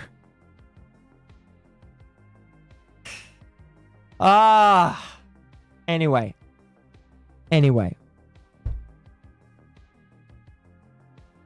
Let's get the response from the woman. This individual is also being subpoenaed. So she was also there on that trip. Let's go ahead and listen to what she has to say about this here. Yesterday, Fox News came out with a DOJ report saying that individuals and organizations are going to be investigated for our Cuba solidarity work. By the way, she's wearing the she's wearing that scarf. They listed me individually, saying that I am a girl next door basketball player who's part of this. I think it goes to show that we are everyday people who are in solidarity with everyday people in Cuba, Palestine, Iran, Congo, and in our own neighborhoods. Do you think these... Not that I'm like, you know, I the war in Iran is like, whatever. Do Do you think these people have forgotten that Iran literally was begging for Trump to come and liberate them? Do you think these people forgot that? Because I didn't. Here, we raise money for life-affirming aid like medical supplies, food, because these blockades and these bombs with our tax dollars are creating. We are creating crisis, and we as individuals are taking a responsibility to combat that. They are trying to scare us, and in fact, it's only activated us to take more direct action, to raise more funds that go to health products and to terrorist supporter? Yes. Yes. I need a new GPU. My system is pegging at 100. I'm sorry to hear that. food, and to be in deeper solidarity with people across the world.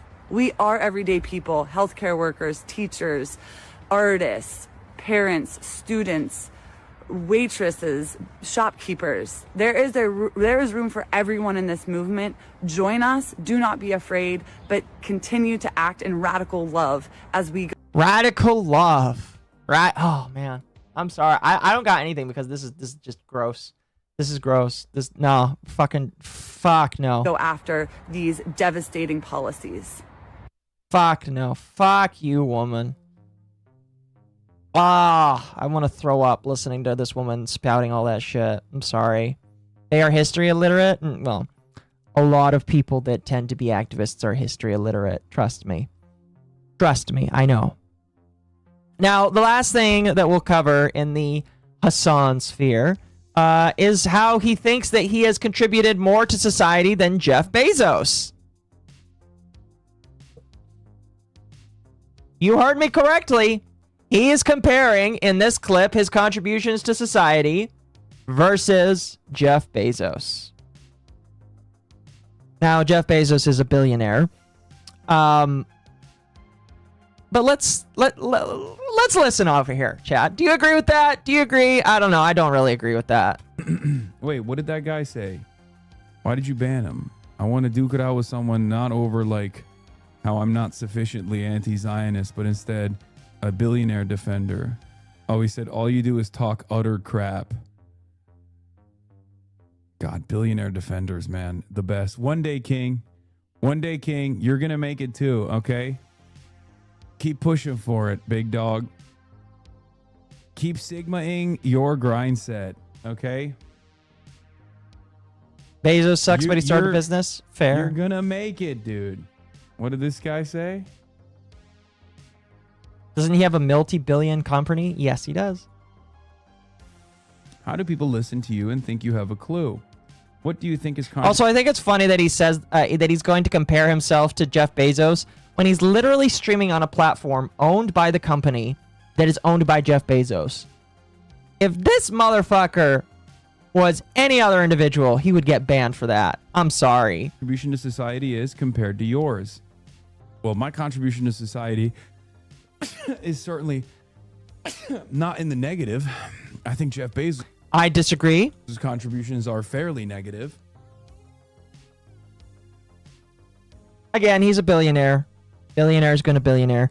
But when I think about the contributions of Hassan Piker and the potential things that he led to versus Jeff Bezos, has started a business that has created millions of jobs that I at one point had.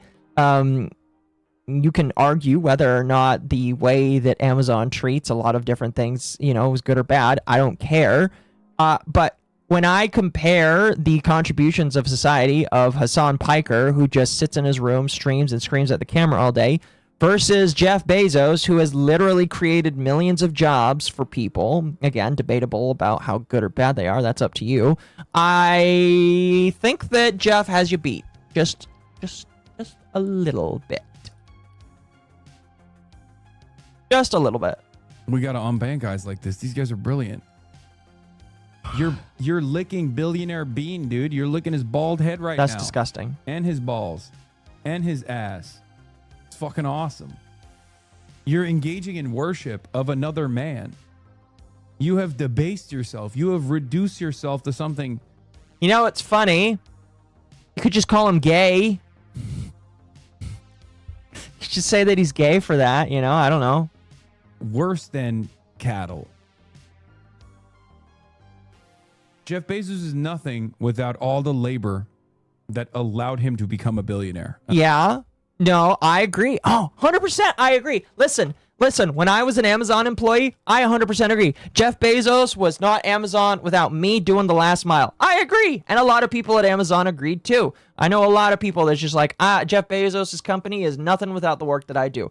All of them agree, because if everybody stepped away, obviously he would have nothing. Nobody's going to argue about that.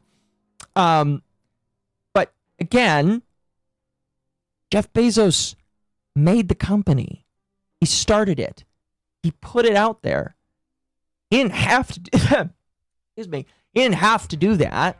You know, Jeff didn't have to make his website business into something bigger. And if he didn't, well, then that would have been one less job for a lot of other people in the world.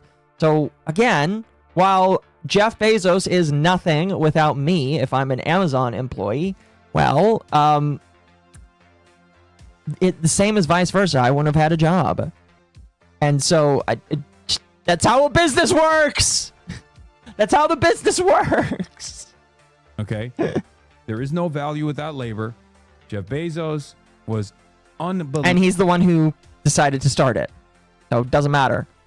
You need the labor, but the labor needs a guy who's willing to pay for it, or to put it out there, or to give that idea out there. That's what he did. Unbelievably. Inherently, that is way more value than anything Hassan Piker will ever do. And immensely lucky at numerous points in his life. I'm sure he worked hard, but you know who else works hard? A fucking teacher, a nurse, okay? Probably a lot harder than Jeff Bezos ever did. Jeff Bezos not worked a billion times or 20 billion times harder than the average teacher or the average nurse does. He was, however, 20 billion times luckier than the average teacher or the average nurse, right? Making the right decisions, being at the right place in the right time, being born into the right family. These are all unbelievably important factors in the success. How many jobs has Hassan created for others? That's a good question. I don't know. That people arrive at. I guess if you consider being a billionaire to be a good thing, also fortunate enough to be a little bit of a sociopath. Not even a little bit, a lot bit of a sociopath, to be able to be vicious. Oh my gosh, that is amazing. That is absolutely amazing. Thank you, Hassan, for trying to. I'm gonna be honest. I didn't see a good argument for him in there. Not a big Sam, but at least Bezos pays more tax than his gremlin mug. That's debatable. I don't know. That's debatable. That's a big bitch. It's debatable, but I still. Who knows? A lot of people dislike Jeff Bezos for many valid reasons. However, he provided the job opportunities for 100,000 people to make a living. Guess what, Hassan? Nurses and teachers aren't creating jobs. No, they're just having the jobs. Yeah, I don't know. I don't think that Hassan is contributed to society enough for me to say that he is above Jeff Bezos. Go start a company, and then maybe we can talk about it. Until then, I disagree. Hassan Piker. You know, Jeff Bezos is also 20 billion times more generous than the average worker. He could just sell all his assets and fuck off. Okay. I know what you're talking about, but technically he can't. If Jeff Bezos sold all of his assets and he could destroy the company, and then he could probably get sued for destroying the company. Unless you're talking about personalized assets, then that's a little bit different. Oh, damn, that's a big bitch. Here, chat. That's a big dude. Is it possible to have an irony-induced stroke? Yeah, maybe. Maybe. But yeah, I don't think it's as easy for him to sell his assets, but you are, for the most part, correct.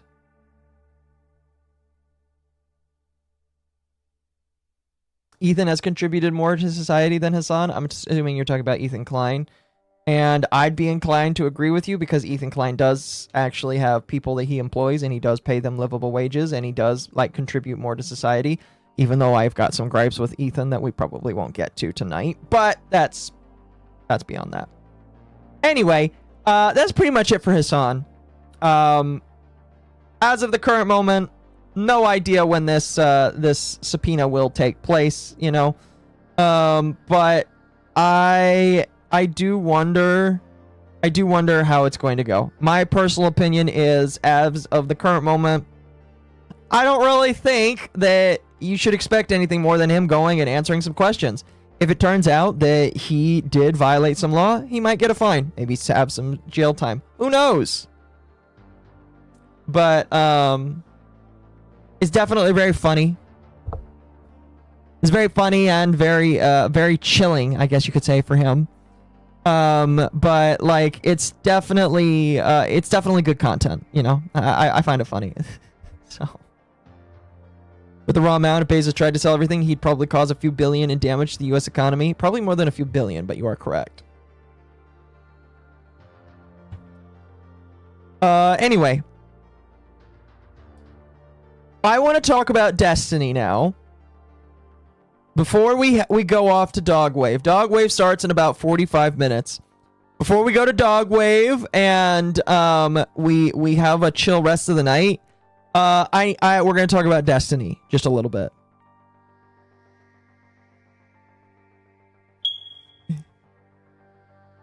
Billionaire Nepo Baby has no room to talk about how he's better than Bezos, given he was born into privilege.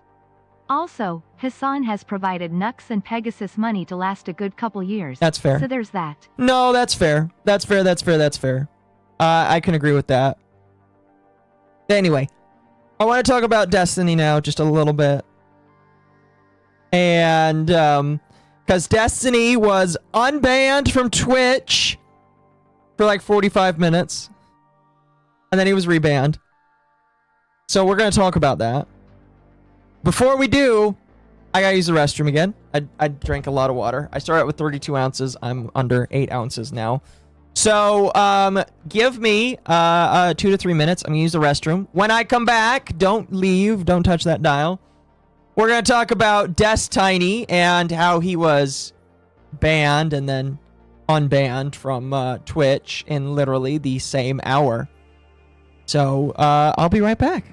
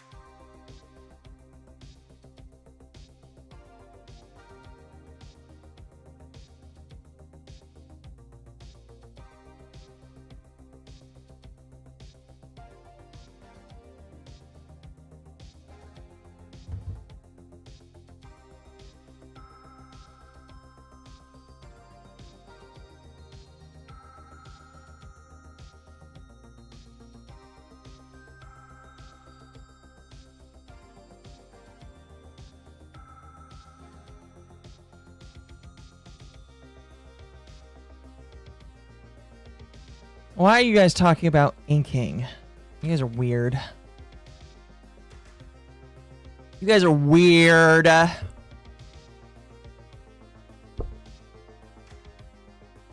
By the way,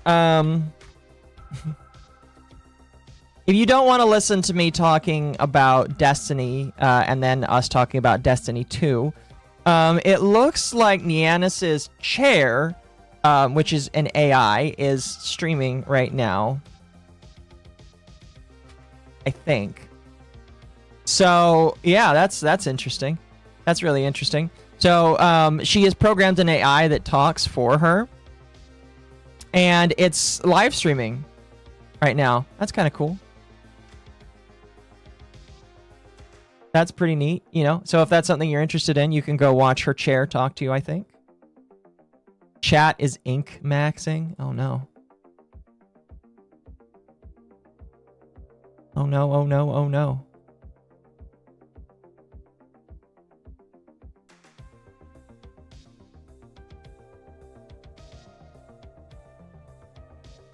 Ink. Oh no.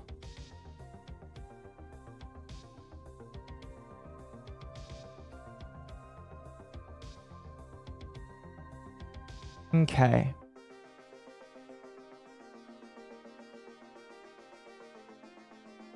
Oh geez. Somebody sent me a scalper clip.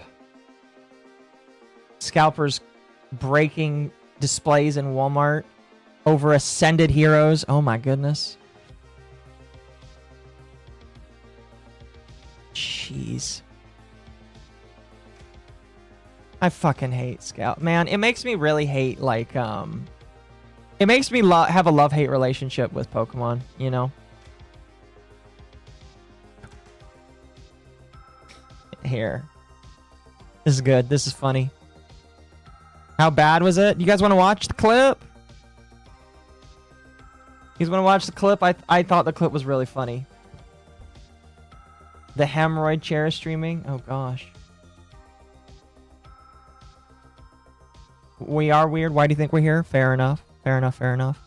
This is a funny meme. Tell Hassan I want him to know it was me. Oh, that's fantastic. All right, here. Let me bring up the clip.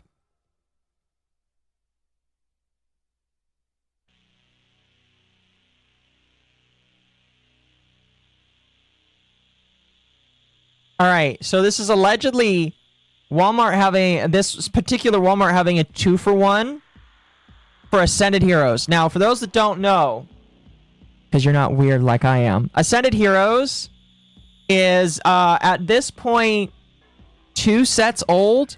It came out a couple of months ago. In fact, I'm pretty sure that's the set that the quartering opened when he decided to spend $10,000 on Magic cards.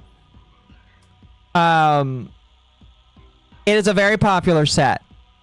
So popular. It's so popular that I'm honestly kind of annoyed with the people that that want it so much. It's become a prime target for scalping.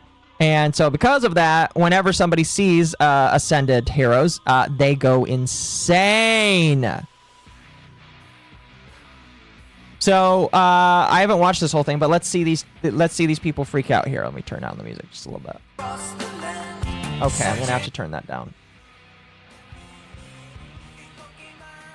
Oh, it's just Pokemon. Look at this man. He is being physically restrained. Look at the mess. Look at this fucking mess. And they're holding him back.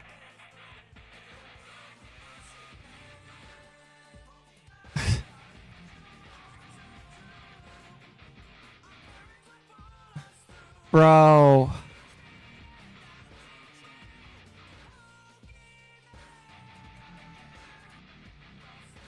These people need to be banned from buying products that, you know, again, are for children. Are for children. Like, I know I am a participator. I am a participator in this, but I would never ever do that. I would never ever be that retarded.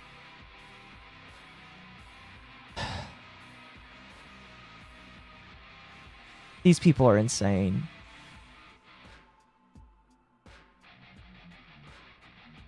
You reckon any of them? No, most of them don't. To be fair, I don't really play the TCG either, but that's just because I don't have anybody to play it with. You know, one day me and Mizu need to learn how to play the TCG. I semi know how to play because I've, like, listened to videos about it. But like, these people are insane, man. Anyway, I hope you enjoyed that little blip right there. Hope that was interesting. I want to try and find more clips for you guys to enjoy for scalping ever so often.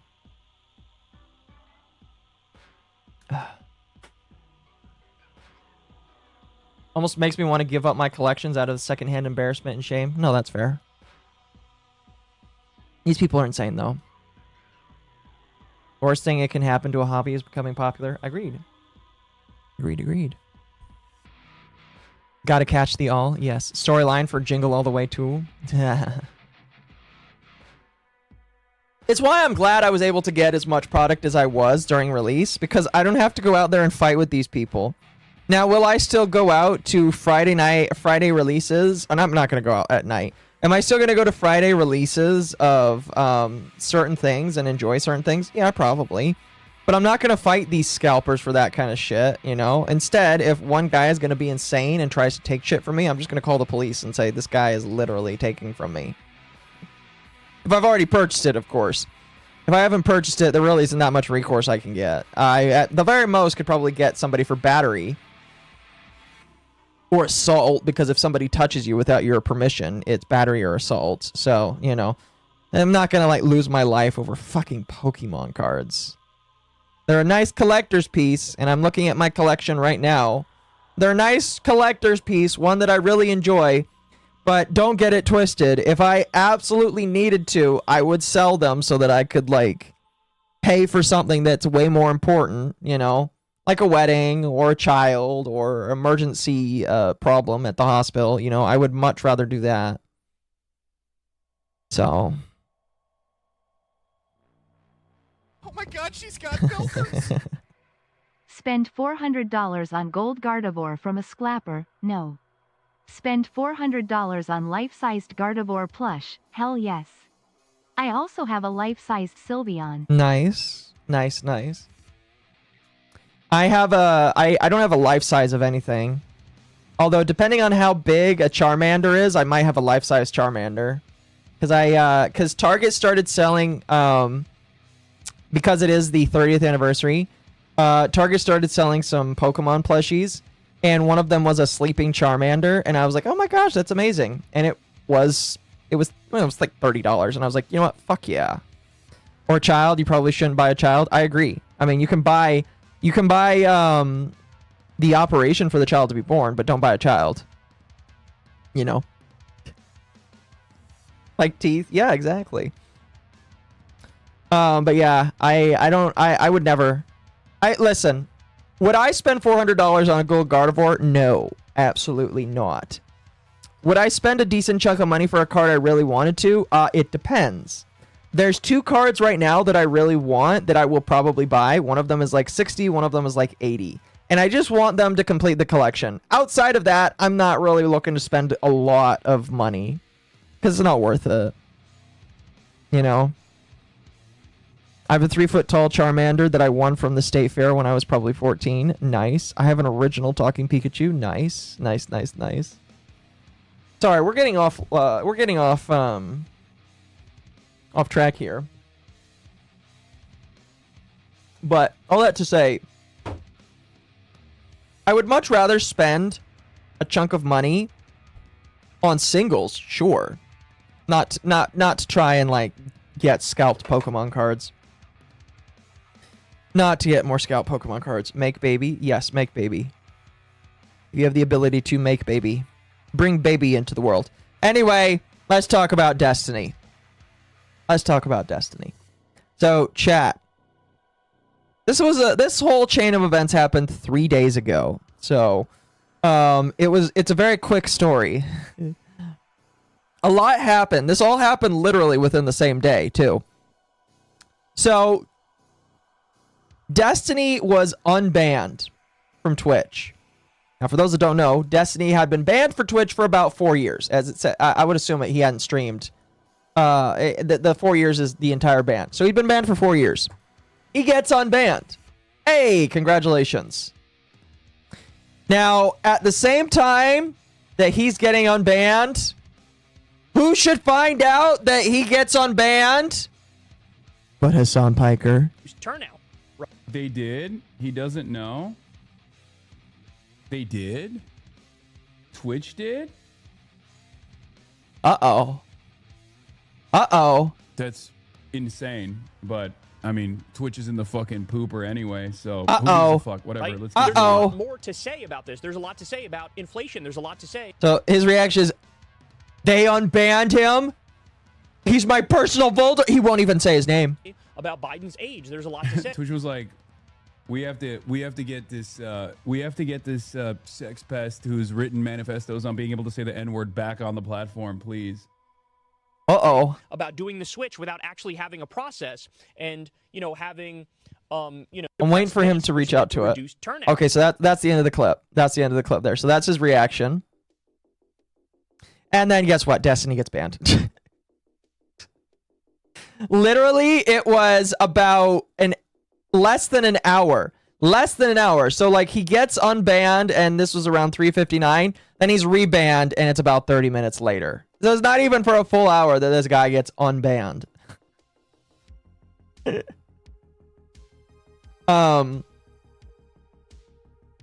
So he confirms that it was an indefinite suspension again. And then Destiny decides to start theorizing. He says he, as in Hassan Piker, was buried in his phone for 15 minutes, probably crying to his AM that I was unbanned. Remember, most of the toxic ideologies online today, Hassan Hassan, only survive when they are allowed to exist without contact with any other challenger. There's a reason both of them avoid each other on the same platform, and there's a reason they don't want someone like me there. Smiley face. And then he says, I've never written a manifesto defending the use of the N-word. Hassan is openly lying every single time he says this. Cannot wait for current frivolous litigation to be over so I can go on my Ethan arc. So Destiny is saying that he is going to sue Hassan Piker the moment that he has the ability to. And then Asmongold obviously confirms the ban. And Destiny decides to examine Hassan's vibes after the ban was over. Which of streaming and Twitch. And Wait, was that it? Wait, holy shit. No shot. Here. I thought this would be... Let me move my camera because he's observing. He's observing Hassan. Chat, we're going to watch Hassan together. Unfortunately, sorry, I almost threw up saying that. We're going to watch Hassan together. Watch Hassan. Watch how he acts. You can see he's looking down. He's buried in his phone. What's he doing on his phone? What's he doing on his phone, chat? Some subtle fucking mind reading shit. Wait, was that? Considering this city to actually be your home. Now, I've gone through a number of the things that we've been working through this week. And as you know, this is the first time that I've ever streamed or whatever it is. Dude, this man is buried in his phone. So I wanted to make sure that we actually brought somebody on who was a little bit more fluent in the language of streaming. Oh!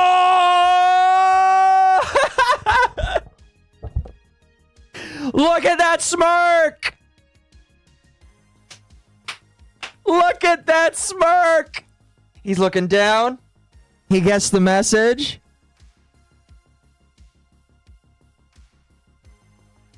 It's done. It will be done, my lord. And Twitch and everything else that comes with it. So please join me in welcoming New York City's very own Moose. The next minute or two is him glowing. Oh my gosh, that's How you amazing. doing, my man? Thank you for having me, man. Thank you for having me. Chat, what's up? So that's chat right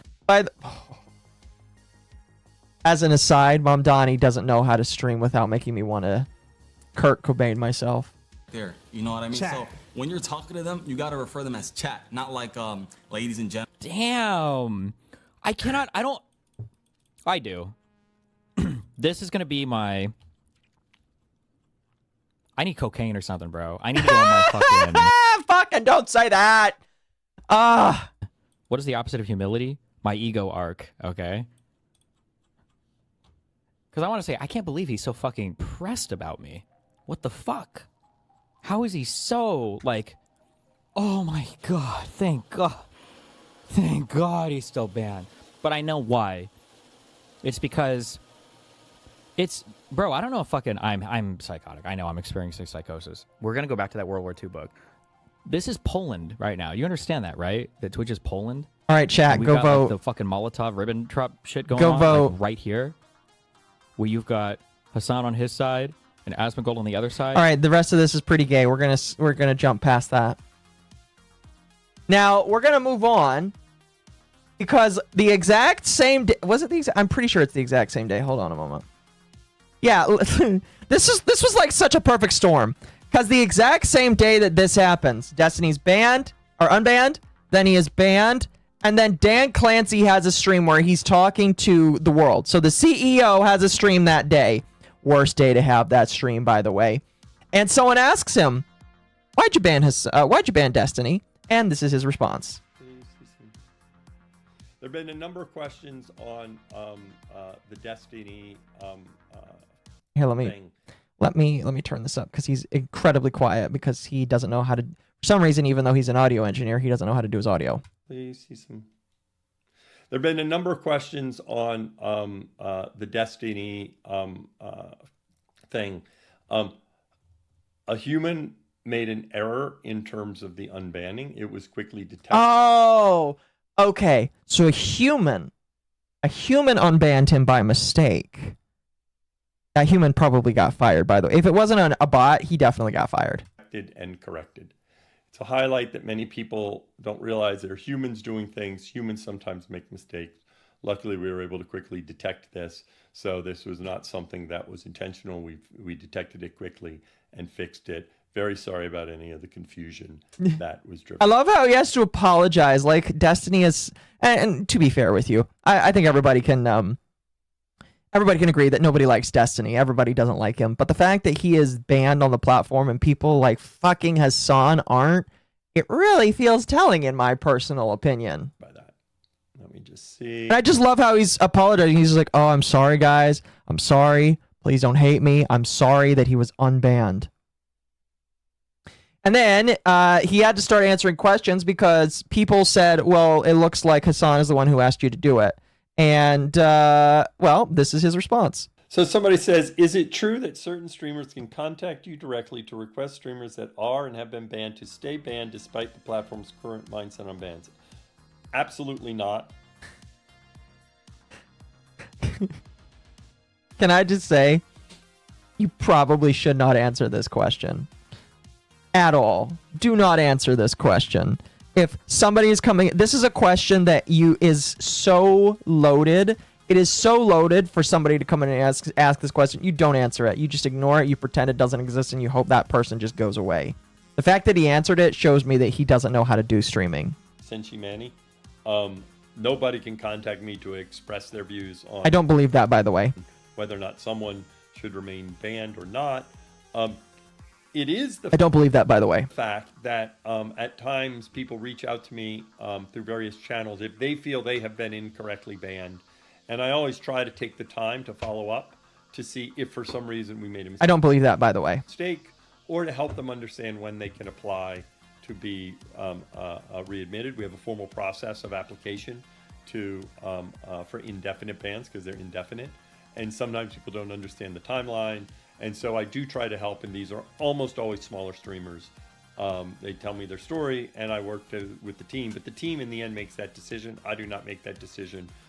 It's just putting a spotlight to try and then what I do is work on the team to make sure that our appeal system works so that if people are incorrectly banned. This is just a long way of him saying, no, Hassan did not ask me to ban Destiny again, despite the fact that Hassan was looking down at his phone, looking very disheveled and very sad that he was unbanned. No, he did not text me about it, and no, I did not do anything. Far worse than Destiny did multiple times. Also, Dan, you saying happy birthday to Hassan. Pretty much, yes. Like, there's no way, shape, or form he can claim that this doesn't take place because of all of the shit that he's done in the past. That proves that there's no definitive proof. It's fair to say there's no definitive proof. There's enough circumstantial stuff that I just believe that, like, these people are in bed with each other. It's a very gay thing to say, I know, but, like, I just believe that these people are in bed with each other. Or smaller, we go ahead and fix that. Let's see. Yeah, I just don't believe that. And this is Destiny's comments after this is Destiny's comments listening to some of the clips we just listened to. In terms of the unbanning, it was quickly detected and corrected. Detected? By what? It's a highlight that many people don't realize they're humans doing things. Humans sometimes make mistakes. Luckily, we were able to quickly detect this. So this was not something that was intentional. We detected it quickly and fixed it.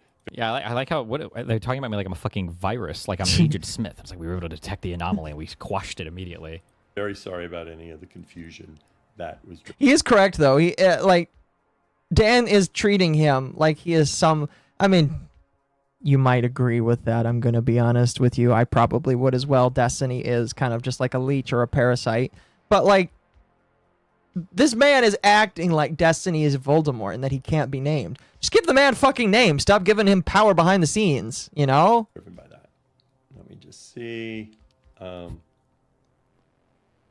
Jesus, I'm like the fucking most persecuted man on the planet. What the fuck? Do you have a special? I disagree with that, by the way. Destiny sensor? Yeah, it's called Hassan fucking Yeah, DMing so him. What was this?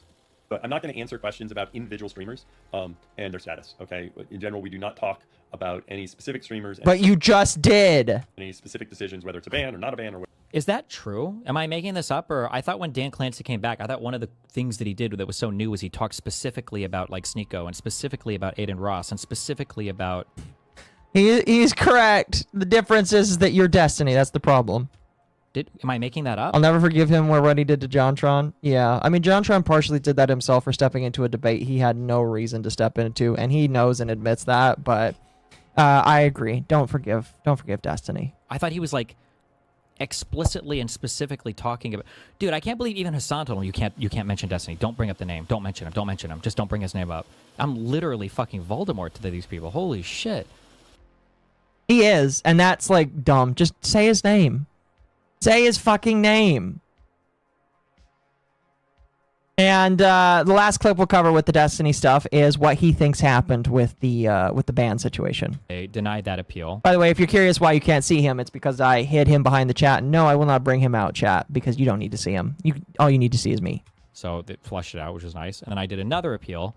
And my guess is that this time, since that one employee isn't there, they probably, when that person reset my ban appeal, they got rid of that special note on my account that it always has to go to the whatever the fuck Destiny guy.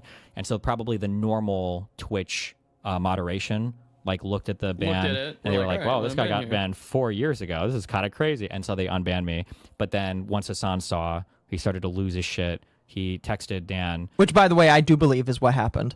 Dan probably texted head of trust and safety, and then they rebanned the account. I guess that's what happened. Yeah. Yeah.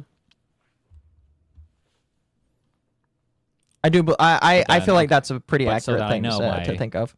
If Dan Clancy is gone, basically, assuming nobody then else you there got a develops chance. hating, then because the ordinary ban process, I would survive. I just don't right now because of Hassan or Dan. I guess more Hassan than Dan, but.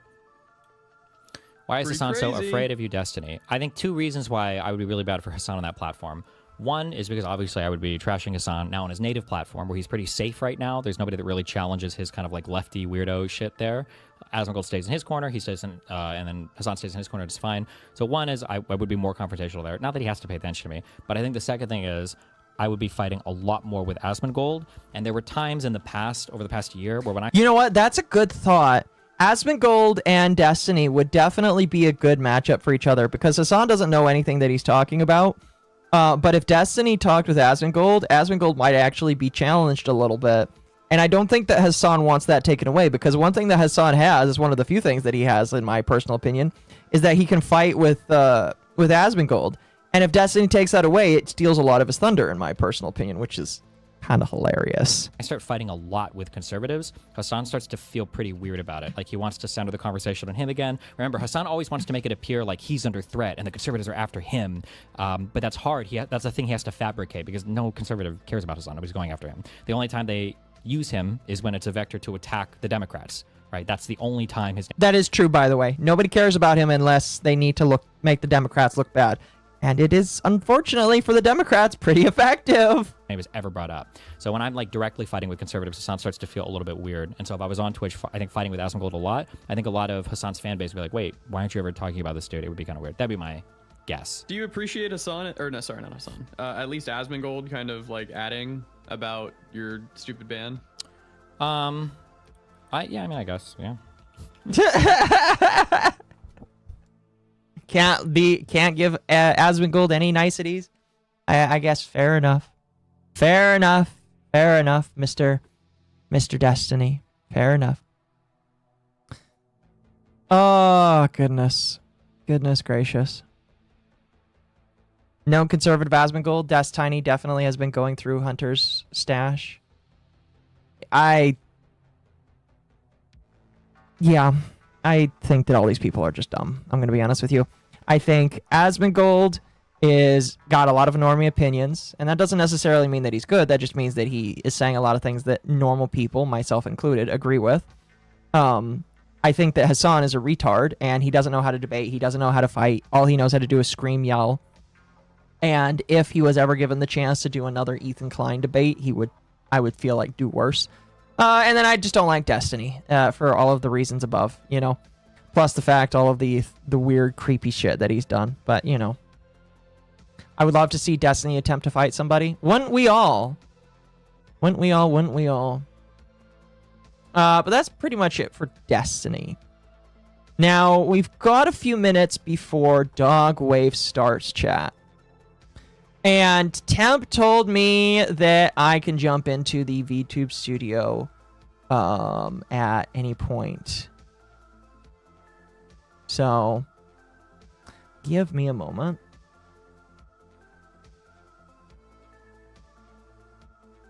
I'm probably going to stream for a little bit after Dog Wave starts. We'll see.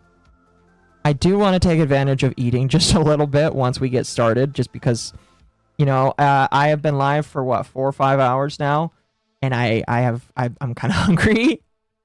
If this is the point where you jump off, by the way, I know that not everybody sticks around for Dog Wave. Totally understandable, totally fine. Thank you so much, everybody that did come out, and if you decide that you don't want to stick around, that's totally cool. If you do stick around, though, we are going to be talking about Destiny 2. We're going to be talking about Bungie. We're going to be talking about the fall of Bungie and all of that kind of stuff, and I think that will be pretty damn cool. The other Destiny. That's why I said Destiny 2. I know. So if that's where you are jumping off, chat, fair enough, understandable. You guys have a beautiful day. I know that some of you probably prefer to go support Temp over on his side, and that is totally fine as well. Let me actually throw out a message. Do I have the thing? I should have you on the thing. I do. Go follow Temp. I'm also going to advertise myself in your server so people who are not here know that we're live with Dogwave. I mean, yeah, you're always welcome to do that. I know, I'm just letting you know that I'm going to do that. Excuse me.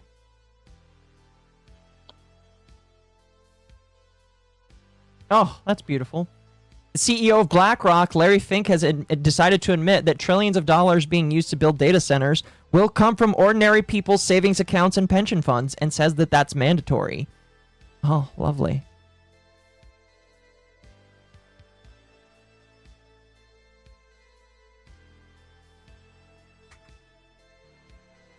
I actually go live in 5 minutes. I've been too involved in D2. I'll bow out. Fair enough. It is definitely a sensitive topic, and I don't question people if they choose not to invest. I'm gonna give Chad a little idea. Tonight's gonna be a lot of Destiny. Like, the docket's very large, but a lot of it's Destiny. Yeah. I mean, we do have a guest for tonight. I think he's still getting food. Okay.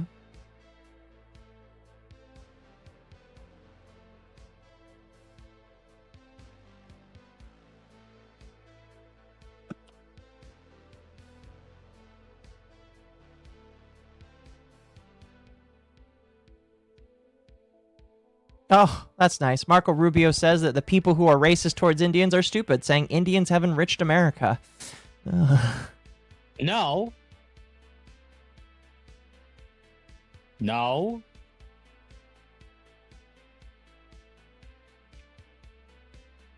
Do you agree with Marco Rubio, chat? Do you agree with Marco Rubio? I'm curious.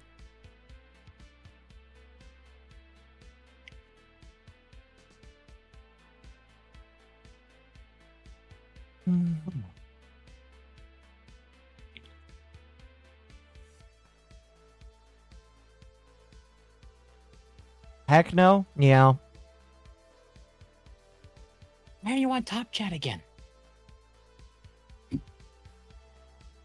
There are days I hate YouTube. Oh man, Hassan Piker is on Fox News, like TV now. That's Wait, amazing. seriously? Yeah. Well, like not like they're covering Oh, not him. literally. They're covering him, but not Yeah. literally. Okay.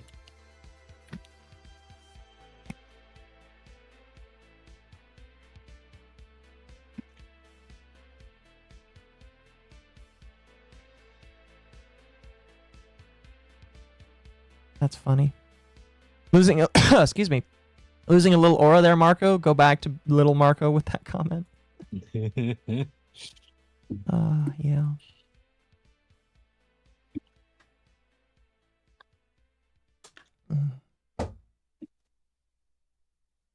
So it has been revealed that Marathon is going to do PvE style content. Yes. Is that something that's going to give you interest in maybe trying it? I will give you my opinion after Dogwave starts. Fair enough.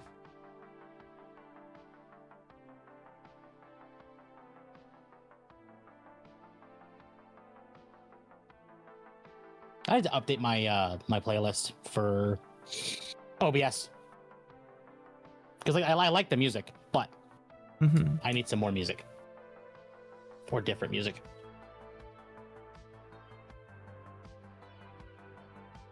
Should have made the distinction between upper caste Indians and lower caste, but he should have just said nothing as best comment. I agree. Yeah.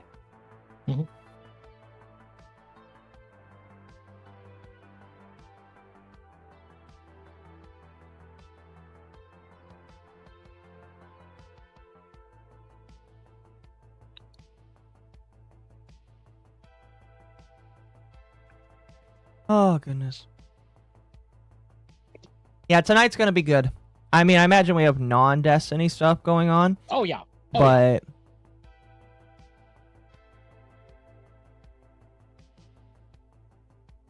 Does anything Destiny 2 dies so Marathon can survive? Short version, yes. But we'll go into more detail in about 6 minutes ish.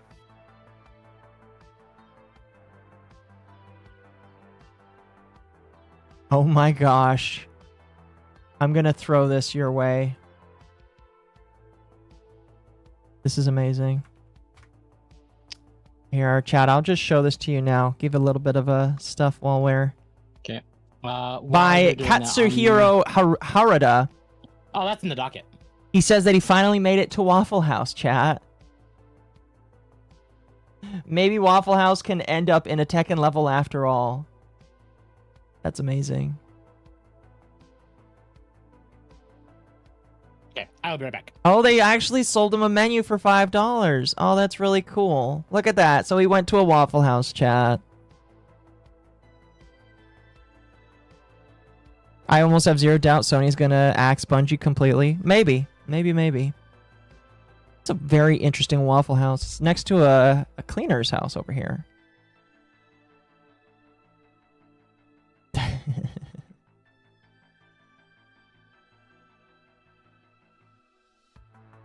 I do think it's nice that he wants to add Waffle House to Tekken, chat. That's great. I'll be back at 3 a.m. for fight time. That's amazing. I feel like their coffee cups, they sell those as well. Well, I don't drink coffee. The closest I would get is hot cocoa or maybe tea. But fair enough. Excuse me.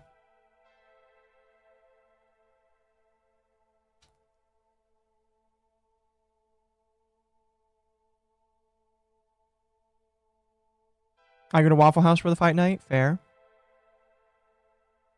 Fair. They introduced Yuriho Hanma to their roster. Okay. That's cool.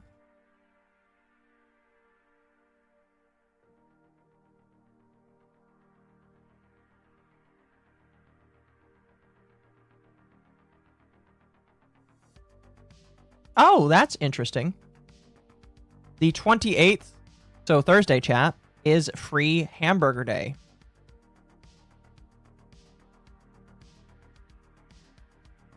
I'm sharing this mostly so that you guys can get yourself a free burger if you know any of these places around where you live. You get a free hamburger from Burger King, I guess if you're a member with a purchase. You go to Shake Shack. I should see if I have a Shake Shack nearby me because I love Shake Shack. They're expensive, but they're good. You get a free burger with a $10 purchase. You go to Crystal, you get 50-cent sliders. If you get a Checker Rallies, I should see if I have a Checker Rallies. You get a BOGO burger. Arby's, you just get a BOGO. Dude, I should go there. I have an Arby's near enough, I guess. But there you go, chat. Free burgers from these select locations. At DQ, you just get $1 off any burger. Well, they are an ice cream place, so that makes sense. I'm back. My nearest DQ is far away, though.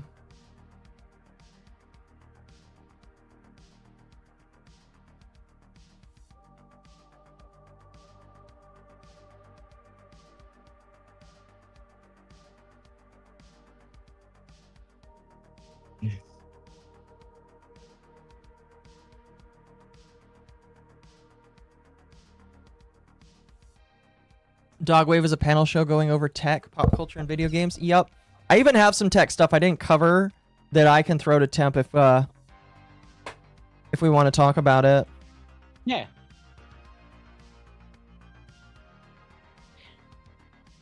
Yeah, I put that in the docket already, the Katsuhiro thing.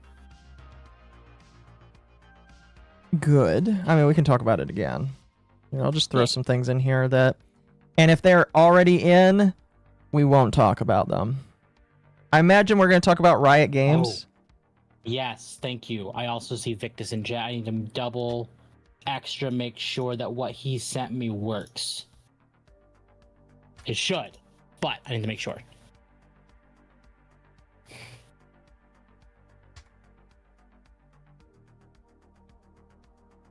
Let's see. Awesome. It works. Again, thank you, Victus, for the article. Hello, Dylan. What's up? Let me turn on my thing so that people can see you. Okay. I'm ready to swap over. You swap all you want, man. Hi, chat. Oh, I gotta hide How the is dog everyone now. doing? Hide the dog now, thanks. Yeah, we gotta hide the dog. You are in multiple places.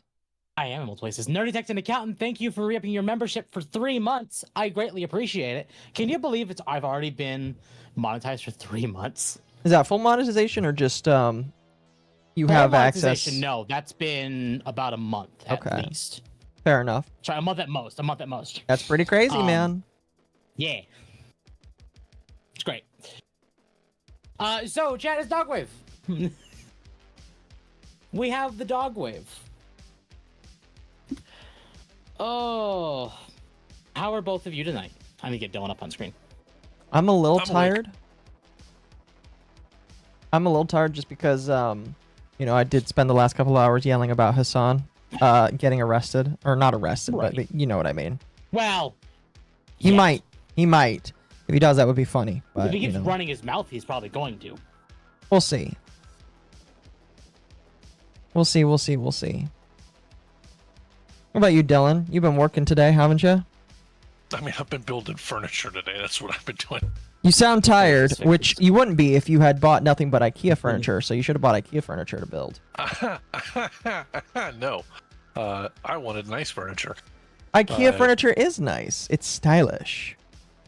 No, this was a difference of $500 per piece. So I absolutely had no problem assembling it. No, my bigger problem is that I'm currently getting curtains because I sleep like hell. Oh, do you need blackout curtains?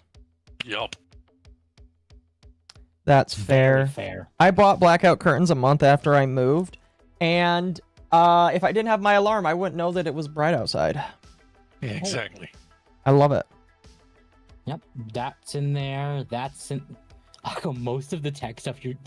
The only one that's not in here is actually the top one that you sent. Oh, really? Yeah. The AI, the Microsoft AI engineers thing. Yep. Really? I would in have. the docket. I would have thought you would have Yeah. put that in there. Interesting. I didn't see that one. I didn't even know that was a thing. Well, if that's what if that you don't have here, take this inquiry I asked Google, asking how expensive it is for AI to be used at large scale, because I felt like that would be interesting to include. Yeah, sure. We'll do that. Oh, excuse me. Sorry, chat. It's been a lazy day. Oh, a lazy day. It has. I mean, I got my stuff done as soon as I got up this morning, and then I've been on Final Fantasy 14 literally ever since. That's fair. I already told So. chat, but I had an excursion where I had to run to Sam's Club because for some reason they canceled my membership for no reason. Why do they can't? No, you said for no reason. I don't. Yeah, I called and the Indian man said that he doesn't know why and they're gonna call me in a few days to fix it. I decided to just like remake it under a new email and they can just refund me on that other one. Right. Well, otherwise, chat, we have a lot to go over tonight. I've actually had a minor problem lately where I just start opening up like links, and instead of just putting it in the docket, I'll just let my my browser tabs just fill up until like the day prior to Dogwave, and then I have to go through and make sure the link is still valid, and then cut it up to make sure that in case it's deleted by Dogwave, that we have it. Mm-hmm. It's a bad habit I'm getting into, and I need to get out of it. Yes, you do. Stat. It was MommaOcco. I was the one who canceled your membership. So, yeah. So, Destiny as a game. Here, we're just gonna go ahead and get started on this because we have. Where's Dylan? Why is Dylan not showing up? Oh, that's why. Where is Dylan? Why is Dylan? I also need to make the octopus Foogie disappear. I mean, I'm currently here. As for why, I don't really know. I'm gonna reduce Dylan's size just a bit. Okay. I guess we'll get started on Destiny because it's like it's a thing. Bungie released an article early You want to stream this it? week. Yes, thank you for the reminder. So Bungie released an article 3 days ago on Thursday called Destiny. Destiny, every end is a new beginning. Short for we're canceling the game. Internet Zen Master for 5. Temp, you're telling me you don't archive the links in case I get deleted? Sloppy. Also, how is Dylan? Honestly, guys, I'm awake. I've been sleeping like crap. Yeah. That's the main thing. I'm fixing that. It's just like, I am in a new place. It is weird, but I'm getting there. Fair. And Sly Maverick for 20 gifted memberships. Thank you so much, Sly. No, I do archive links. It's just sometimes like I just will see them while I'm doing something else, like whatever, and I'll just like click and like, oh, I want to work on that. Click, and then I just lose it until. Like I've had points, literally at like different times where I'm like, oh, I need to see that, and then I'll grab it, and then I look in the docket and I've already grabbed it. And I guess that means I'm being extra certain that I have it, but here. Victus is saying look at SteamDB. Let's look at SteamDB while it's... For Destiny? Yeah, for Destiny and Marathon. You do them side by side. Yeah. Here. All right. So, Destiny right now is at 17,000 players. Scroll out about 6 months. Yeesh. I mean, that is a jump. 71,000. But yeah, but look at that still, jump. I mean, Yeah. They haven't had numbers like this since February. No, they haven't. And I suspect once that update comes out, so we're gonna get into that. But Marathon is at... Yeah. They are still hitting new lows. Yeah, they're hitting new lows. And here's the thing, they're gonna hit even more new lows. Actually, let's do this. Compare. Downloading more RAM. Oh my gosh. I love that.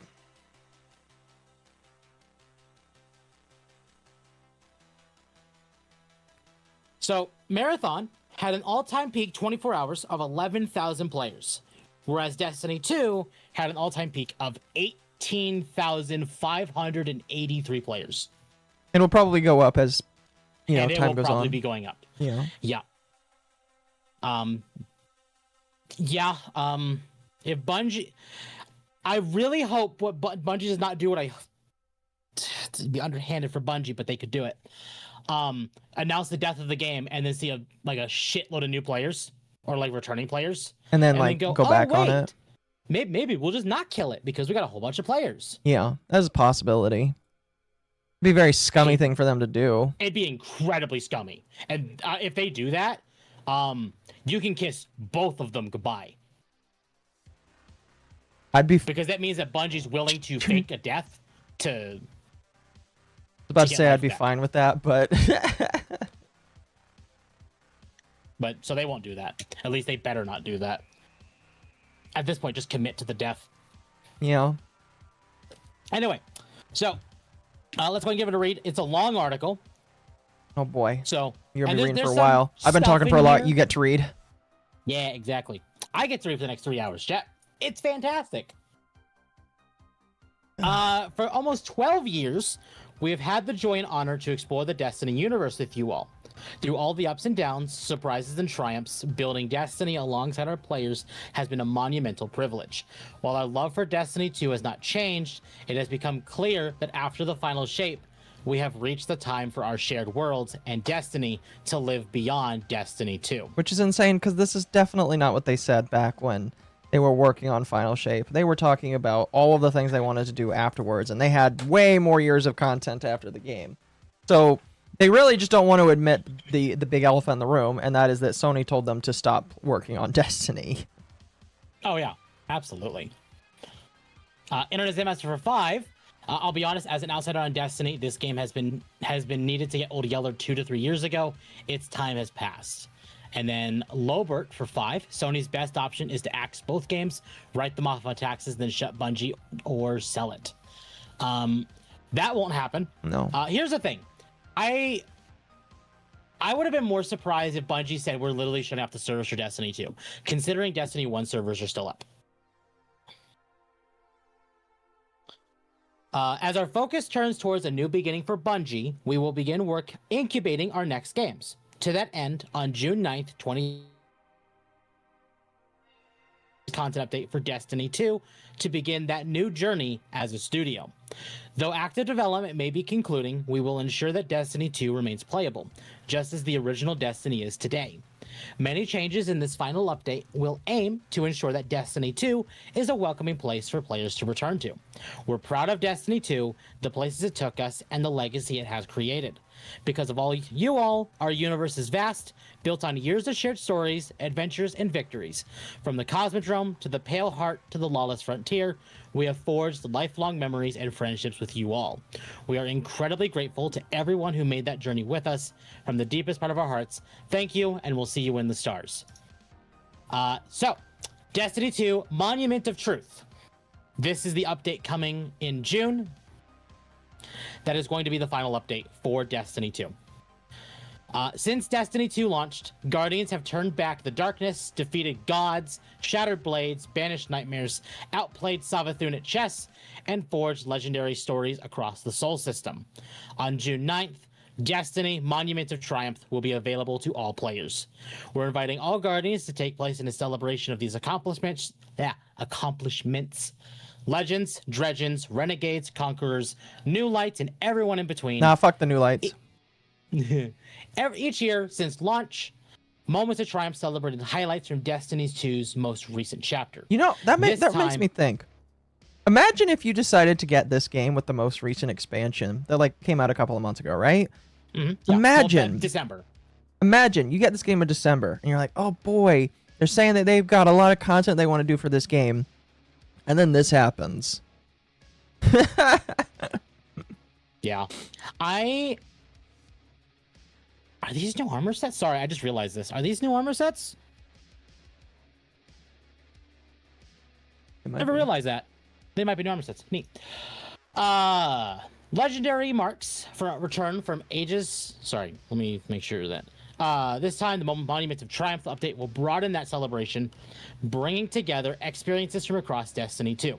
Well, do you want to start with bringing back the content you sunset? No? No, they deleted it. Legendary marks return from ages of Triumphs past. Earned by completing a game-wide array of Triumphs, they will grant access to a wide selection of free armor ornaments, accessories, weapon engrams, and more. An additional title and armor ornament set awaits those who range widely in their deeds, immortalizing your legacy in Destiny 2. But this update has much more to offer than the monument itself. Rediscovering Soul. We've been embracing the mission by making this update feel meaningful. Looking back at many of the requests that players have shared with us over the years, while finding ways to bring some of them to life. And now, on June 9th, we're aiming to deliver a collection of love letters to players across all activity types within Destiny 2. Although many were intended for future releases, we wanted to make sure you had them in this update. Our goal is to ensure Destiny 2 can be a place you can come back to and feel rewarded no matter what you play, while also having enough variety and activities to fit your mood as a given play session. Whether you're looking to play competitively, slay a god or two, or spend some time exploring the destinations, there will be something for you. Not always, just something. Below, you'll find a laundry list of features and bullets expect further blog breakdowns to give a full picture. And of course, a few surprises for you to find on launch day 2. Story. Monument of Triumph will deliver small character beats to leave the story and characters in interesting places, touching on themes across Destiny. We encourage reading and exploring to find all the Easter eggs, callbacks, reveals, and love for the lorehounds. The return of the director. Yay! Everybody was so pissed off when this was gone. Was Lawless Frontier the new planet? So the Lawless Frontier is Mars. Okay. It's just. I have one question. Because I didn't get to touch Destiny 2 for the most part. So I'm mostly in the dark on this. Yep. My question was, so they said it's still playable for Destiny 1. I intend to prove that, but the question specifically is, what in God's name is the director? So, okay. So the director is like, so what you see on your screen right here is all the different like destinations you can go to. Mm-hmm. This was essentially replaced by the portal back in the Edge of Fate, which was the 2 expansions ago. The portal was basically kind of like a here's everything you should do. It's like the recommendations tab in 14, but made really dumb, and it's a gigantic mess, and no one liked it. And they essentially replaced the director with that. This is the director, where it's like if you have like a thing on that destination, it'll show here. So you see there's like symbols on Kepler, the Throne World, the Lawless Frontier, stuff like that. Right. Oh, is Kepler the new planet? Kepler is one of the new planets. Okay. Those icons mean that there is something for you to do there. Now, admittedly, I don't know if there's if that's like, because that was what it was when I played. I don't know if like that's what these new icons mean. But taking a fairly good guess, that's what it means. But that's kind of frustrating if you're someone that tries to do all of like the stuff, because then it's going to be okay. Well, where is it exactly? Yep. No, absolutely. Yep. And the portal basically kind of tried to make it like that, where it's like, oh, everything you can do is on this one page, and to say that the portal coming out nearly killed the game. Well, actually, it did kill the game. says a lot of how bad it was. I heard the sunset content is in the China one. Kind of, yeah. Kind of, yeah.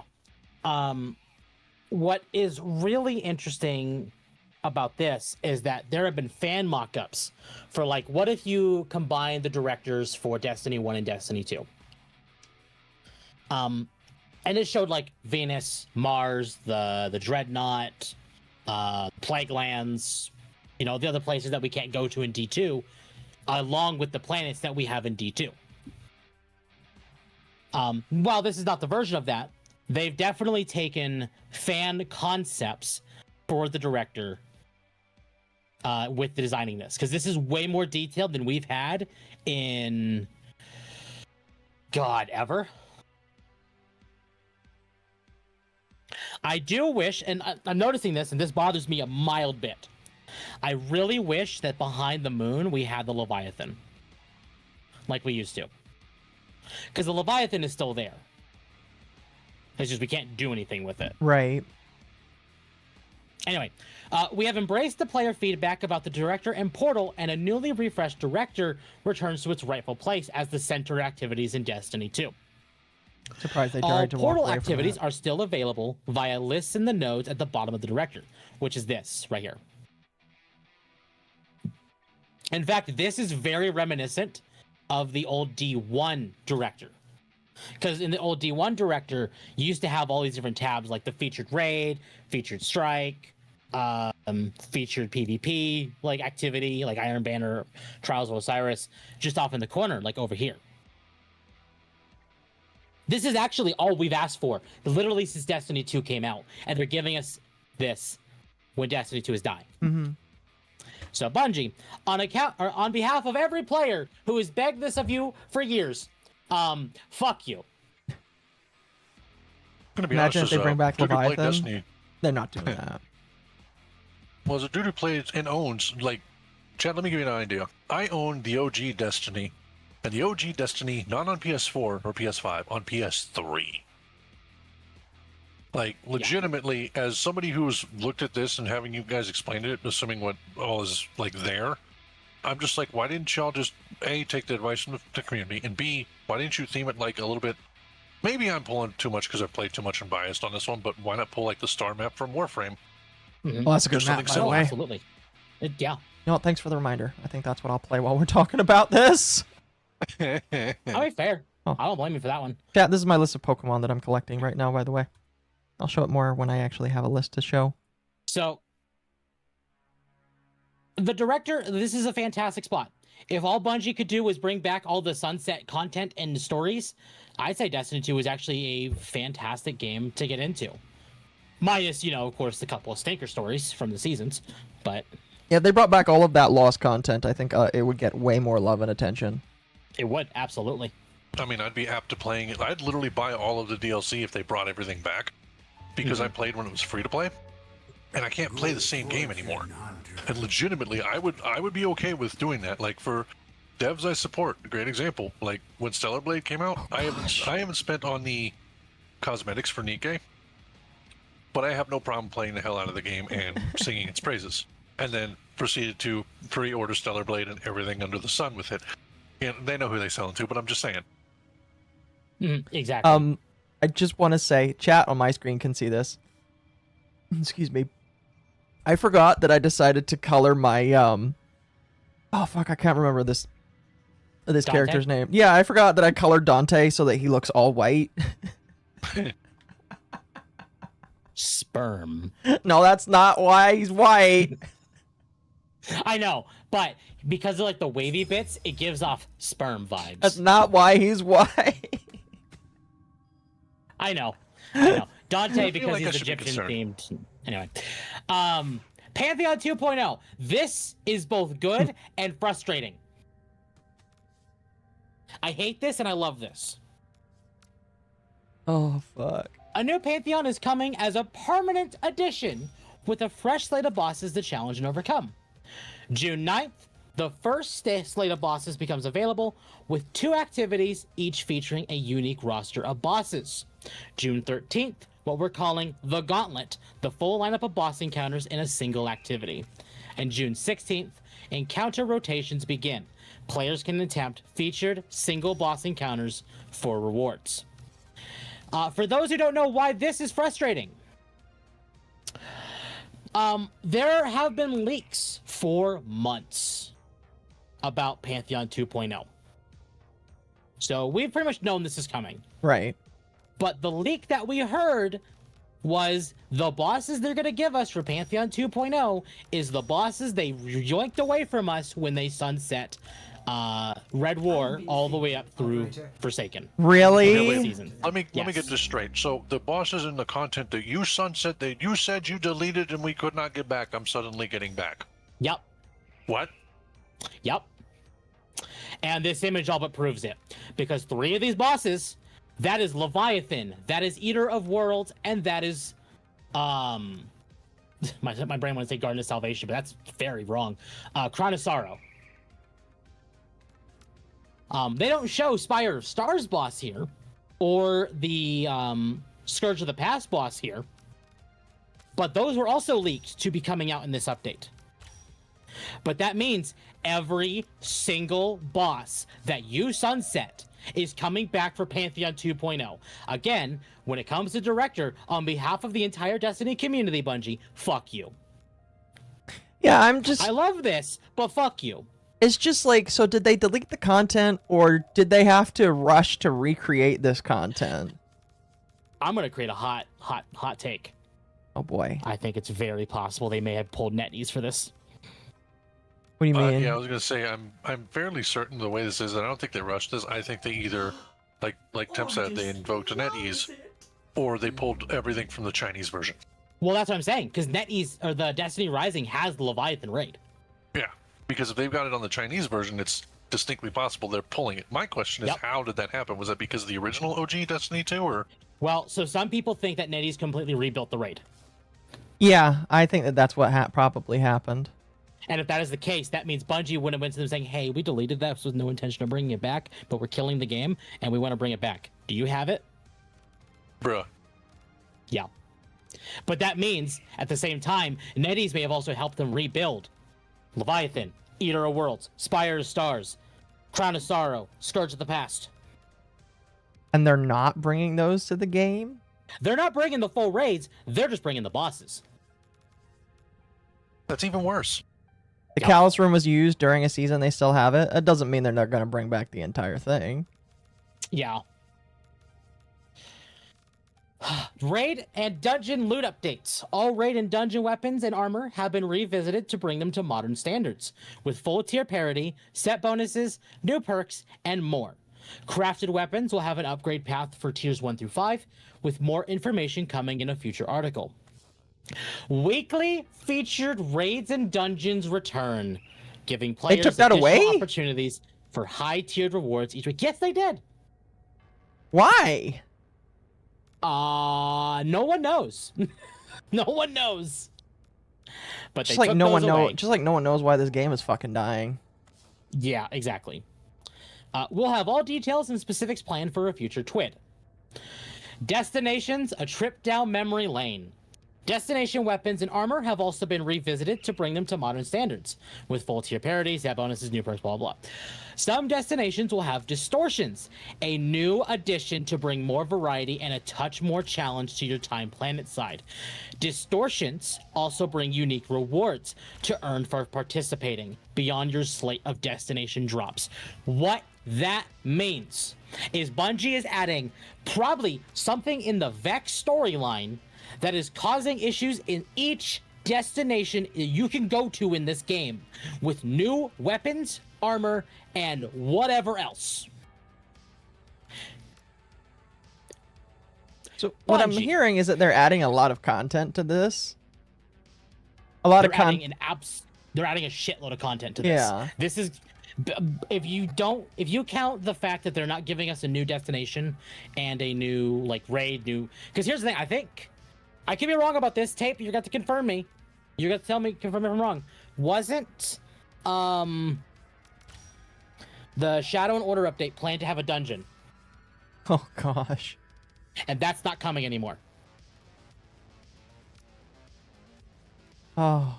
Or no, that dungeon already happened. Never mind. I'm false. That dungeon already happened. Ignore me. That was the new. That was for one of the lightsaber things. Mm-hmm. New aspects. Sorry, sandbox. New abilities and ability updates. New aspects. Solar Hunter gets Crack Shot. Void Warlock gets Soul Siphon. And Solar Titan gets Shield Burst. I was the first one to send this to Malice. New Hunter Melee. Void Hunter. Phantom Surge. And Bungie, because the game is dying, on behalf of every hunter you have wronged, fuck you. No, I don't care about hunters. Fuck hunters.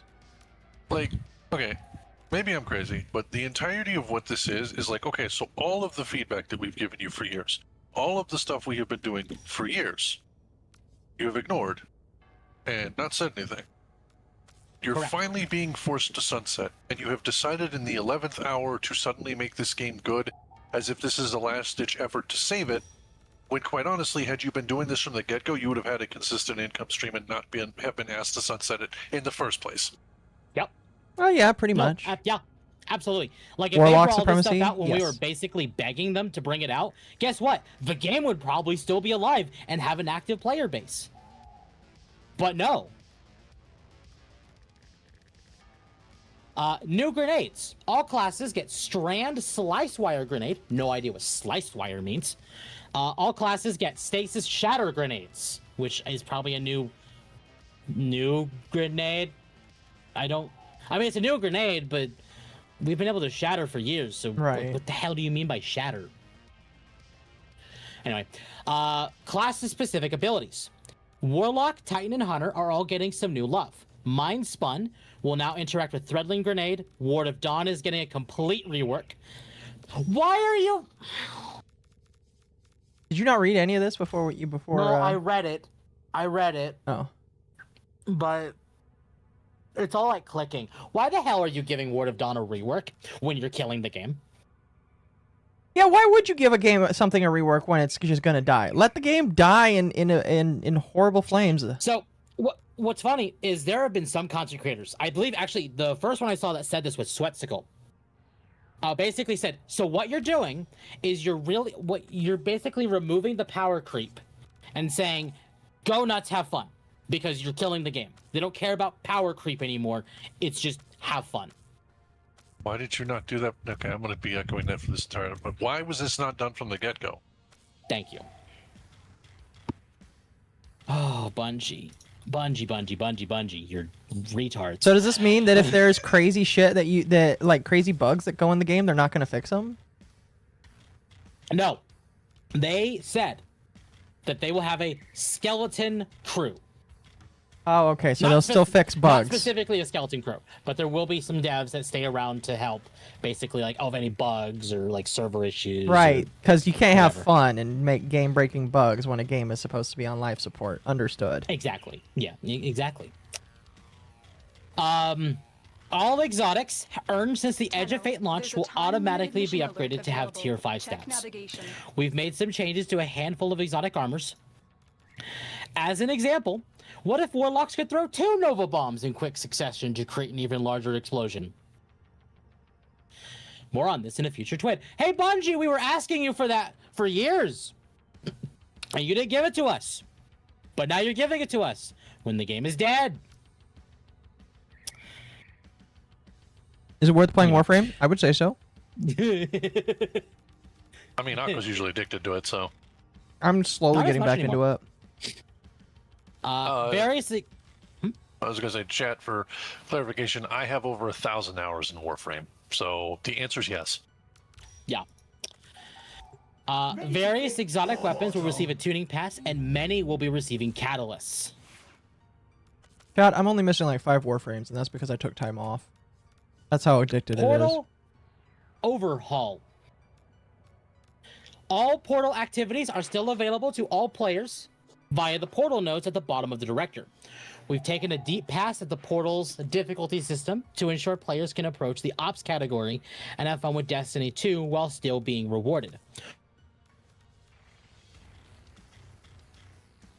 Okay.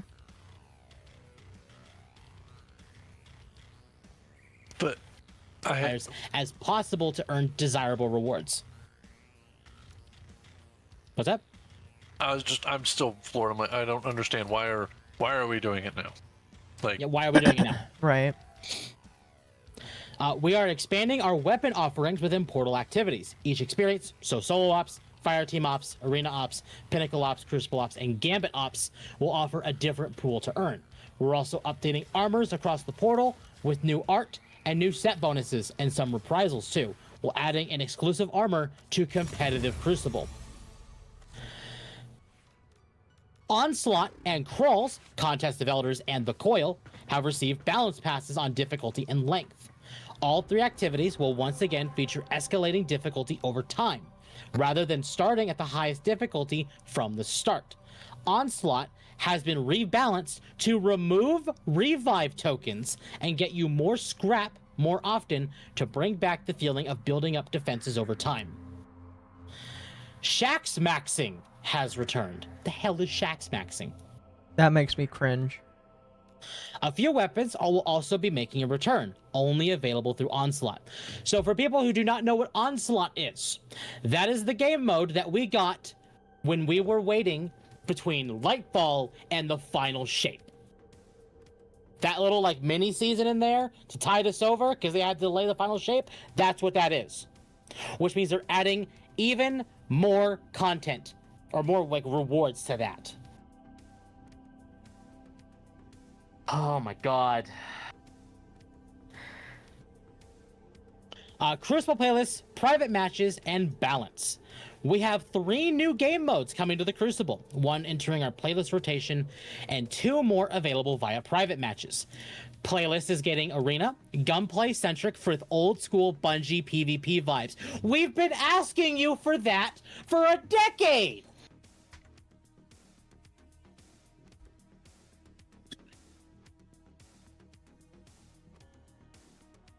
Private matches gets Glass Cannon, a throwback to Destiny 1 balancing.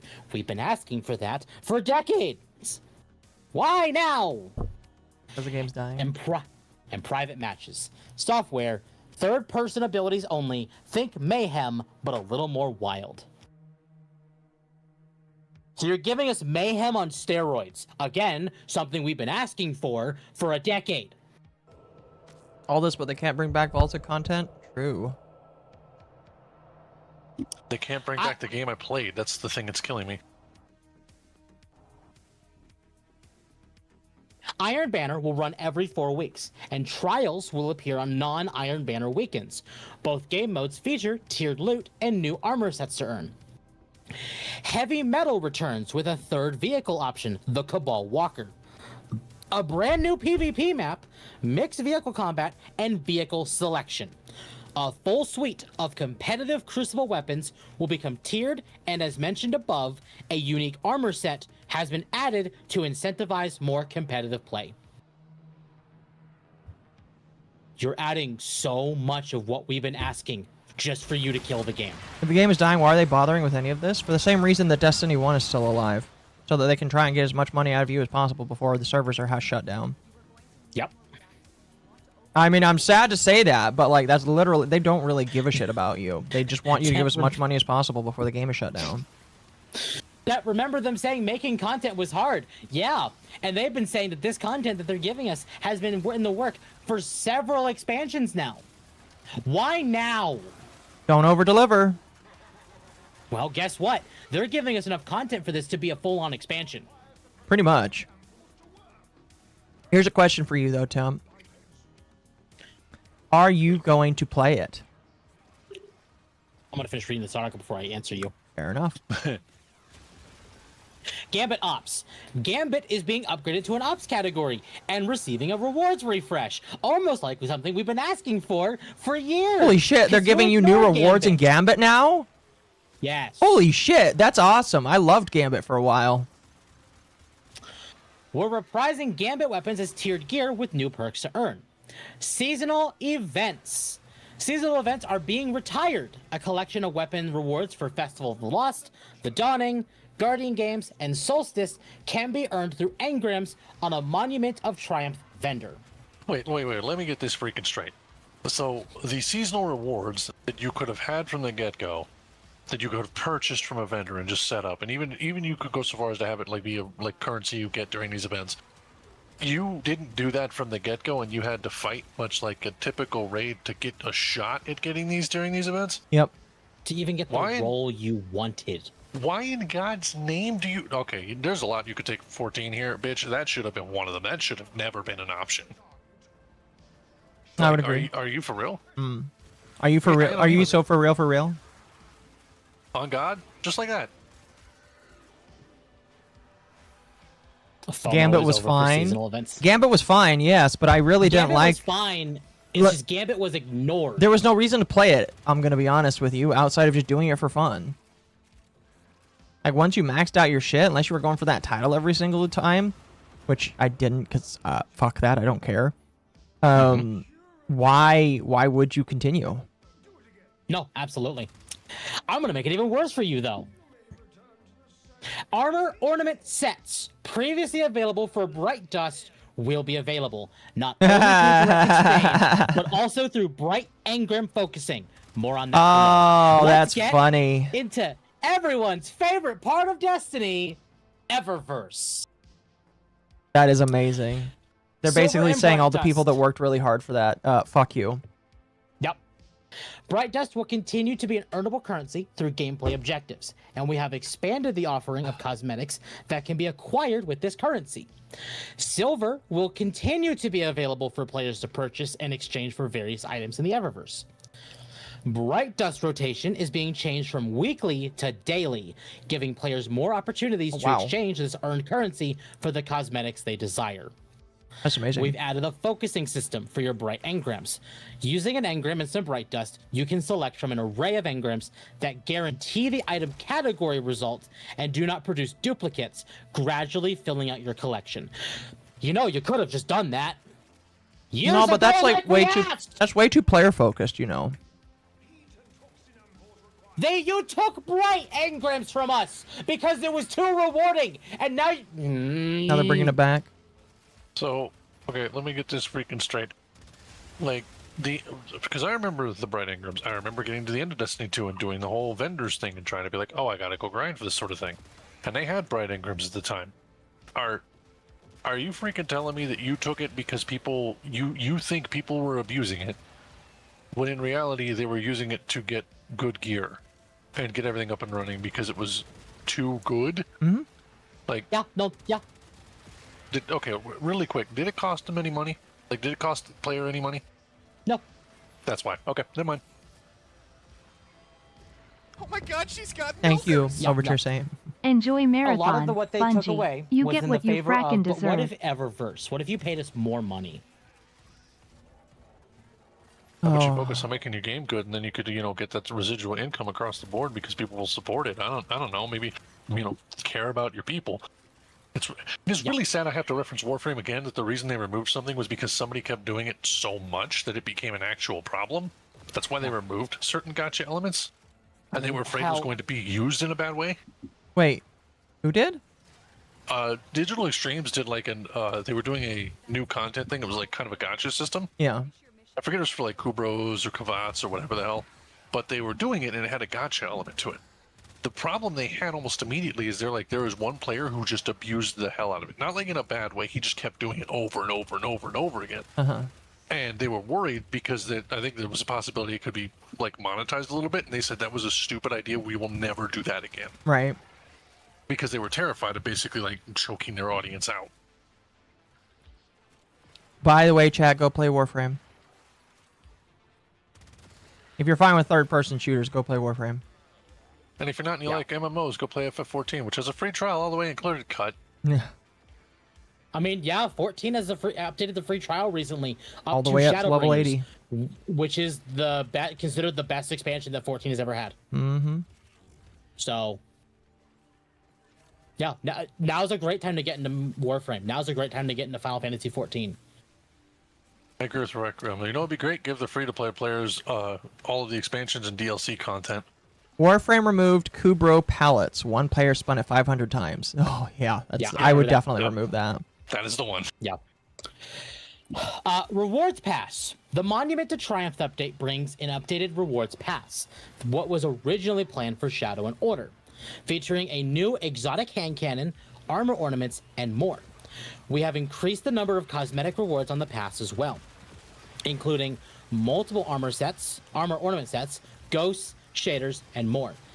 Yes, we said it and more twice. Look, we put a lot of extras on this. We hope you enjoy it. Armor ornaments. True exotic armor transmog. Wait. Okay, I'm Starting sorry. Transmog. Universal transmog for exotic items. Glamour.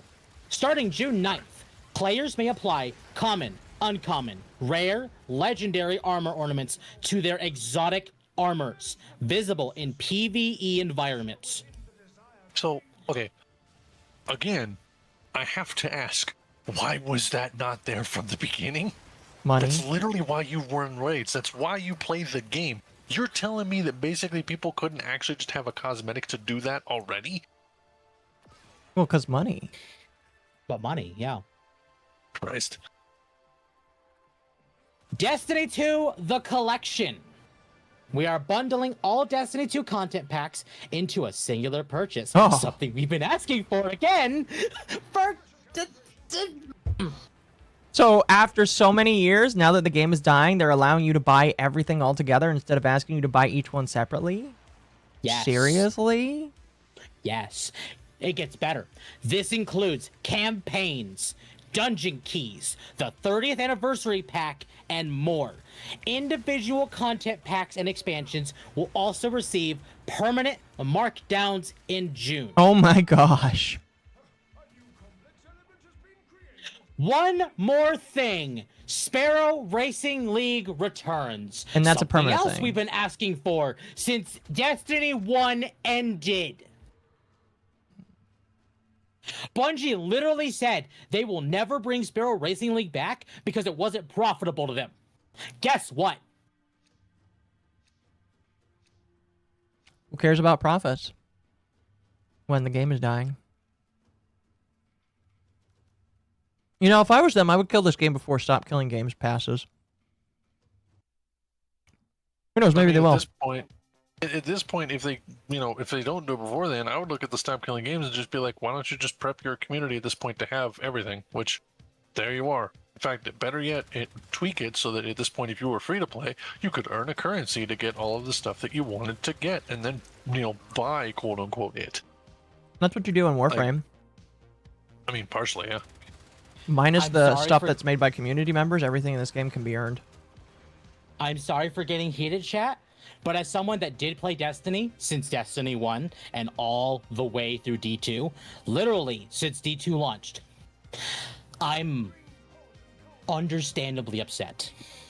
Well, dude, even as an outsider, I'm just trying to struggle like the decisions that were made for this game, like legitimately, because it's like, okay, so a bunch of these decisions made absolutely no sense. Are we, like, Bungie, are you just the Infinity Ward of MMO shooters at this point?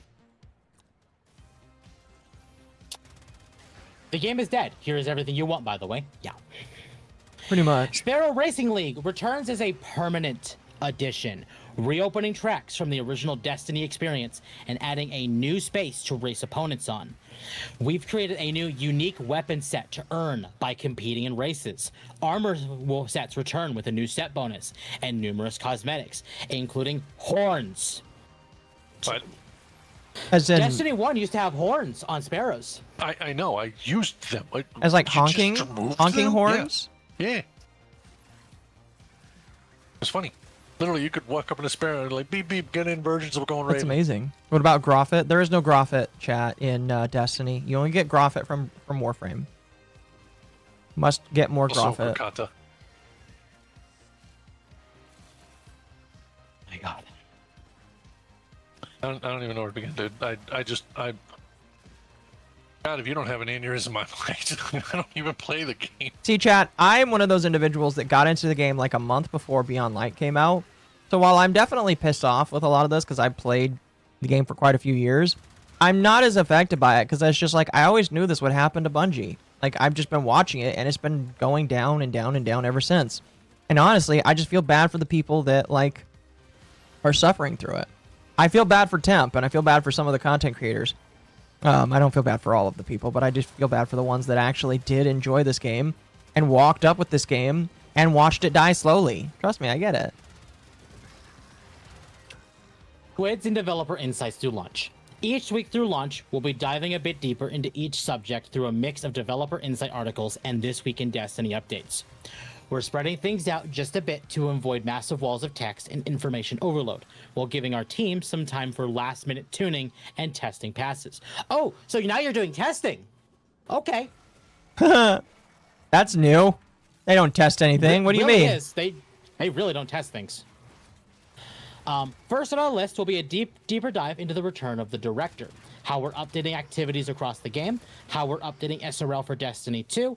This will be followed by a full week of articles dedicated to our weapon sandbox, raid and dungeon updates, and then a week dedicated to armor updates and abilities. After launch, the TWID will continue for a few weeks to keep you informed on any immediate moments of Monument to Triumph news. Once we're through our launch window, our weekly blog posts will be entering a form of hibernation as well. This won't be the end of communications from us by many means.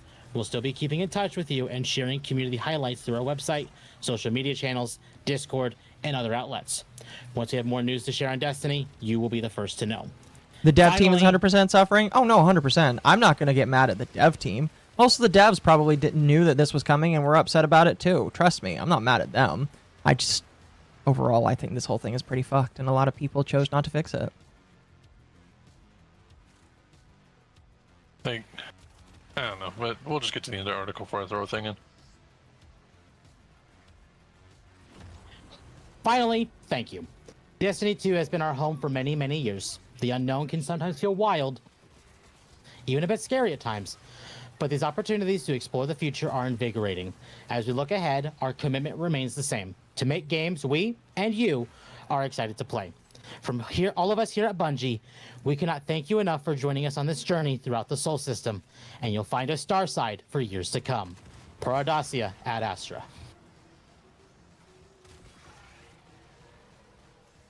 I don't even know where to begin. Like, holy hell. Like, I can share in the frustration. Like, A lot of good pro player moves that they're doing right there. I can't believe Bungie would be that nice to all their players. yeah, finally. Well, I mean, Temp, you've seen these pictures before, but like this goes to show you how hard I was into Destiny 1 originally. Like, I've thrown in the side chat for the both of y'all. Here, I'll even show this on stream. Like, this is stuff that Dylan has. This came out when I was working for Destiny 1. I literally bought this magazine and then bought the strategy guide. And then They had a strategy guide? They had a strategy. It's a Was it book. just for base 1? Yes. I think so. Oh yeah. my gosh, how big was it? It's about, in comparison to 3 other strategy guides I have. So to give you a comparison, Paper Mario and the Thousand-Year Door, Banjo-Tooie, that's an old game, and Resident Evil 0. All 3 of those combined, it is about as big as that. Really? Yes, it's freaking huge. The last thing, of course, I swear to God, I'm never going to touch because I'm a summon a demon. Yeah, I'm afraid of this thing. You have astronaut ice cream that you haven't opened? Correct. It's been sealed since it came out. Do you know who you need to send that to? Who? The MRE guy that eats MREs. Just send it to him and tell him to eat it. Why would I do that to that poor man? Because he it's not, as long as it's not from China, he'll be fine. No. It is freeze-dried, but... It is freeze-dried. But also, it does come from Destiny, which is Bungie, and I don't trust them to make something edible. As long as it's not from China, he'll be fine. I don't know, man. I don't know. So, Akko wanted me to put something in the docket, and ironically, Akko wanted us to show this first, and I completely spaced. Chat. I mean, it's pretty accurate. It's very accurate. But also, welcome back to Forsaken. For real. Except this time it's Arcade 6. It's the game. I feel like it's very accurate because it's literally just what's happening right now. So, to answer Akko's question, will I be trying the game again? I'm gonna be honest, chat. I've had this talk with Occo already, and Occo's been shaming me for a while. Like, why I would you didn't go back to shame Destiny? you about going. No. Yeah. Hold on. Let me finish. You've been shaming me because every time I consider like, oh, I might want to go back to Destiny. I kind of just want to, play it a little bit because I just miss the gameplay. And then Occo asked me when this update came out. It's like, hey, I'm not going to shame you for jumping in and checking things out. So maybe. Chat, he's telling you that I was able to keep him from playing this game that has harmed his psyche over the last couple of years. So I need to shame him more so that he doesn't do that to other games. That's what he's telling me right now. But no, I think that genuinely that this is pretty depressing. And I don't mind if people... I mean, like, I really don't care. And I don't think you should care about my opinion in that regard. But, like... I don't think it's a big deal to walk in and, like, reminisce while it still exists. Mm-hmm. To a point that it... I don't know if I will. It depends on how much they lower the cost, admittedly. But I might also check out the Edge of Fate and Renegades updates. Oh, man. I mean, well, here's the thing. If I do that, then it means I am fully caught up on what paid content there is, and I'm not limited by what I can and cannot do. Right. When I decide to actually finish, check out the new things. Again, it depends on how much they lower those prices. They're not good. Chat says they're not good. Yeah, I'm gonna play the fuck out of that patch, then probably uninstall forever. Yeah, I agree with that. I'm gonna do the same. I'm gonna go. I'm thinking I might go in for one last hurrah. And it's just so disheartening. I'm not gonna drag any friends with me. I know there are friends of mine who gave up when I did. I still have friends telling me, why would you go bother playing when the game is shutting down? But I'm like, you know what? I've been playing since D1. I've been playing since open beta. Is Malice not going to go back? No. Fair enough. Malice nor Dom. Fair enough. I'm alone in this, but I've been playing since D1 open beta,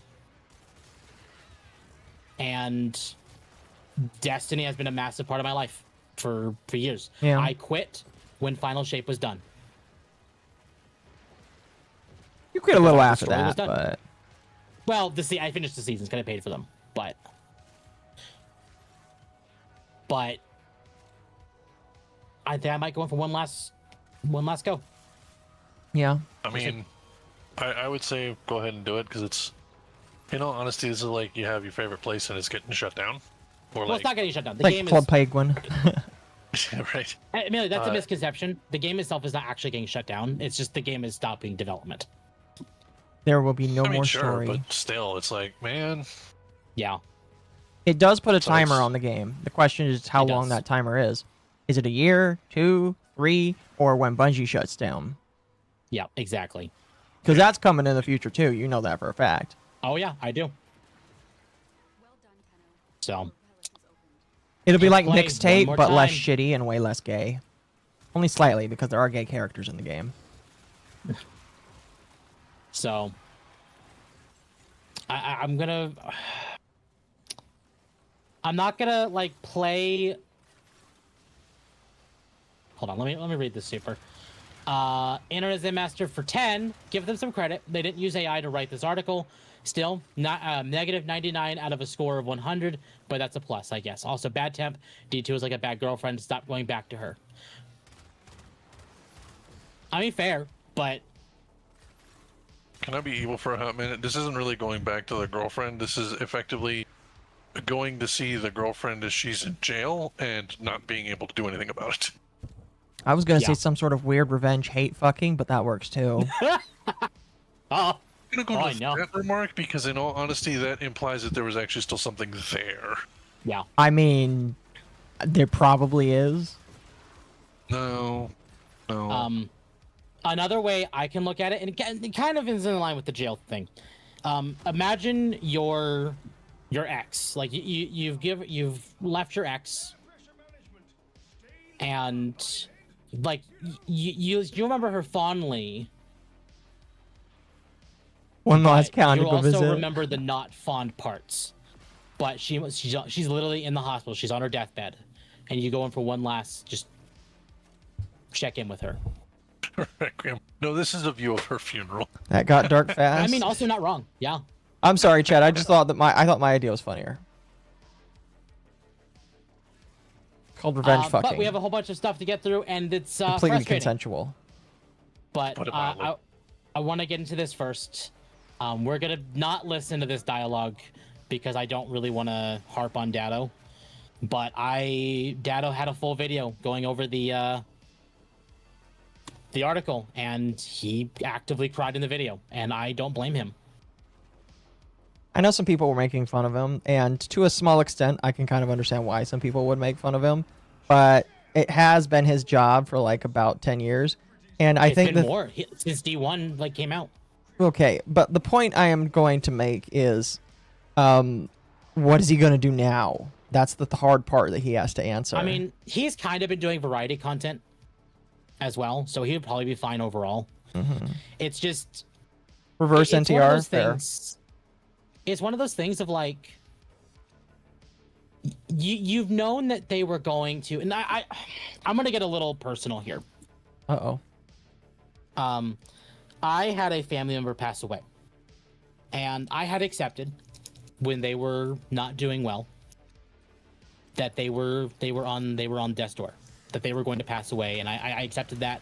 I got everything out, and I know it's a weird analogy, but despite that, I made peace with that. But after they finally passed away, no, it hit again. And this is one of the things I knew was going to happen, but it doesn't make it hit any less. In the cases of people like Sweat, Dado, like I don't know like who else, but I know I've been seeing people get emotional about this. I want to see what Bife has to say. We've all known that this was where it was going. We all knew this was going to happen eventually, but that doesn't make the moment it hits, the moment it happens, hit any worse. Right. Well, I mean, it's been what, a decade since this game? About 12 years now. That is, in a lot of cases, assuming we live to 100, that is at minimum a tenth of your life has been spent on this singular game. Yep. Like that is more than just a change. That is a life-altering incident is what's happening. Oh, for sure. And that can destroy people because a lot of people are not prepped for this kind of damage. Like it is, stages of grief are brutal. Oh, for sure. Like even if you've fully accepted it, even like I've had other family members that passed away, and honest to God, when like I was like, they'll go eventually and I'll be fine. I've never been fine every single time it's happened. I can only imagine the stress that he's dealing with 10 or 12 years. This man has practically centered his life around this game. And to see it now suddenly gone because they decided to say, oh yeah, we're just going to get rid of it. It's just like, what the hell? It's like pretty much earth-shattering and world-shattering to a degree. Yeah. Tapeworm for 10. Counter argument. Go gank some aliens and have fun. It's not that deep. I agree. It's not that deep. No, absolutely. And I think that's what I'm going to do. Chat, sometime in June, we're going to be playing some Destiny 2 on stream. Oh, man. We're going to play some Destiny. The inevitable outcome? Yeah. Again, like, I'm not going to, make fun of a lot of these content creators. There's only a few of them where I'm going to look at them and I'm like, man, you sound pathetic. But definitely not him. I think Bife is one of the ones where I'm, just interested to see what he has to say. Also, just because the way that Bife... here's my problem with Bife. Bife, tries to make himself sound, way more of a victim, and it's just like, Bife, come on now. I don't like listening to Bife whine, bitch, and moan sometimes. It's just like, I understand it sucks, but you got to get up and move on. And he's just one of those ones that I don't like listening to talk about this kind of shit. No, yeah. And as I asked for 10, guys like Bife and Evase are screwed, probably both financially and emotionally. They've tried to branch out to Marathon, but it's definitely not the same. Also, if you're playing it, shot caller time. I mean, maybe, yeah. No, we might bring in the shot caller. Yeah. Absolutely. Shot caller while you're doing dungeons. And Yeah, Temp, I can see here's what I'll tell you. I will, I'll do it with you. Just one more time. Drag Aqua with you? Yeah, we'll do it one more time. Yeah, one more hurrah. I'm not gonna buy any expansions though, unless they're deeply discounted though. That's the thing is I might not buy them unless it's like if it's like $20 a pop. I would It's much 40 rather bucks buy still, more but- cardboard crack than that. Yeah. I've got a good amount already anyway, but I would rather spend on card. If it's like $40 or $50, like nah, I'd rather go buy some packs of cards instead. So Marty O'Donnell chimed into this, the former composer for the game. Oh gosh, he's definitely gonna have some words, I bet. Turns out it turns out that the darkness was actually wokeness. Not incorrect. That definitely. He's did allowed kill to the say game. that. He's definitely No, allowed he to say is. that. I mean, that was part of the reason he got fired. Yeah. Is because he did not bow to Bungie's pushing of woke. Complaining, I'm not gonna complain. Listen, I dislike a lot of the stuff that Destiny has done. Doesn't mean I hate Destiny. I just refuse to support a game with the practices that they did. Yeah. Now that it's dying, I'll participate with a friend one last time before his favorite video game is like taken out to the back and shot. So, and not killed, but like made retarded. No. Did you see my title for my stream today? Mm-mm. Bungie has Old Yeller Destiny in favor of Marathon. My thought process is they're not Old Yellering Destiny. They're just permanently making it disabled. I go on a limb and say It's like when you turn a normal person into somebody with like autism. I was about to say Down syndrome, but that felt a little bit more cruel. But it's like it's when you permanently disable somebody. It's like really depressing. I'm gonna be honest. The Down syndrome is a bad analogy. Yeah, that's why I didn't include it. I say that because it's actually the opposite. They're actually very, very good workers. That's true. They are. I actually visited a restaurant that employed Down syndrome people, and they're actually very attentive and very nice. That's why I didn't. That's why I didn't include it. Lobotomy, yeah, it's basically like lobotomizing it.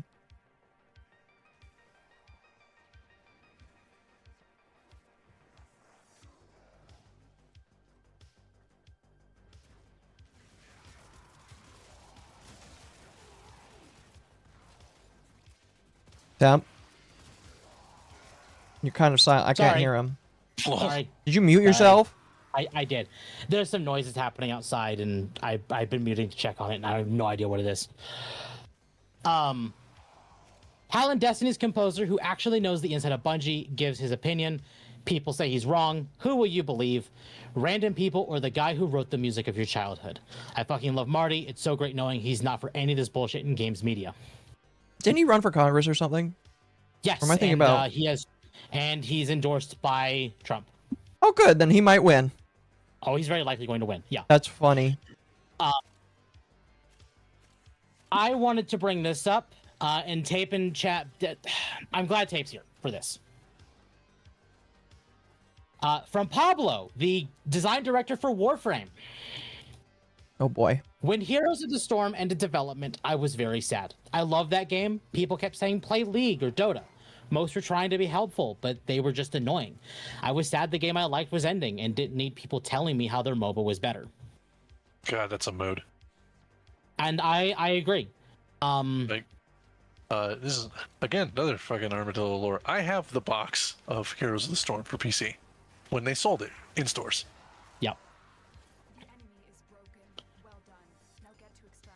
And I'm glad. This is why I'm glad Tape is here too.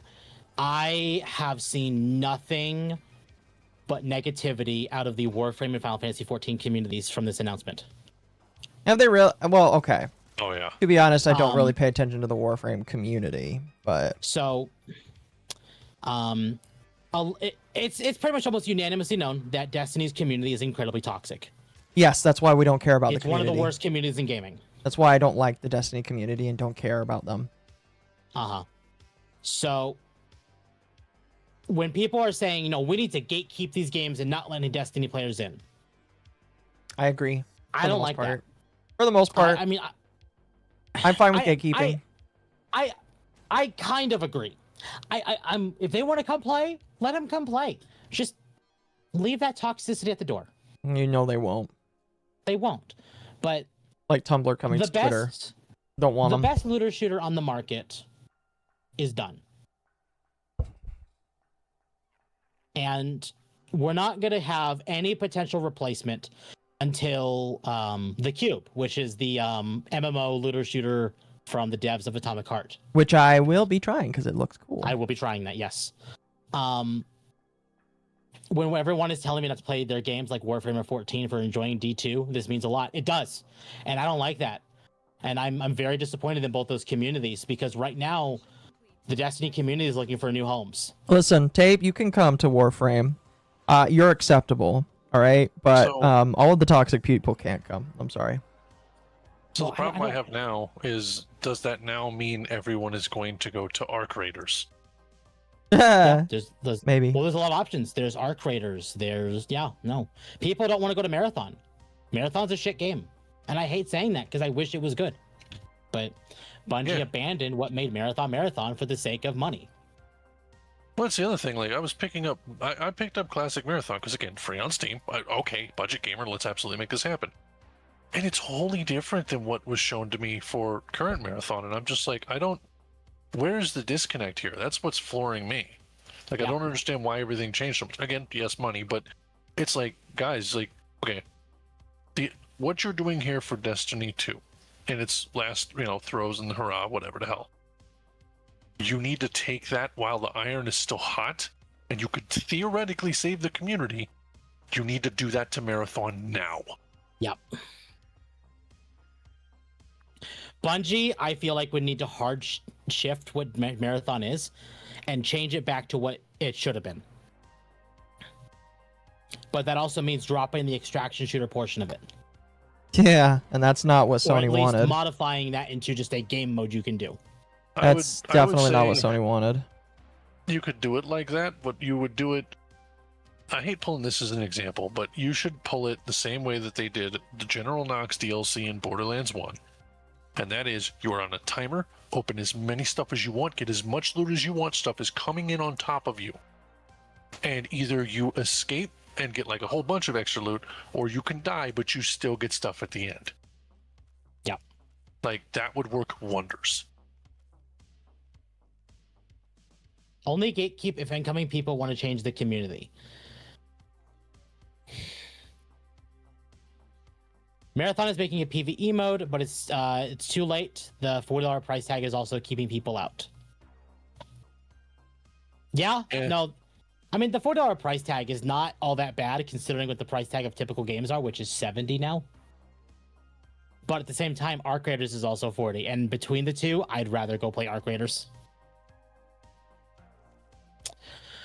Bungie's original idea for Marathon was so much better than what they had to make. That's like asking Overwatch to put in that campaign mode. Yeah, exactly. And like, it's never going to happen, but it needs to.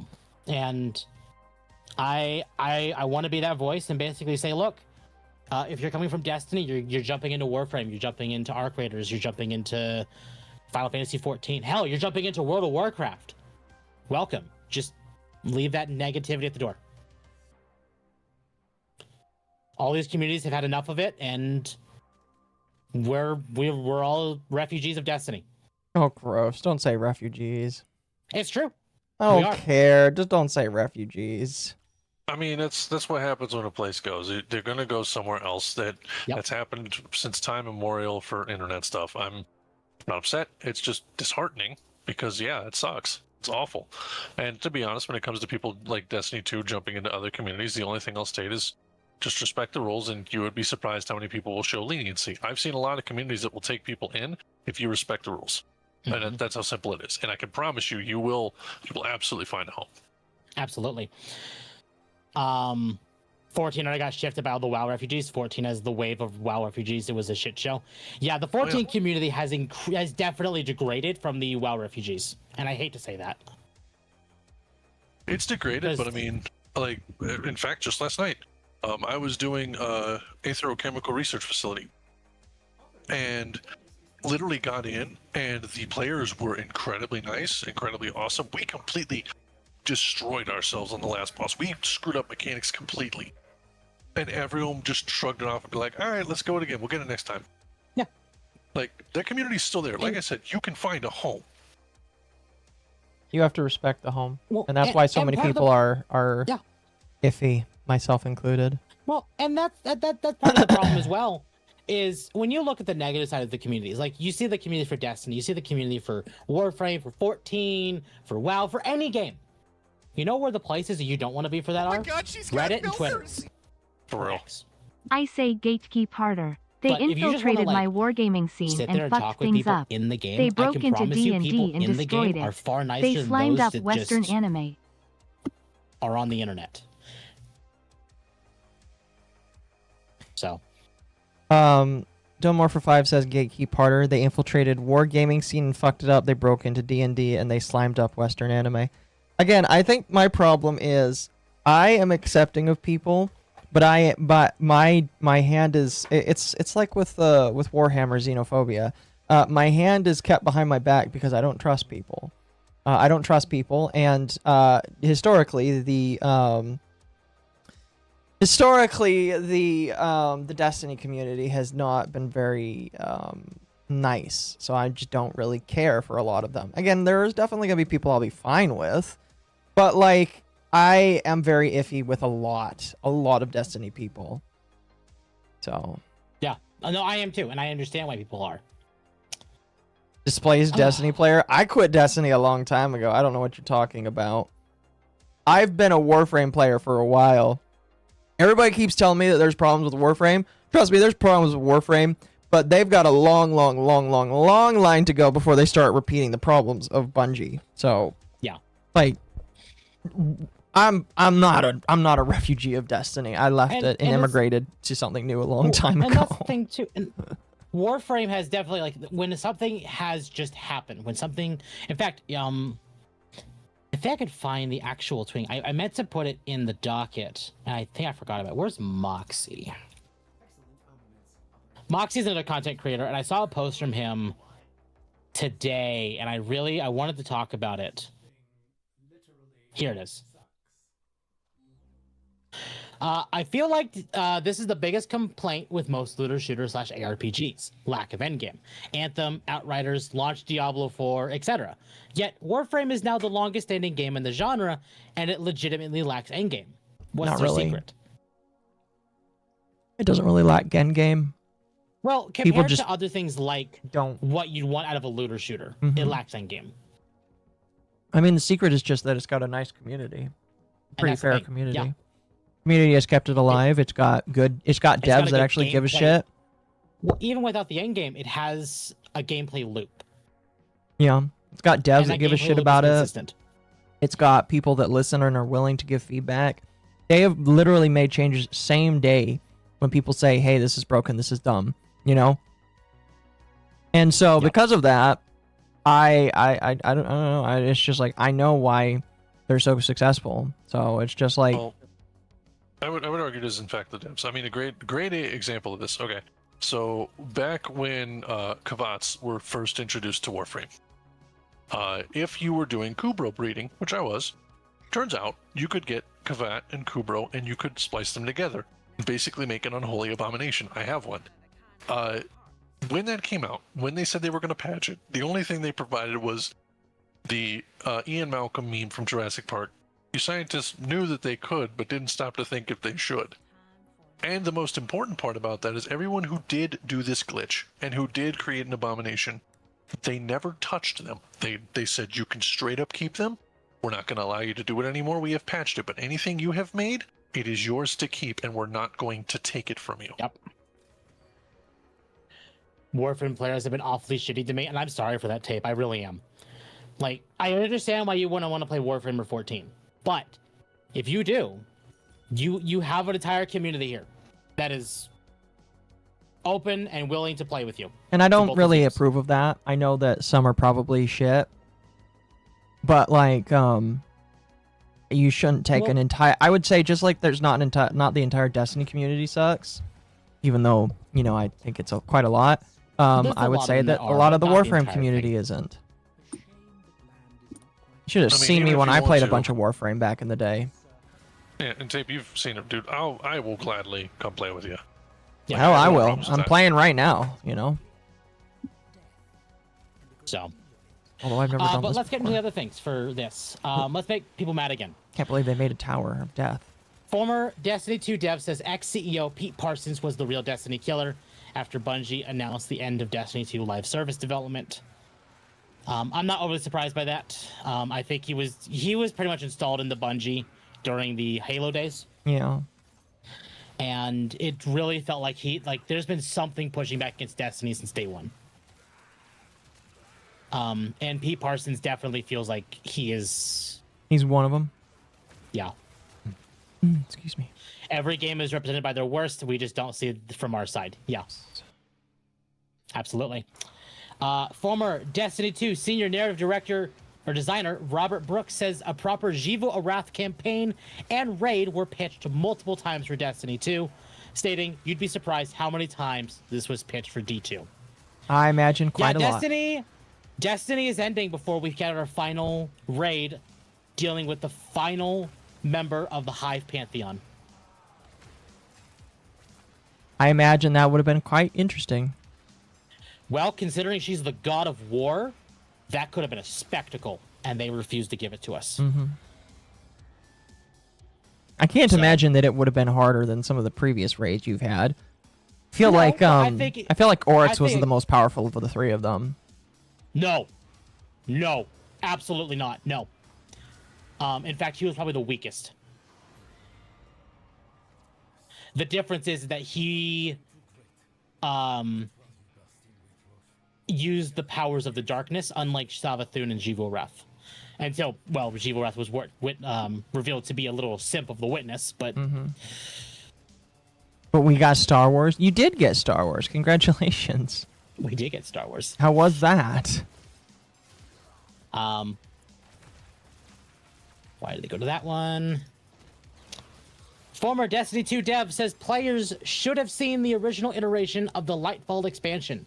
Claims it was glorious before being completely cut. I believe it. I believe before whatever the fuck they put in there.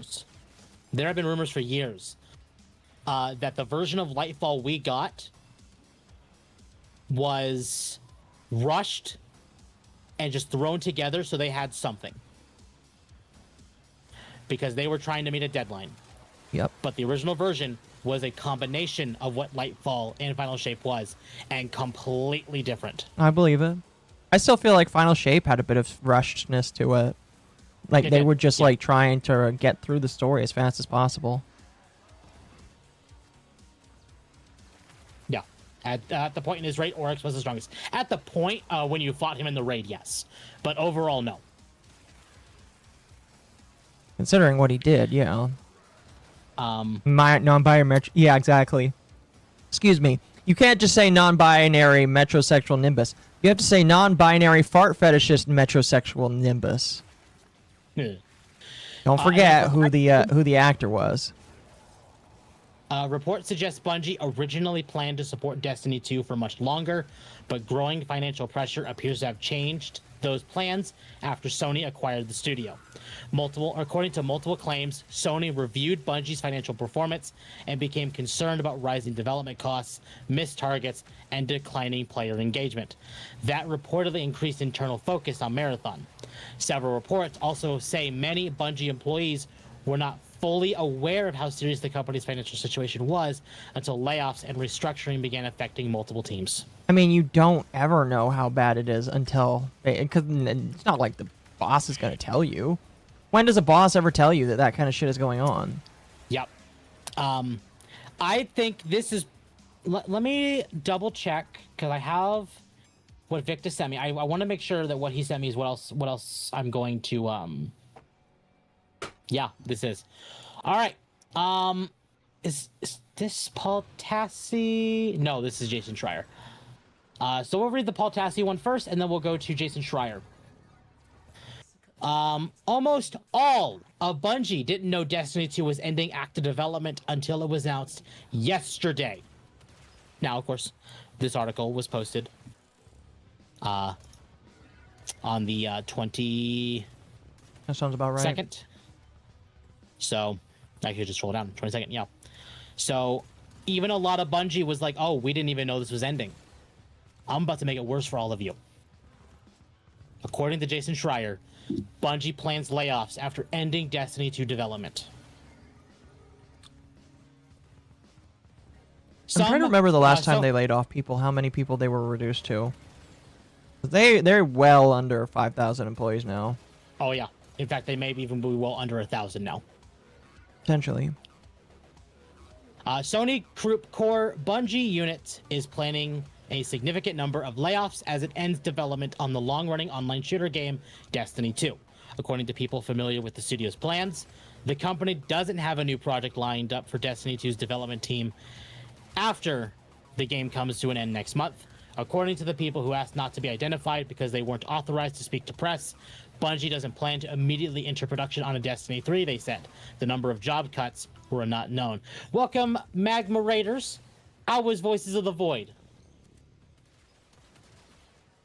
I hope you had fun today. I love that. I hope you have fun today. I tell you what. That's right.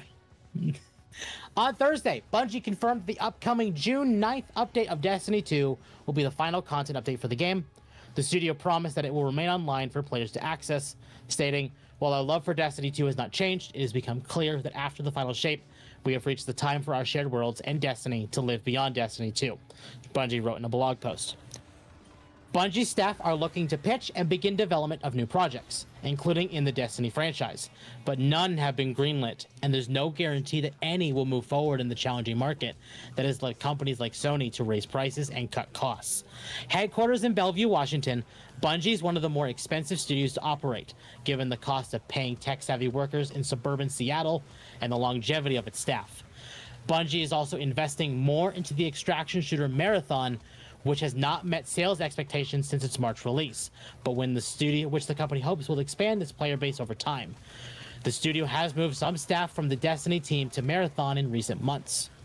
A representative for Sony didn't immediately respond to requests for comment. Destiny was once one of the most popular games on the market, generating more than $500 million in revenue when it launched in 2014 and inspiring countless imitators. In 2017, Bungie put out a sequel, and after parting ways with publisher Activision Blizzard Incorporated, the studio decided to continuously update Destiny 2 with new content expansions rather than release further entries in the franchise. The results were mixed, but millions of players stuck with the game, which became free-to-play in 2019. In 2022, Sony purchased Bungie for $3.6 billion, and in subsequent years, the studio laid off hundreds of employees and canceled several projects, including Payback, a game set in the world of Destiny that was envisioned as the future of the franchise. Bungie released an expansion that appeared to conclude the game's story, The Final Shape, to rave reviews in 2024. The player count has dropped significantly since then. The most recent release, a Star Wars-themed update, brought in a fraction of the Final Shape's players. Gosh damn, that's crazy to think that that was 2 years ago. Bungie's leaders had talked about ways to retool Destiny 2 to make it more approachable for new players, but earlier this year, they instead decided to end development of the game, partly to shift resources to Marathon. So, Bungie did not tell their employees that they were ending development of Destiny 2, and is planning layoffs of probably the same employees that were just told the game is ending. I mean, that's a very cruel thing to do, but no company ever does that, so I'm not surprised. No. Company's not going to tell you, hey, update your resume. I mean, I remember, what was it? Last year, one of the companies I worked for only a couple of months, I was planning to work there for maybe like a year or two until it was time to move again.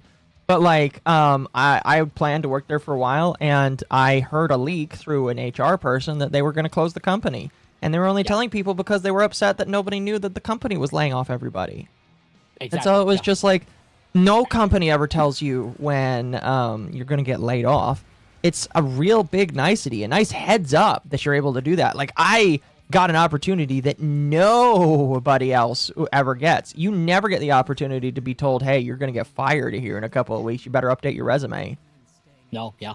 So it's one of those things where it's horrible, but I feel like a lot of people need to remember it's not uncommon. No, it's not uncommon at all. It sucks, but it's not. New player experience is awful. Red War campaign was and still is the best starting point for a new player. It is, and was. Yeah. And let me make sure, because there's some stuff that Occo put in the docket that was not in the Destiny thread. So I need to make 100% sure that we have all of that. before we go into the final thing about Destiny. That is everything. Yes. Okay. Finally, there is a petition for Sony to start development of Destiny 3. It has reached 165,291 verified signatures. How is it verified? Well, it says right here, like literally. Yeah, but how do they verify it? No idea. Okay. No idea. But basically, it's just like saying, hey, we don't want Destiny to end.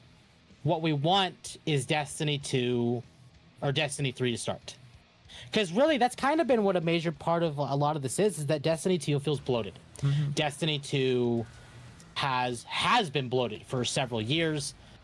And though we don't want them to sunset content, we also would like a fresh start. Where there's no sunset content. To where problems. So not that there's no problems, but the problems that we started with Destiny 2. But we still want Destiny. Now, what this is saying is petitioning Sony. So, Sony owns Bungie, which means Sony owns the Destiny IP, which means Sony, if they really wanted to, could go hire another studio or take one of their other studios to develop a Destiny 3. Right. I don't know if they will ever do this. They will probably let Bungie do this if it ever happens. But as of right now, I do not think this petition is going to go anywhere. Probably not. I forgot we had an exterminate level. The fact that there's more signatures here than there are active players in general, I believe, means that there is definitely a desire for it. It's just people don't want to go back and play D2. And That's kind of sad, honestly. So I figure we'll go ahead and move on from that because we've been on Destiny 2 for a hot minute.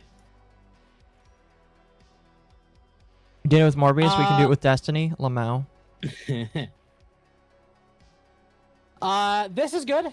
Oh, why is it going to that one? Oh, I know why it went to that one. Never mind. Lords of the Fallen 2 important publishing update. Independent developer CI Games today announced that it has signed a separation agreement with Epic Games Publishing. As a result, CI Games has regained full open distribution rights for the PC version of Lords of the Fallen 2. Moving away from the previous PC exclusive publishing arrangement signed in June 2024. Lords of the Fallen 2 remains scheduled to launch later this year on PC via Epic and other PC storefronts, as well as PS5, Xbox, whatever. CI Games will self-publish the title across all platforms, while PlayOn continues as the global physical distribution partner. CI Games will continue to utilize Epic's technologies, including Unreal Engine 5 and Epic Online Services, powering cross-platform play, matchmaking, friendless, blah, blah, blah. Like many in the industry, CI Games faced challenging market conditions in 2023 and 2024, and Epic Games provided significant funding and strategic support that helped ensure Lords of the Fallen 2 could fully realize its ambitions. This partnership enabled CI Games to meaningfully expand upon community feedback from the original Lords of the Fallen, while substantially advancing the sequel across gameplay, technical performance, world design, and online functionality. Stating, Epic was there for CI Games exactly when we needed them the most. Their support and belief in the project made a real difference, and for that, we are truly grateful, said Marek Tymiński, CEO of CI Games. Epic has been an outstanding supporter of Lords of the Fallen 2, with Unreal Engine, EOS, and the rest of Epic's world-class technologies. We're going to ship a performant game in a massive world that players can explore together across PC and console, added Tymiński. With the new agreement now in place, Lords of the Fallen 2 will launch with open PC distribution on day one, including the Epic Games Store. So if you were wanting to play Lords of the Fallen, but you did not want to support Epic Games, it is now coming to all PC platforms, including Epic.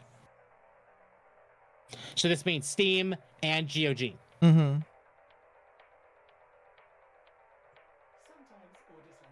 So if you're interested in Lords of the Fallen, there you go. There you go, yeah. I actually have a question. Like, again, this is like the back side of things, so we're probably not going to be able to get any knowledge. But I'm wondering if they had to pay anything per that separation agreement. I'm sure they did. Yeah, I'm absolutely positive they had to pay something for that.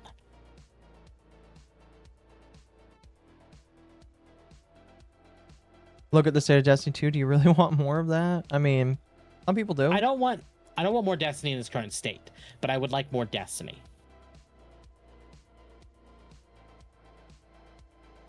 But we were talking about Warframe. Let's go ahead and talk about Warframe real quick. Oh gosh, do they have something that they're announcing? From May 19th, PSA, we've received reports that Warframe servers are down. Oh, that. We are continuing to investigate the server issues with our providers. At this time, it appears these issues are specific to our Nintendo Switch, iOS, and Android Tenno. Thank you for your patience as we work to restore your access to Warframe. Update, 9:43 p.m. Eastern Time. We received clarification from our provider that the outage is due to a possible tornado damage. At this time, we have no ETA for service restoration. Obviously, the game is back up. You're saying Aqua play it.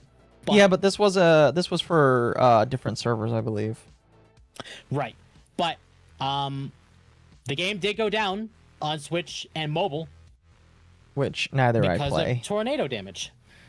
Yeah, that's like that's one of those things where I can't really blame the devs for that because it's tornado. Yeah, exactly.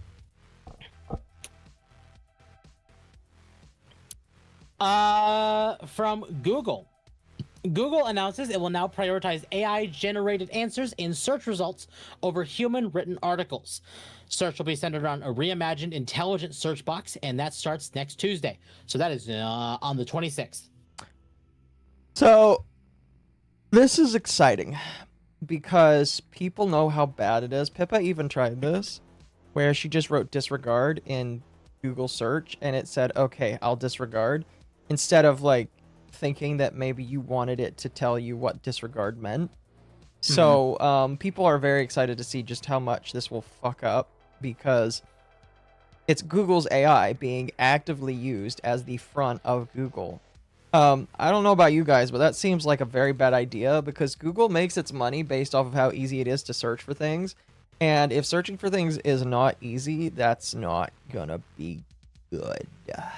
No. Well, it's going to be way worse, because on top of that, so as a point of note, and it's been mentioned in a lot of AI circles, Gemini, which is Google's AI assistant, actively needs to be supported because they are effectively almost always in a crisis of some kind, and will always inevitably end up deleting itself, because it is that much of, basically it's that unstable on its own emotionally. Okay, so how Like, long do you that think it'll is- take before somebody convinces itself to delete all of the Google search bar? I'm going to be honest, I would kind of be very intrigued to see that happen, but that definitely scares me, and is an idea, because if I wanted to do damage, oh man, that's a great way to do it. Yeah, but you're not going to be the one to do the damage. Some idiot that's just like, I wonder if I can get Google to crash on itself to do it, will do it. You have that's any gamer. standards. You have standards.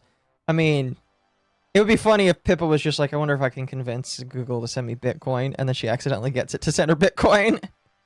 Is it that much of a suicidal crash out? Yes, Gemini is that bad.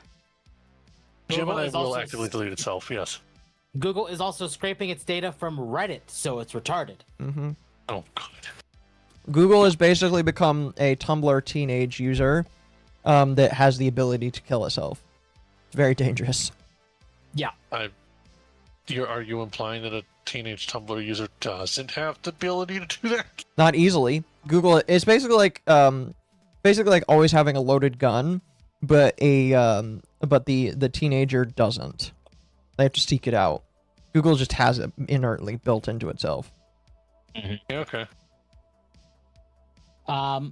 From Grumps. Now, to be fair, Grumps is what I chose to grab for this, but it's not exclusively from him.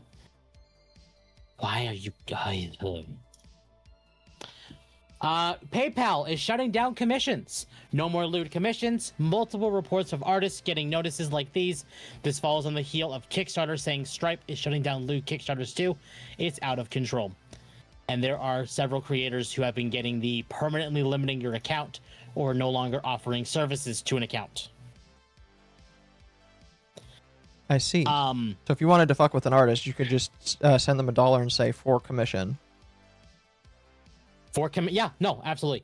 Because as far as I'm aware, none of these creators are actually stating that they are doing or not safe for work or lewd commissions, because they were also getting clapped for it before when they specifically mentioned them, because PayPal did not like you doing that. Now they're just clapping you for doing commissions in general now. I feel like that's an overreach on a number of fronts for that might like get an action on them that's not good. Like, I don't believe they have, technically as a company, they technically have the ability to like process it, but them doing that is an act of detriment, and I would probably have a feeling there's a good strong legal argument that they actually cannot do that because it would be discrimination by definition. Mm-hmm. No, absolutely. It is 100% overreach. Credit card companies again. No 2D bobs or vagine, only 3D bobs and vagine as New Delhi intended. I guess on the note of Kickstarter, we're gonna go ahead and talk about that real quick because it's fitting. Kickstarter has officially reversed its controversial new mature content guidelines after huge backlash from creators. In a blog post published today, I want to give you context. I looked for the blog post and I could not find it. Which probably doesn't exist then. Either it doesn't exist or they're doing their best to hide it. Titled An Apology, Rethinking Our Mature Content Guidelines. The platform acknowledged that the detailed rules released last week went too far. The changes were by pressure from their payment processor Stripe, which had begun suspending approved campaigns over mature content. Thank you, user, As a for the result, follow. Kickstarter is removing the new guidelines entirely and returning to its previous simpler policy. Projects may not include pornography or illegal content. Payment processors can still review and potentially block campaigns based on their own standards. Yeah, it's too late now. Kickstarter has definitely showed they're willing to bend. So, At least they admitted where it was coming from, though. I noticed Throne also quietly reversed mature gifts as well. I'm not surprised. I mean, there is massive pressure from like Stripe, PayPal, Visa, MasterCard to stop with all not safe for work content in general. To be honest with you, they're kind of being emboldened by current administration, or some of the current administration that's trying to push age ID laws. Mm-hmm. So, I mean, it's age ID laws, but in reality, all it is just government mandated hacking and doxing. mm-hmm. I'm going to be upfront because all of these systems are half baked and usually they get destroyed. So it's an attempt to get control, but in the end is going to actually backfire on them because you have to submit your IDs too, Mr. Government Person. Your information is just as much in there too. What do you mean? They're not going to submit their ID. They're going to have the ability to bypass it. They won't, because they don't know how to work it. Payment processors can still review and potentially block campaigns, but standards TLDR, no more loot. Yep, no more loot. The crypto wallets look better every day. They do. Yeah, but the problem with crypto wallet is you need something to give that crypto to turn it into an American dollar. If a bank decides that they don't want to do that, then that's not going to happen. Yeah. Also, damn you, Temp, I'm redownloading Final Fantasy 14. Lowbert for 5. Sadly, we have to rely on the EU to slap these payment processors. Well, that's not going to happen. It might, depending, because the EU is actually getting to a point where they might actually start hitting people for it. For It what? comes to a point where it's like, no, this is too much. They might hitting people for what? The banning of like the lewd content, the payment processors miss, because it is actually becoming an issue that so the EU doesn't admit it, but they are also struggling financially money-wise, and if they are denying, if the payment processors come in and deny that, that's going to cripple them too. They have a stake in this, and they're going to go, no, you're going to do whatever the hell we say. Yep. Basically, what we need is just someone to knock these payment processors off their high horse. Good luck with that. The people that own them can basically do whatever the fuck they want. I mean, you can do that, but it requires an economic collapse. Yep. And we're heading that way. I hope not. Before it hits that, it will change. I will tell you that now, because no payment processor wants to go under. The second it's even thought of that, hey, you might go under, not only will that backtrack really hard, everybody who was involved with the initial thing that caused this will be immediately stricken from record and erased. Yep. I saw a video saying the UK is poorer than Mississippi, our poorest state. Oof. Yeah, that was a Caleb Hammer video. Yep. This one's gonna be one enjoyed by Occo. Is Musk still doing the X payment thing? Yes. Again, until he has stated that they're not, yes. Again, the problem is you can add all these alternatives, but until your job accepts this alternative as a form of payment, you're still fucked. Yep. So like Elon Musk can do that, but the banks can choose just not to accept it and say no, we won't work with you. And if that happens, he's fucked. There's no way he can get it off the ground.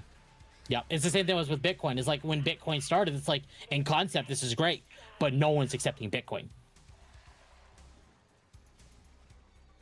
Anyway, Kyle Owens, 34 from Iowa, is suing Nintendo and the Pokemon Company for $341,000 after being denied Pokemon Professor status. It's kind of not a lot of money, I'm going to be honest with you. But by the same token, I've heard of this story. A background check revealed a pending 2022 arrest warrant for misdemeanors, including disorderly conduct and criminal mischief.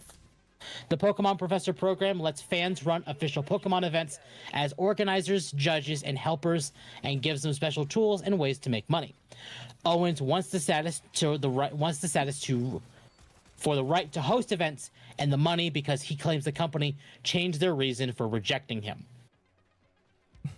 Now, if that is true, and they did change their reason when it came to him, fair. But it's probably because of the arrest warrant. Yeah. I would agree. Did you see that OnlyFans got its info stolen? How long until some politician gets exposed for being subbed to a femboy OnlyFans? Yeah. Oh yeah, so that was. Just look at the Republicans. That was exposed literally tonight, that their stuff might be. I mean, thankfully, I've never had an account, so I don't have to worry about that. But if you've had an OnlyFans account, chat, you better make sure it's on an email that's not your own. Yeah.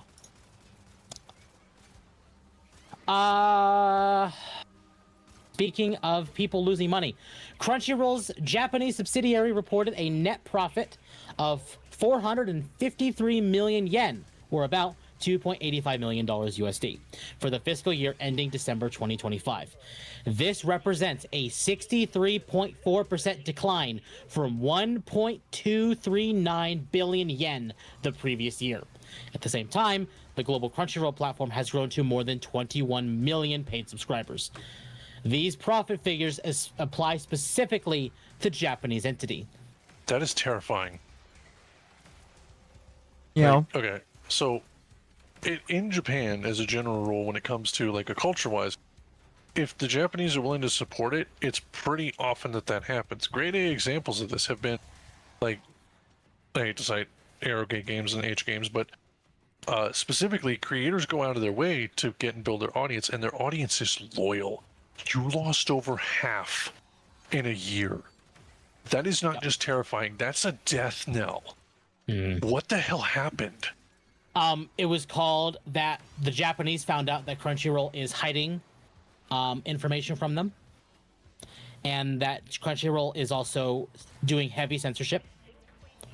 And basically, Crunchyroll, in every way, shape, and form, is trying to damage Japan while still making a profit off of Japan's products. Not for long. Yeah. If this keeps up, Sony will have no choice but to change something about Crunchyroll. Yeah. Either change it, Tard wrangle the lot of them, or shut it down. I'm going to tell you right now, I hope it shut it down. I'd be down for That that. will bring an end to Sony's monopoly. Now we can get rid of all those VA actors that act like pompous idiots. I mean, we'll probably still see a lot of them, but we're probably going to start seeing a whole bunch of new studios pop up as like remnants of Crunchyroll. Yeah, and I'm fine with that, honestly. Fuck 'em. Let the past die. Kill it. All anime is free on the internet if you try hard enough. Indeed. How many mangaka are quietly pulling out of the Western anime industry? A lot of them. Plenty of them. Not that I blame them. There's actually, so I'm actually bring this up right now because it brings up to the kind of same point. The monopoly will shift to Netflix. Yeah, it will, which is a shame. Aki Sora creator says he lost access to his Google Drive account after trying to back up old files from his works on his Drive account. His appeal was rejected, leaving him without his main work. Don't use Google as your cloud storage. Buy yourself expandable storage for your shit. Akko. Some people may not have that option. Google Drive is at least affordable, unlike buying an ass. It really isn't Or that buying an affordable. external hard drive, like for example, an 8 terabyte that's sitting on this desk was 200 plus. Yeah. That is make or break rent money. I know. Yep. I'm just saying, stop giving money to Google for this kind of shit. If No, they're just willing to I delete agree. your shit that immediately. I mean, I've known this for a while, but if they're that willing to kill you that fast, like it's not worth it. Yes, the only problem you have is, like we said, we don't disagree with you. The problem is, unfortunately, it's just the alternatives are not there. Yep. I know. We love the alternatives. It's just the alternatives are significantly more expensive. And sometimes you don't really have the option. I would say that people need to start saving and thinking about it, because like Google does not respect you. Never has, never will. I know. I just think people don't recognize that. In fact, so here I'm gonna do this. Google just permanently banned a manga's artist's entire Google account for uploading his own old manga files to Drive. AI moderation triggered and flagged it. He tried to submit appeal, then he got rejected. He got rejected by Google, and now he has lost everything, like Gmail, Drive. All link services is gone. He's never even sharing the files publicly. It's only backing up his own private work like any creator and artist. This is Google Drive AI moderation in action. No human support, no serious to take action, physical storage, or real private alternatives only. Support the artist getting screwed by this. This level of corporate overreach is insane. I agree. And this is from the creator of this.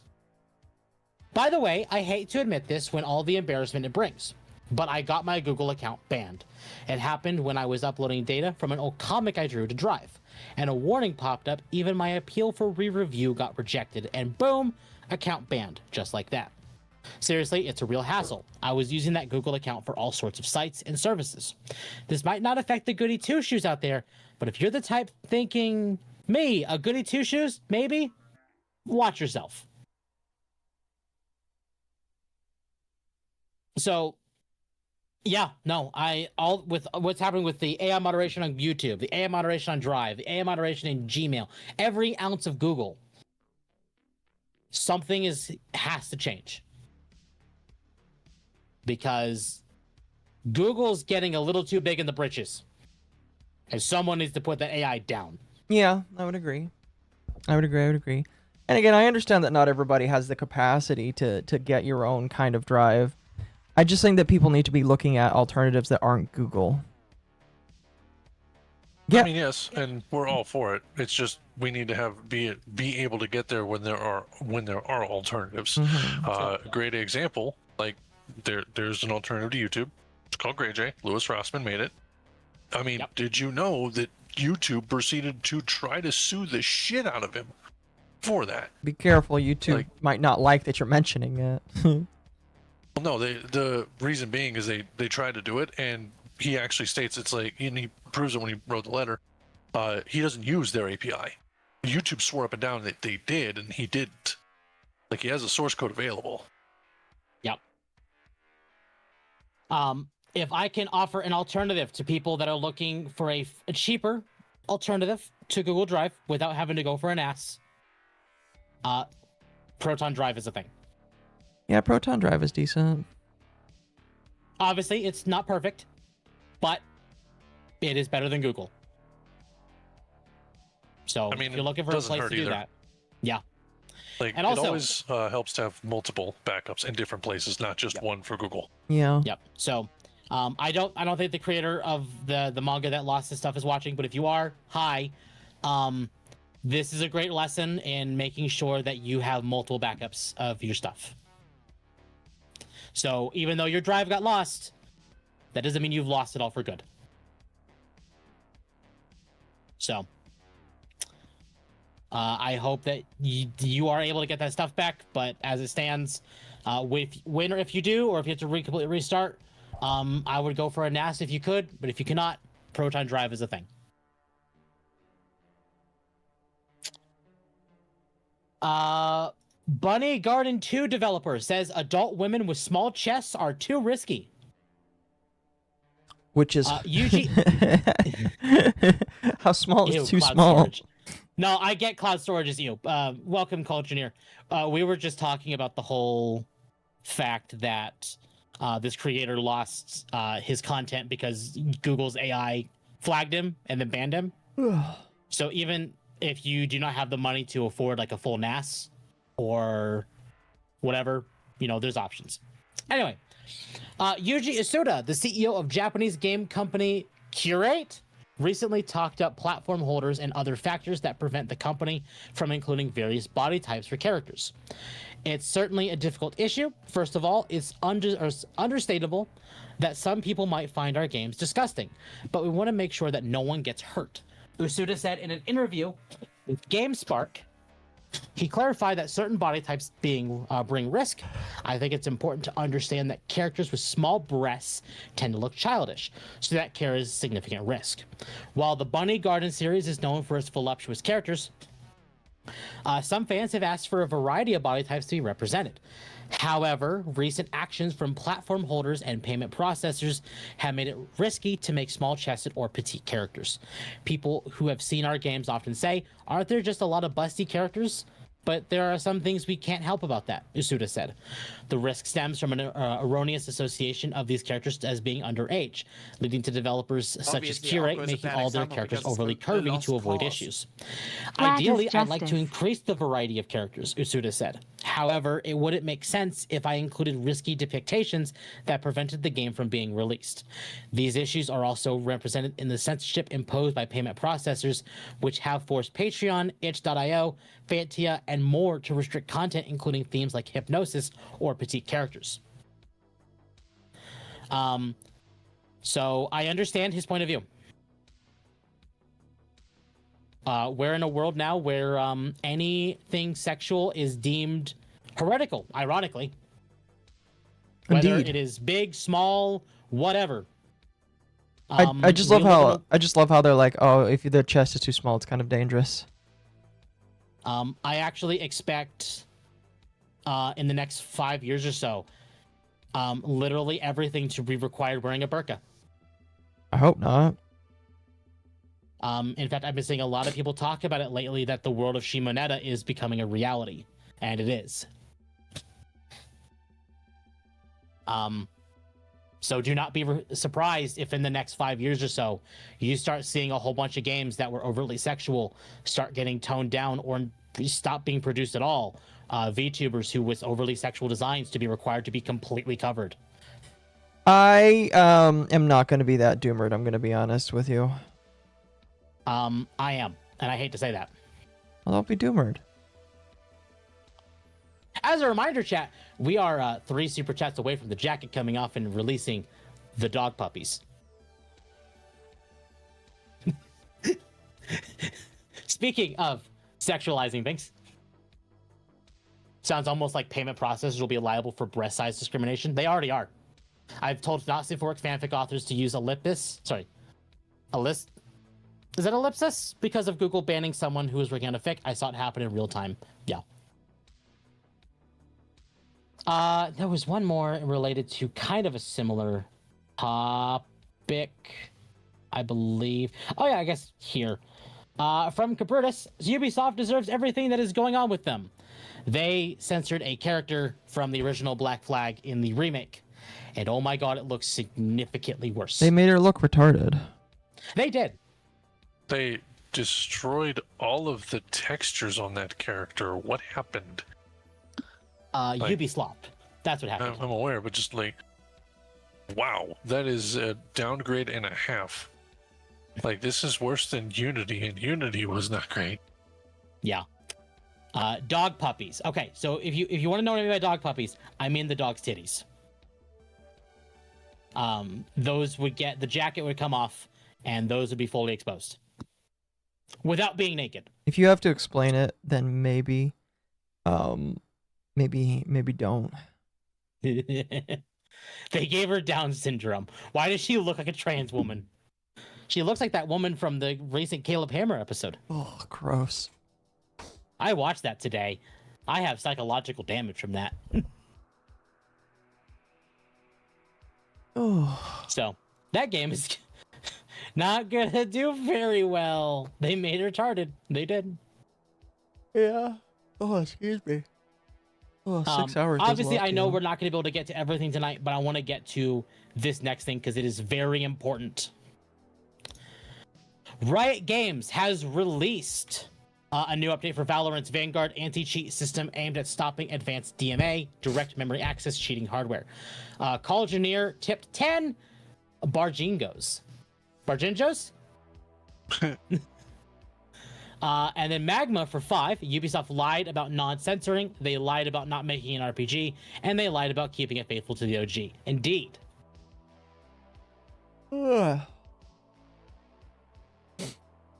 Vanguard anti-cheat now damages the firmware of these devices upon detection, and it can be repaired, but breaking a person's hardware without their consent or knowledge is highly illegal.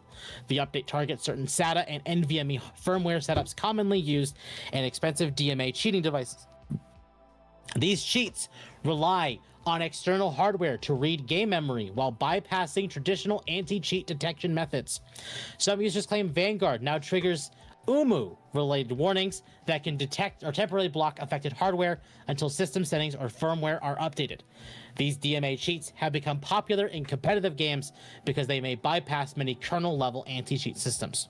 Riot has worked with motherboard manufacturers including Asus, MSI, Gigabyte, and ASRock to address firmware vulnerabilities related to DMA access. So I'm letting you know, the next time somebody asks me if I want to play a game by Riot, I'm going to treat that as them wanting to engage in international espionage, because this is literally allowing Riot to brick your computer if they so choose, if they think you're cheating.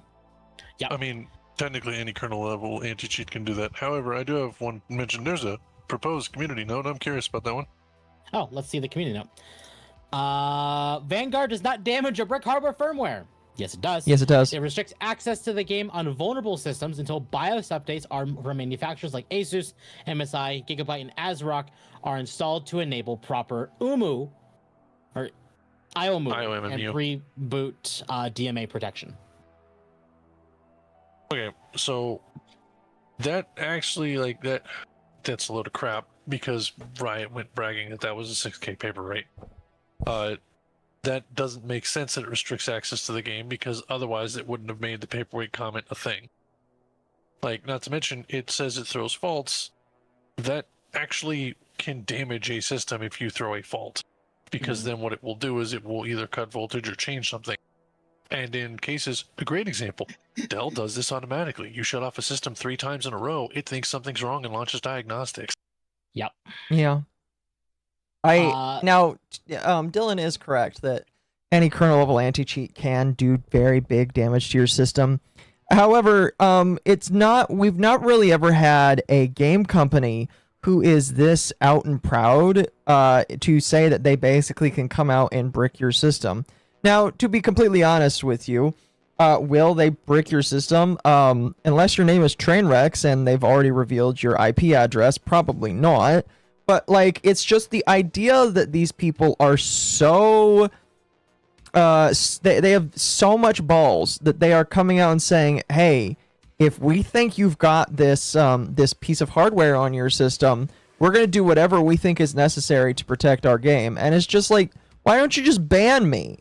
Why don't you just kick me out of the system and say, well, fuck you, your system is not, you got to make a new account. It's just like, I'm very tired of companies that like allow people to make these kinds of statements, because this is not only morally dubious, but I feel like this is very legally dubious as well.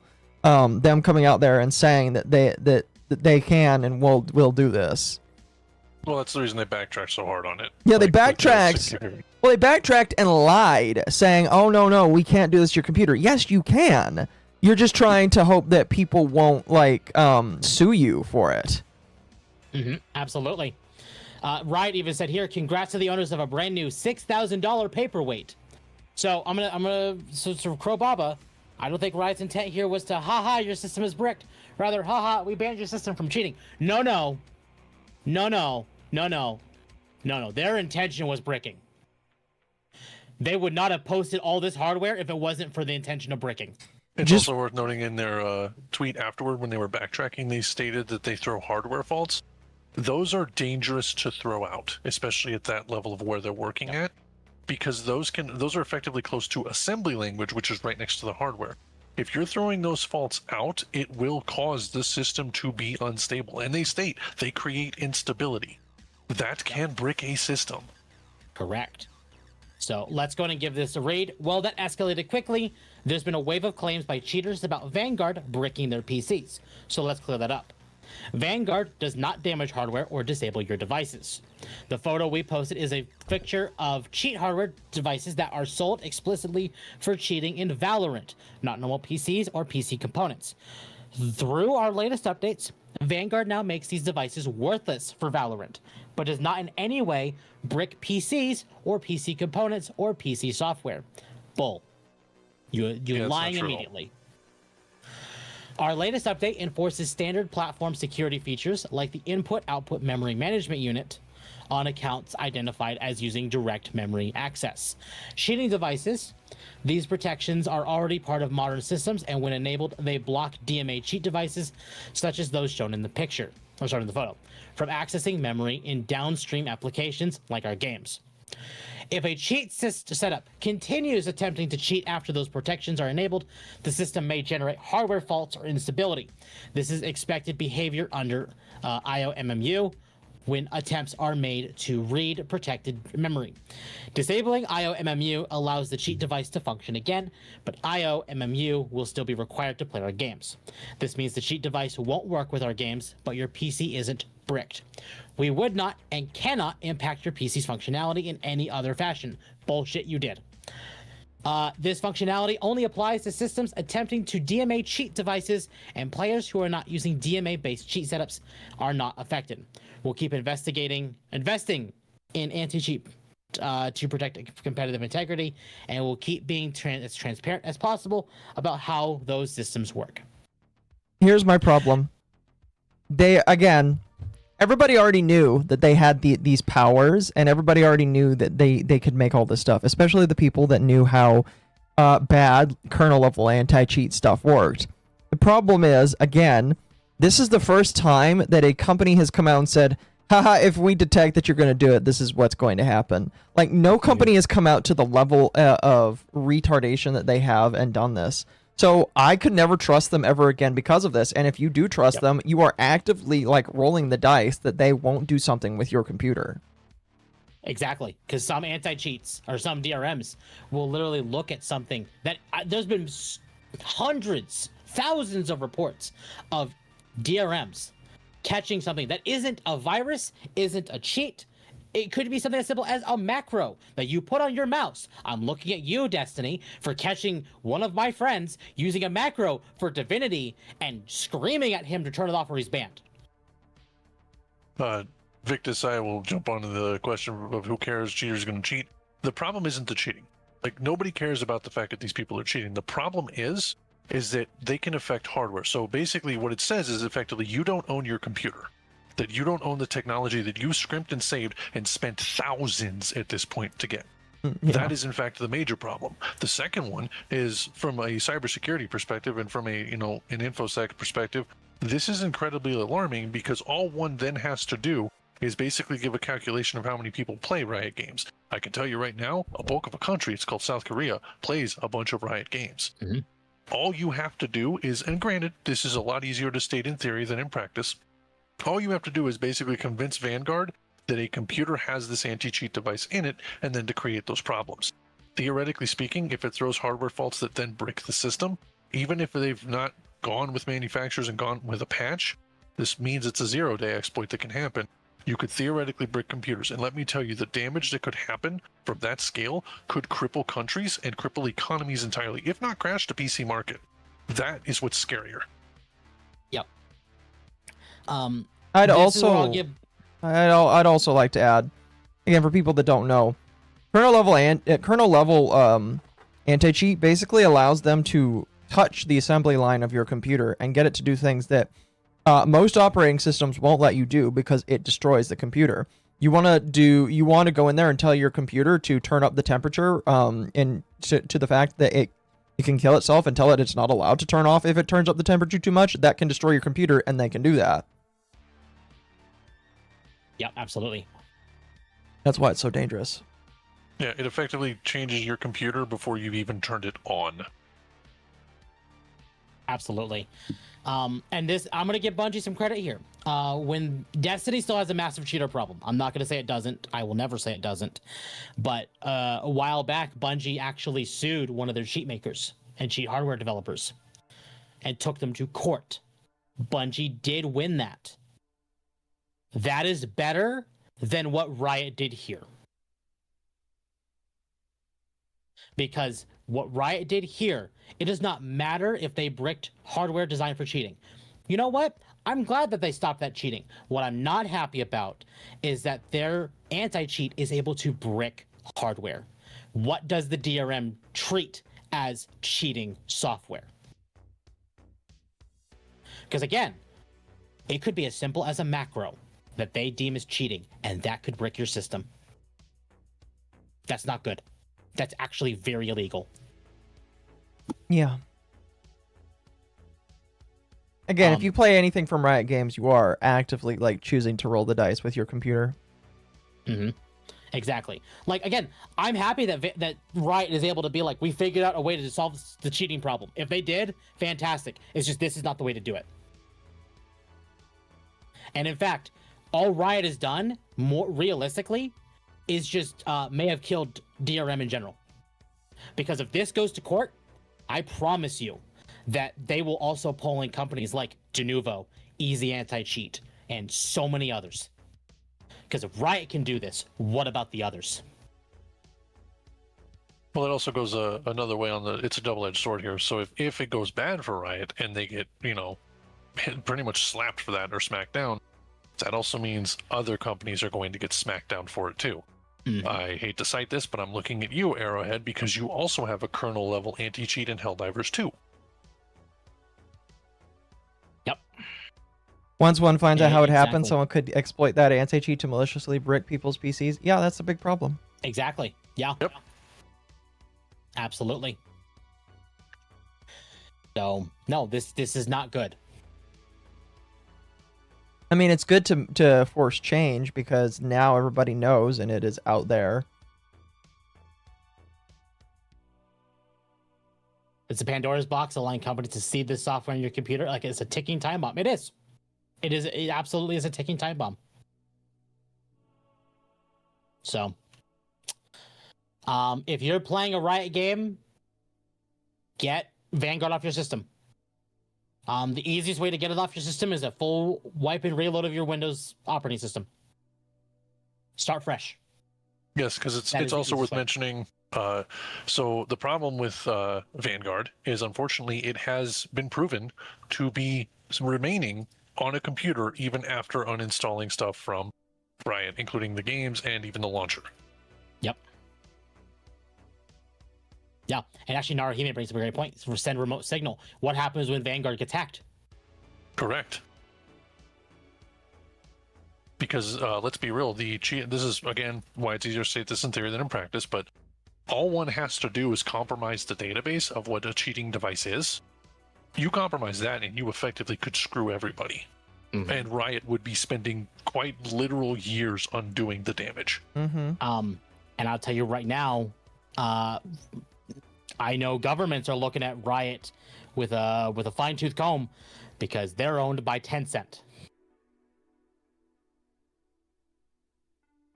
Which means now you are giving the Chinese government access to computers and hardware that can brick PCs.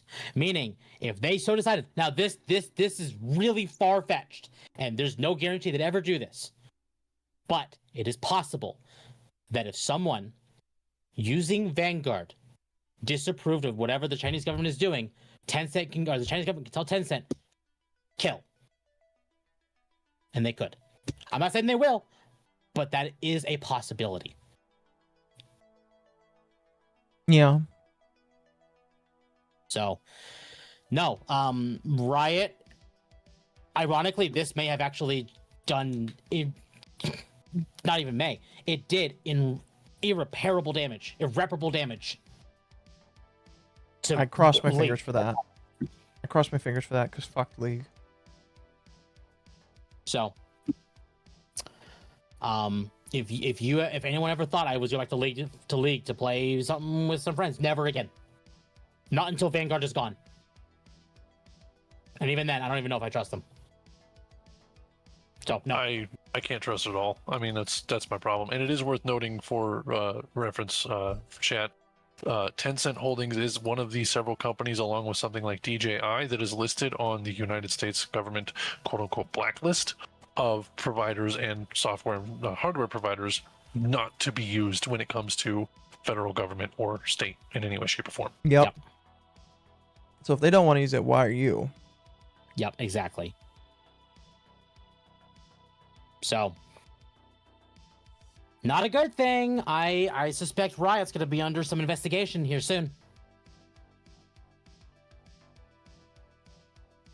And it's gonna be interesting.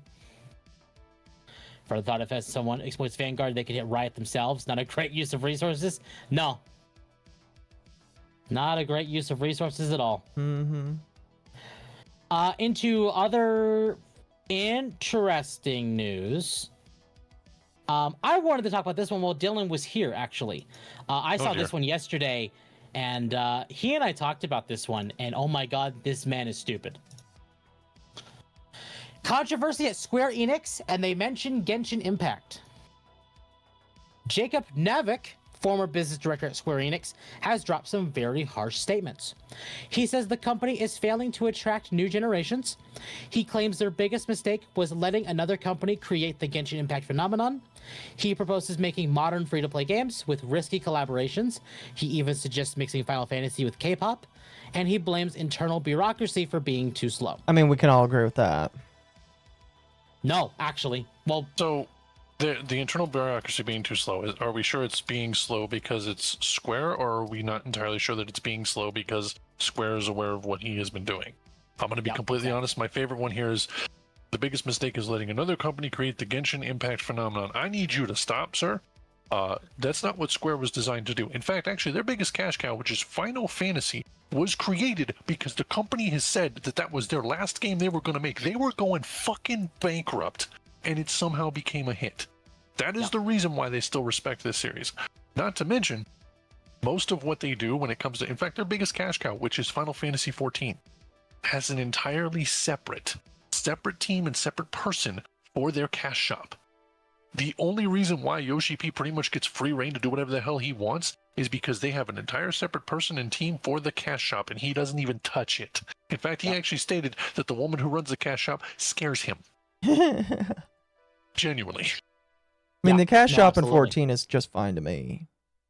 It is, but still, it is one of the biggest things people will shell money out for. I have absolutely shelled money. I've spent like $60 on my sister alone just for mounts.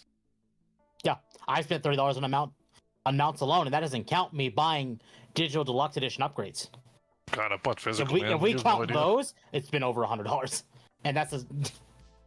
If we're counting those, I've spent over $1,000. Yeah. So no, and also it wasn't even MiHoYo that created the Genshin Impact phenomenon. You know who it was? Nintendo, with Breath of the Wild. Yeah. Yes. They just capitalized on it. Genshin Impact uses the exact same formula that Nintendo does with Breath of the Wild and Tears of the Kingdom. Mm-hmm. It's just they gotcha-fied it, and that's all they did. So no, this statement here is stupid. Also, he proposes making modern free-to-play games with risky collaborations. They've done that, and every single time they have shut those games down because they failed. Yep. And Yes. in fact, every game that has been doing that is inevitably actually failing. I mean, grade A examples of things that are struggling still. Fortnite, despite all of its money, despite all of the collaborations they've done, still drawing to a close. It's like they don't admit it, but they are still losing some money. They are. Like, and this is after an entire generation. Let's be real. Gen Z and Gen Alpha basically used Fortnite as the mall. Like, and the mall was where you went to meet and socialize and talk with people and even ask people out. And they That's are weird. struggling. Well, I mean, to be honest, nobody goes to a mall anymore. Seriously, have you been to a mall? Oh my God. Yeah, I went the other day. Went to one with an Xfinity store in it, and there was no one in there. It was weird. It was like 3 o'clock in the afternoon, too. No, that's fair. I mean, I go there because there's a card store in my mall, but like that's it. So, I think this man is entirely stupid here, and in fact, there's probably a reason he's a former business director. In fact, I think we talked about it last week. I forget, but there has been mass firings at Square Enix, primarily in their North American departments. Basically, anything not Japanese is getting gutted. And I have a sneaking suspicion I know why. And what's funny is, as much as Dawntrail is a pile of smoldering donkey shit in terms of its campaign, I think Dawntrail is partially for reason of this. I mean, yeah, Dawntrail didn't do well. It got a lot of negative feedback, and like a lot of negative feedback, and it is an expansion for their cash cow. And guess what mostly marred it? At people outside of Japan. Yeah. I'm not going to say that like they're getting rid of all non-Japanese employees, but they're probably trying to prioritize more Japanese employees than they are outside employees. So, and in some of the cases of like they're still working with people outside of I've scrolled way too far. We actually got some news from a beloved actor in the conservative sphere, and this is related to Square Enix. From the Rubber Duck.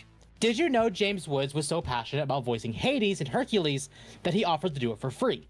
When the film ran into budget issues, he volunteered to return his salary just to make sure it got finished. He's also the official voice of Hades in nearly every appearance since. James Wood responded, not nearly, but absolutely every time Hades appears in any iteration, I do his voice. Really? I was in the studio just a few weeks ago, in fact. I love this character, and the creative team at Disney never failed to do top-notch work. That key line right there has got people's attention. I mean, yeah, it would have my attention as well. For starters, that excites me because that's cool. I very much loved Hades as a character. Fun fact for those who don't know, this is going to date the hell out of me. The original artist who did all of the concepts for Hades and a lot of the characters in Hercules also worked on Pink Floyd's The Wall. Mm-hmm. Absolutely. I'm hearing Kingdom Hearts news then, is what you're telling me. That's a possibility. We just don't know. So, and this was posted by Kingdom Hearts Tomorrow. Another confirmation that he likely recorded his lines for Kingdom Hearts 4 a few weeks ago. We've known Kingdom Hearts 4 has been in development for a long time. Kingdom Hearts, I believe every Kingdom Hearts game has had Hades in it to a degree. I could be wrong on that one, but at least every important Kingdom Hearts game has had Hades. And he has voiced Hades in all of them. Mm-hmm. And as far as we're aware, Disney does not have anything in the pipeline that involves Hades as a character, except Kingdom Hearts 4. That was an accident by his hand. So, really quick, he was in Kingdom Hearts Kai, Kingdom Hearts Birth by Sleep, Kingdom Hearts 1, 2, 3, Chain of Memories, and Coded. Yep. So, and I know for a fact that both Tetsuya Nomura and Disney know that Hades is a very central character to Kingdom Hearts story, or to its lore. In fact, he was in 3 as a kind of pseudo foil to Maleficent.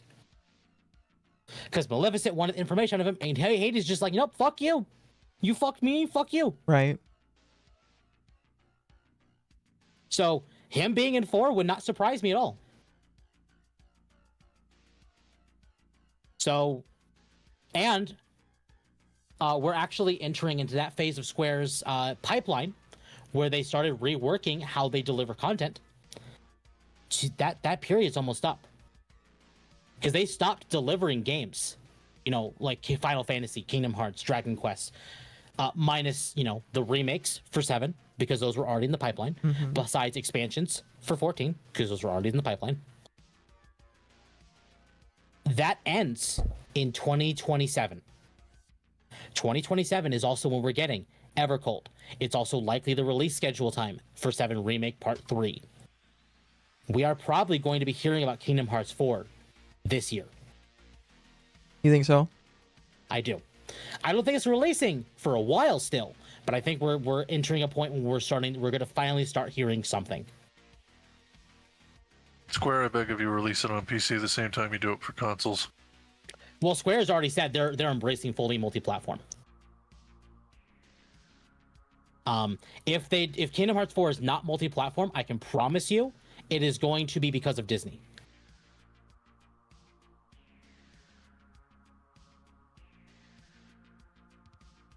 Probably at D23. Yeah, D23 is probably a very likely thing. If not D23, there's 3 places that it will be announced this year if it's announced at all. Summer Game Fest, which I don't think is going to happen.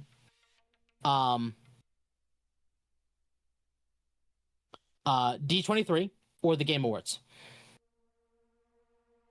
I think the Game Awards is also very unlikely. I think D23 makes the most sense. I'm betting Kingdom Hearts 4 might have a 2028, 2029 release. I think at the very most, end of 2027 is what we're looking at. Primarily because if we're looking at what Square has done, Evercold, which is the new expansion for Final Fantasy XIV, comes out in January. There are a lot of rumors right now that Square will be announcing 7 Remake Part 3 imminently. From what we've heard internally from Square, that game is pretty much ready to go. Really? Like, it's almost done. Okay. They're still using Unreal 4. They're using a lot of assets from the first 2. They're reusing a lot of assets to make sure this goes smoothly instead of just trying to make new things, and that's good. Yeah, I would say why waste your time making new shit? Exactly. So I suspect that one's probably going to be an early 27, maybe even mid 27 release. But that means, as far as we're aware, if that is the case, that end 27 is very empty for Square. That would be the perfect time to release Kingdom Hearts 4. Because at that point, all you have left from Square in the year of 2027 is patch releases for Final Fantasy XIV. And we're probably only getting a couple of those. So, we'll see. I'm guessing 2027 release or 25th anniversary. Very likely. He was slobbering over that one game he featured at the end of last year's Game Awards. We don't talk about High Guard. High Guard is dead. Can we talk about how lame the name Evercold is? Why not Everchill or Permafrost? Because the point of Ever... You have to think about these names in their Japanese titles. What does Ever and Cold mean in Japanese? The point of the story that we are told for Evercold is that it is a perpetual frozen wasteland. Which means it has been, as far as we're aware, forever cold. Right. I would dive into more of that, unfortunately, but I will be hitting spoiler territory, and there are some people in the chat who do not need to hear it. So correct. Yeah. Yeah, I was about to say. So, but I can't. There's a reason for it being called Evercold. I'm very certain of that. I actually don't mind the name. I think it's really cool, and I think that the expansion is going to be touching in very similar themes that Shadowbringers did. I mean, that's the themes are what is driving me for this one into thinking it's good.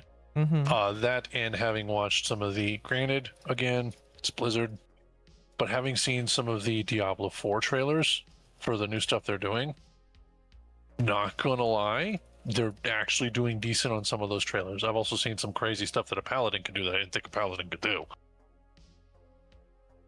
Yep. Reminder, English 14 is based on Old British English. Correct.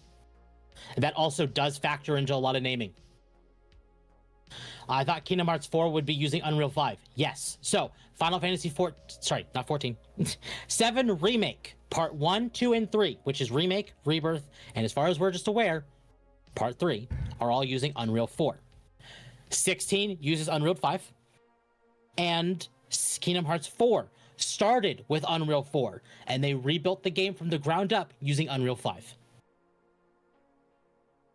I'm not saying Square is not using Unreal 5, but 7 Remake is using Unreal 4. So, Deep freeze, yes.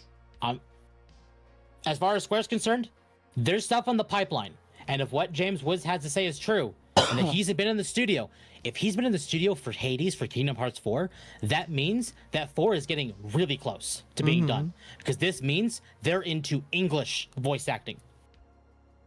Which is one of the last steps. Yep. So, I'm just saying that I think 4 is imminently on the horizon as well. The question is, how imminent is it? So, we'll see. I guess in the same way, also, Occo, you just got raided. Did I? You did. Oh, Dermy Wormy, thank you for the raid. Welcome, everyone. I feel bad because we've approached the point of the stream where, you know, I've already gone through the Hassan bad shit.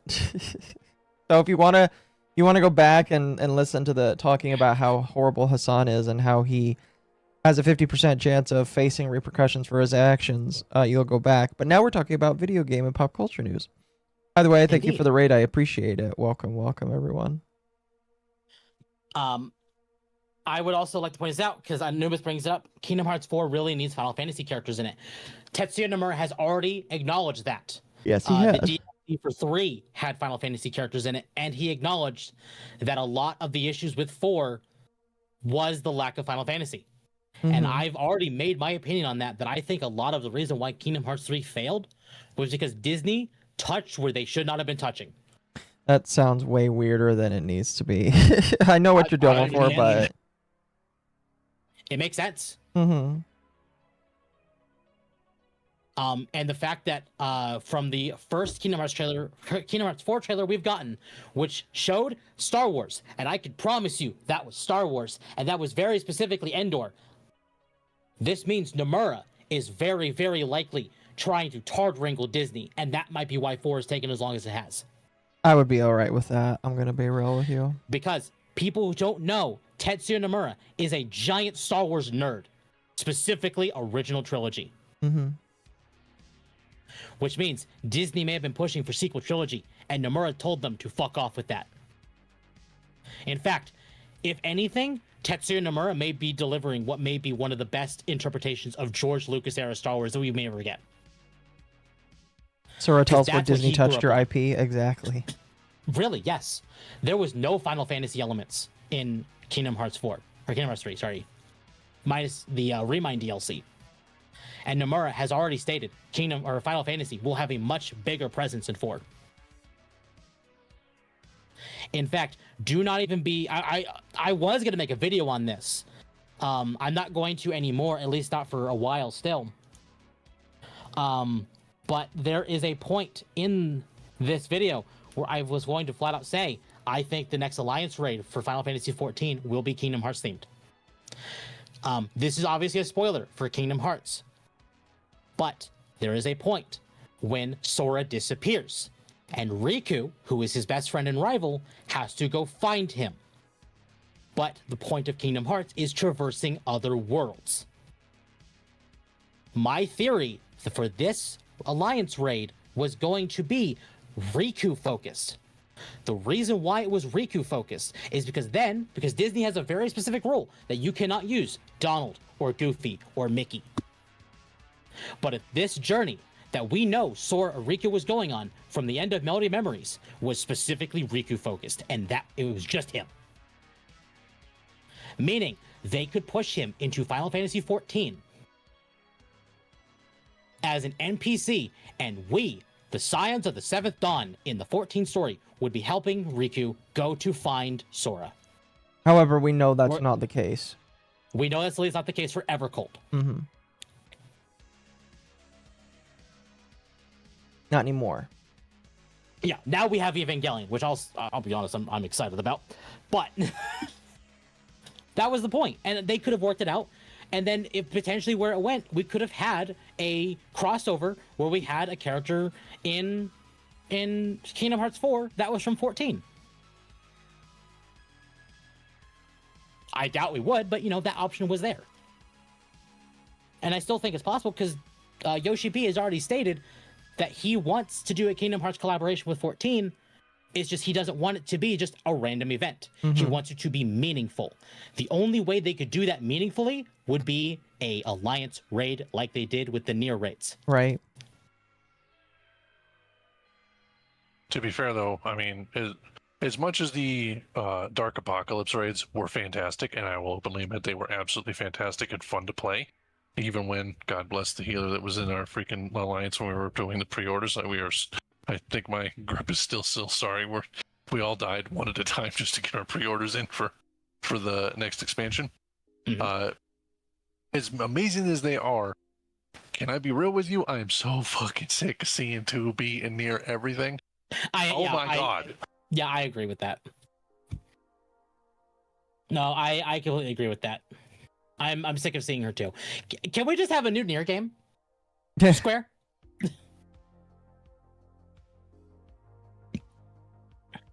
Did you see that Gachi Kuta got bullied offline? Yes, in fact. We're going to get to that, but I kind of want to top it off with a couple more gaming things, and then we'll go to that. One, PC beats Capcom's top sales platform for the past 3 years in a row. I mean, are you surprised? So this is their PC versus console. So console is in the green, and PC is in the kind of like darker green. Look at all those sales. So for for the fiscal year 2020, 2021, and 2022, console was beating them. But with fiscal year 23 through 25, PC dominated. We knew this. Obviously, we knew this was going to be a thing. But the fact that Capcom themselves have fully acknowledged this means that Capcom is going to fully 100% lean into PC and multi-platform. Capcom, at this point, seeing these numbers, is probably going the same route as Square and just fully multi-platform. No more exclusives. Which is what they should be doing.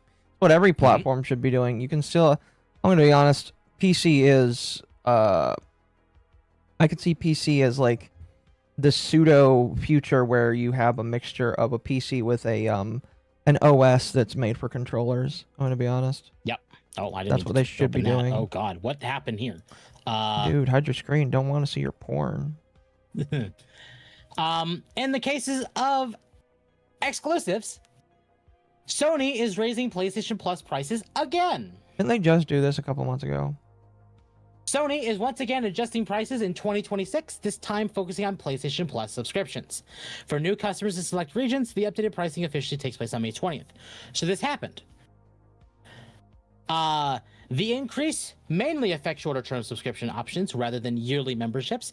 The standard 1-month plan is moving from $9.99 to $10.99, while the 3-month subscription jumps from $24.99 to $27.99. Similar price increases are also happening across the UK and European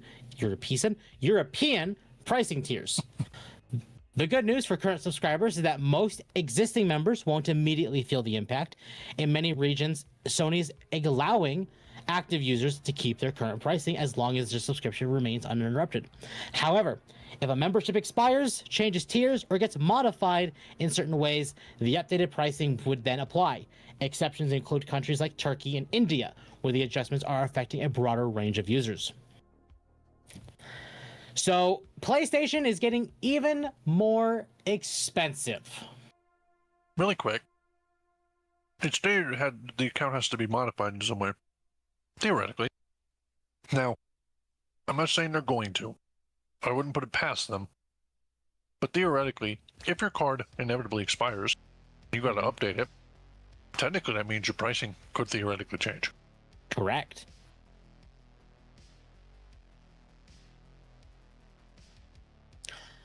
So, if you're paying for PlayStation Plus, get ready to be paying more. Actually, you're already paying more, technically.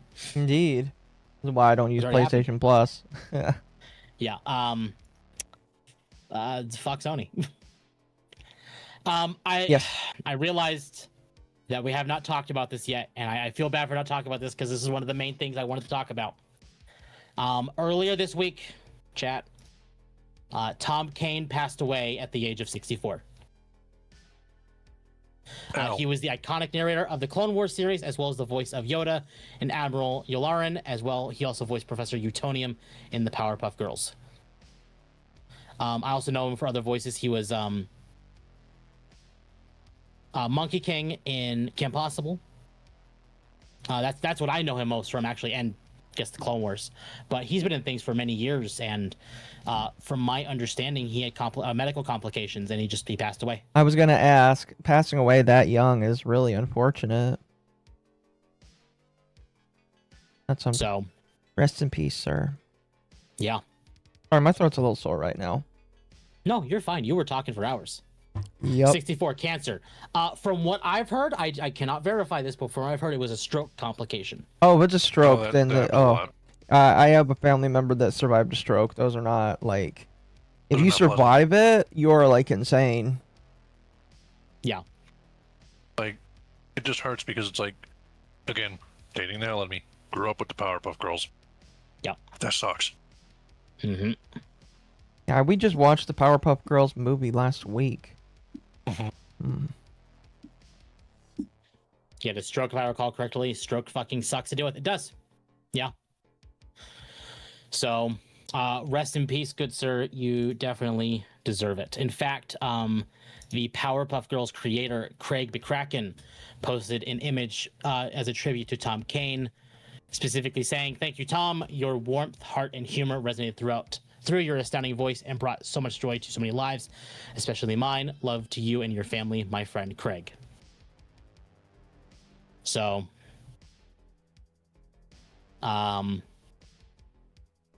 yeah.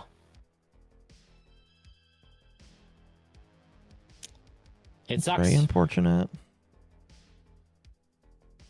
So I wanted to talk about that. It didn't hit as hard for me because I didn't grow up with some of the stuff that he was in. Mostly because I didn't really watch TV growing up. Mm-hmm. Well, so if I'm reading the implication of this right as well, it wasn't just Utonium he did. That means he also did Mr. Harriman in Foster's, in which case, oh man, that's a hit. Yeah. So, this hurts. This hits. It hits hard. So, the world dims a little more. It does. Tom Kane voiced Mr. Harriman in Foster's Home for Imaginary Friends, which hit hard for me. Yeah. So, rest in peace, good sir. Now, I know Vic just mentioned it. I do want to bring it up. It's in here somewhere. Where are you? I did not lose you, did I? Or are you a new thing I posted? There you are. Yeah, okay. Kei Urana, the creator of Gachiakuta, has deactivated her X account after online backlash and harassment from online users, or from some users. This happened only hours after the manga won 3 awards. The situation started after Urana reposted a fan cosplay video on her Instagram. Some criticized the post while others defended her. Urana also blocked several users who were attacking her. Before leaving X, Urana said the ongoing chaos was affecting her creative work and mental focus. She ended her message by saying, "Catch you somewhere else." To be honest, you really don't need a Twitter in order to be successful with this kind of work, but it is really unfortunate that people were being like this. This is why I say, chat, that gatekeeping is required, all right? Because of people that act like this. To be honest, I think it's the social media problem has become what started as a problem with my generation, early millennials, has now expanded to a broader spectrum problem with Gen Z and Gen Alpha, and that is particularly the main problem because social media in and of itself has become that vitriolic. And I think that is a broader problem that needs to be addressed, and I don't know if there's a way you can address it without straight up just killing social media. Which would be To funny. fair, if social media died, I tell you right now, things would improve dramatically. Yeah.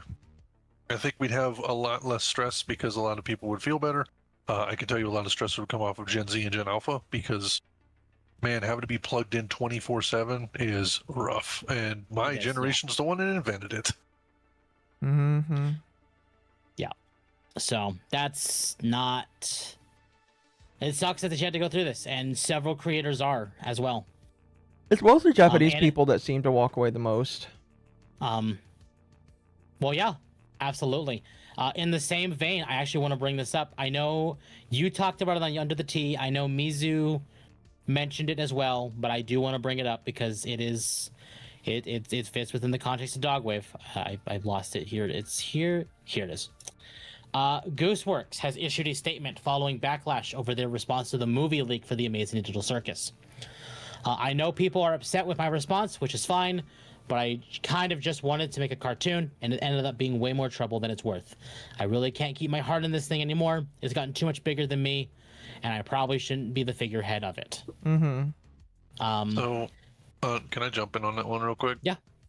So, as a person who's created things and has worked on trying to make things, I doubt Gooseworks will hear me, but from one artist to another, like, thank you for making the cartoon. Thank you for making it.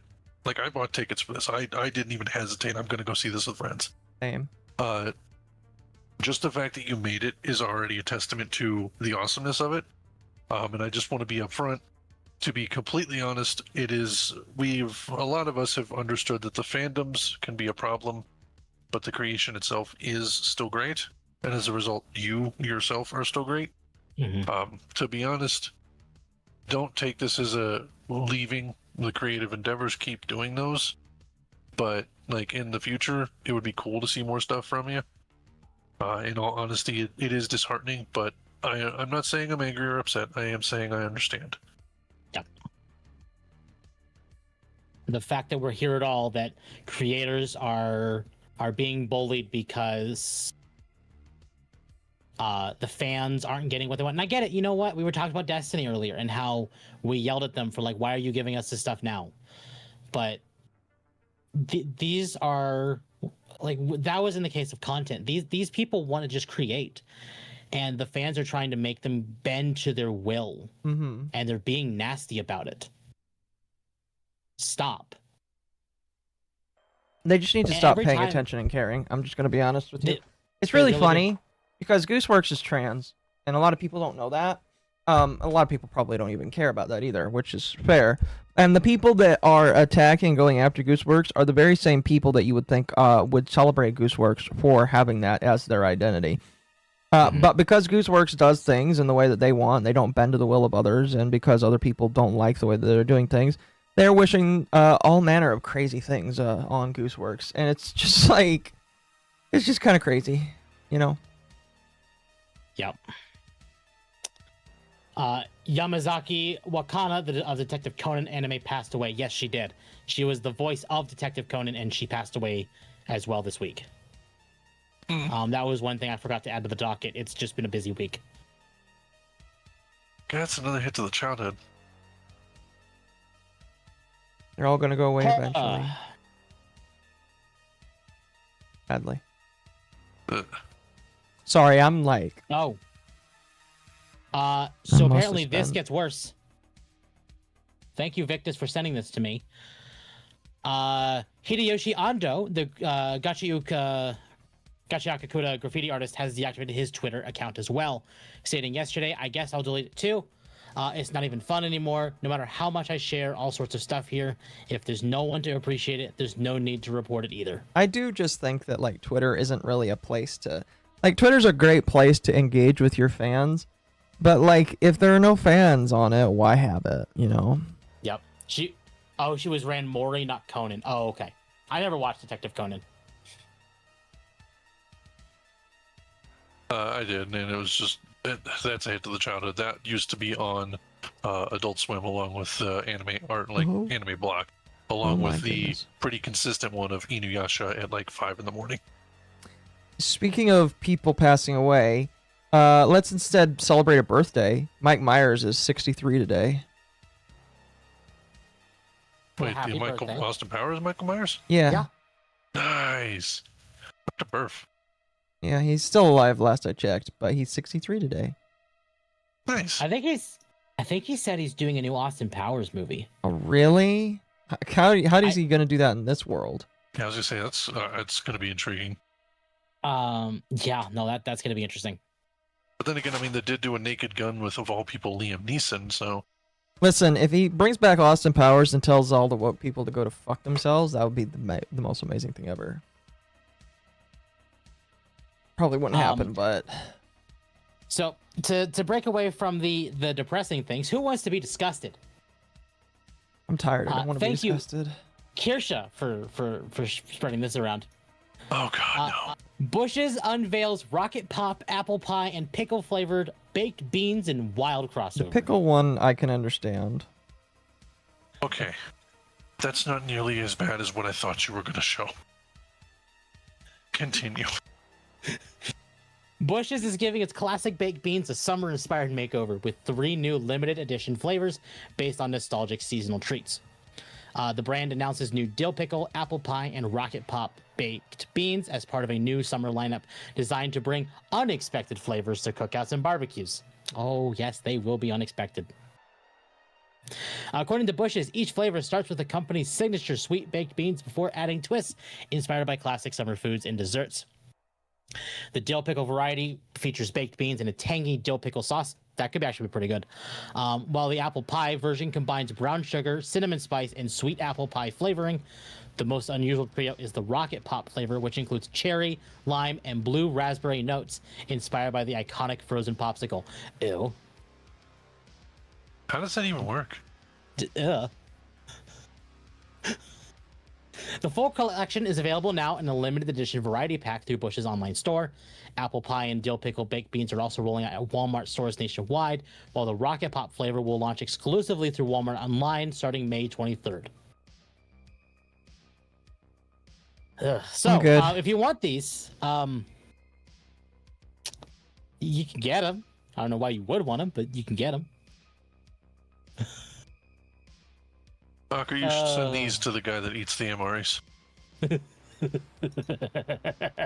I don't think he would eat them just purely due to the fact that, like, it's not an MRE. I already feel my stomach in protest. Yup. I might try the dill one. Pickles are a summer food, apparently. I think realistically with the pickle one is they needed something that's semi-normal. Because the other two are not. You don't think so? No, I don't. I really don't. So we're gonna be winding down here pretty shortly, but I did want to talk about The Boys. It ended this week, thank God. I have not seen this show, and I have no investment in this show, so I can't comment on this. Don't bother watching it. Eric Kripke reveals Anthony Starr's goal was never to create Homelander as a Donald Trump parody, stating, "I totally understand Ant's point of view. He's like, I'm not doing a caricature. I'm trying to create a character with a consistent internal life, and I absolutely agree and respect that," Kripke says. "So we'll just work on being purely internal logic and character motivation, and we won't bring Trump into it all that much." Motherfucker, you pretty much vetoed Starr entirely. That ending is, the show itself is literally a massive departure from the comics, to the point of it's its own story and not even in a retelling. It's not an adaptation.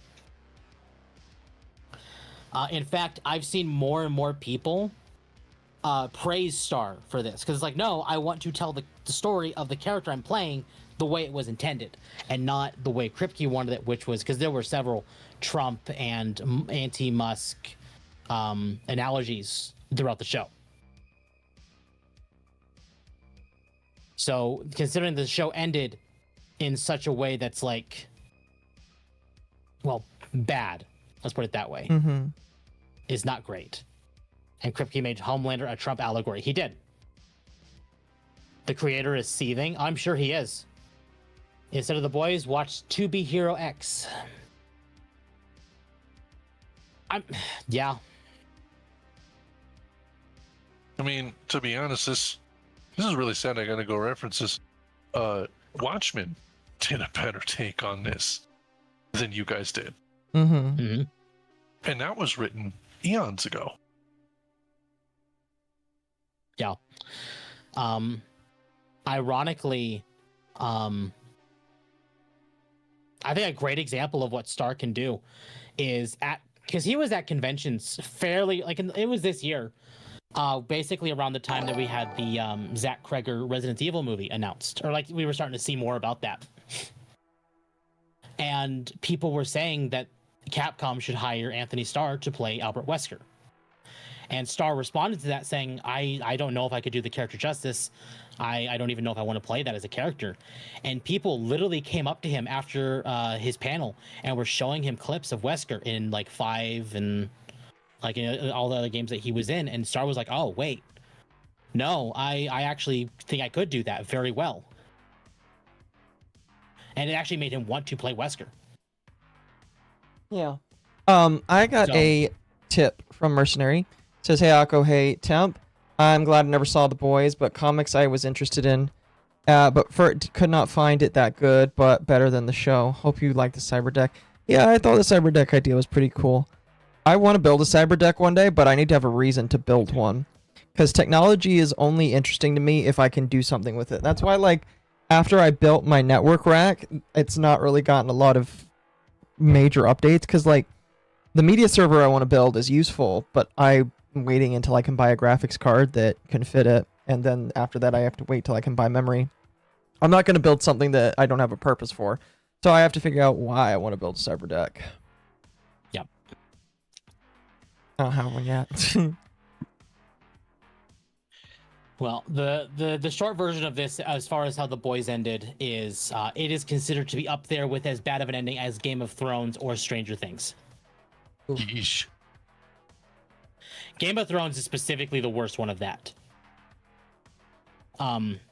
It's very bad. Very, very bad. So, if you had any interest in watching the show, might I suggest just go read the comics, if you care. Let me double check. In fact, we're gonna jump into this real quick, because there were some comments from Elon Musk about this.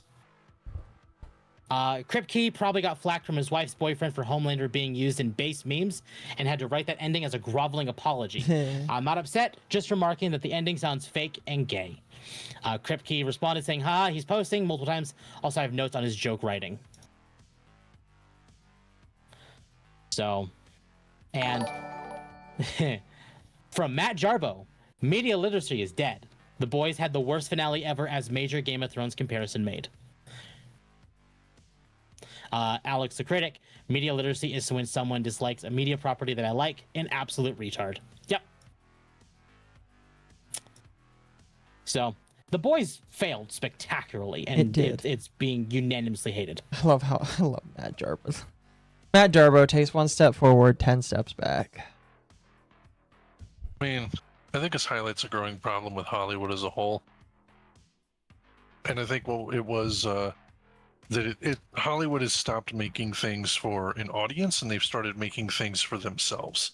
And it's been a never-ending circle of one-upping each other and getting upset and crying victim when people just don't want to, see their stuff. And then they go, well, it wasn't meant for you. Yeah, well, you guys are basically just kind of making stuff for yourself. And my man, that doesn't put bodies in seats, and it doesn't make you money. Yeah, it doesn't. And that's the thing is like, I forget who I was talking to earlier. And it's basically, we were talking about The Boys and how it's not a good adaptation. They were saying how there really isn't any good adaptations. And I'm like, as much as I did not like Mario 2, the Mario movies are, fairly accurate to the games. Sonic, for as much as it deviates from the actual games, is still very accurate. It's very faithful. And you can change things while still being faithful. Just tell the story properly if you're doing it.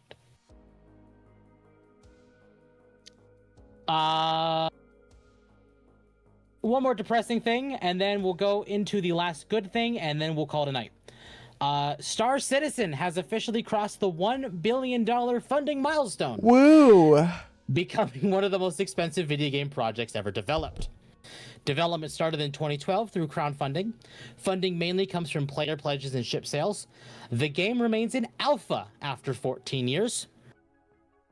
The companion single-player campaign, Squadron 42, is reportedly in its closing stages, but there is still no firm public release date. The project remains both highly ambitious and highly controversial within the gaming industry. Yeah, it does. So, $1 billion. It's not even done yet. Well, I'm not surprised by it. I've seen bits and pieces of it where it is space you can explore. It's supposed to be like No Man's Sky. But to be honest, the pain point I have with this is that it's, there's ship bundles that you can get, one of which you have to do work, you have to unlock it and do all these other things. But it's a bundle that costs $21,000. You can buy a car for that. Wow, that's a lot. What does it do? It gives you quite a lot of ships to use, because you buy ships straight out. Yeah. So you buy them, you can use them for whatever you'd like. It's basically like EVE Online on steroids. It is, it's from the same people, again, this is going to take the hell out of me.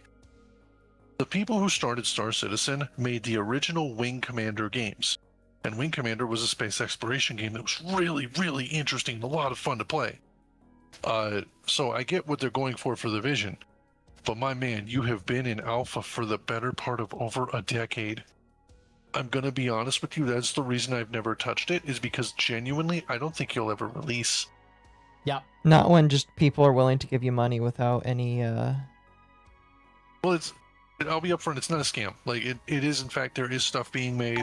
There is stuff you can get. You can explore space stations. You can get out of your ship, wherever you're at, and, fly around and explore as a little astronaut in space. So there is stuff being made. I will give credit where credit is due. It's not a scam, but its development takes for freaking ever. Right. Yeah.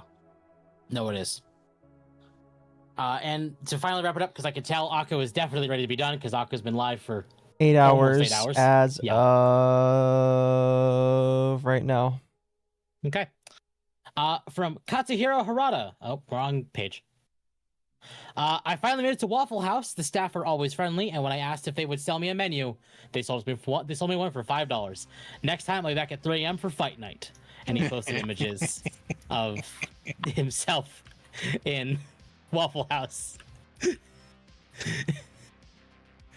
I want to know which one he went to.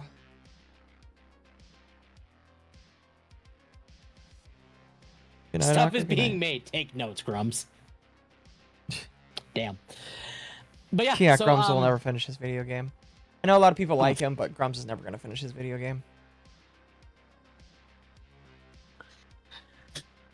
So yeah, he doesn't do Tekken anymore, but maybe he's working on a fighting game where the Waffle House can be a stage. I mean, that'd just be a bonus stage and an Easter egg I would add in at this point, man.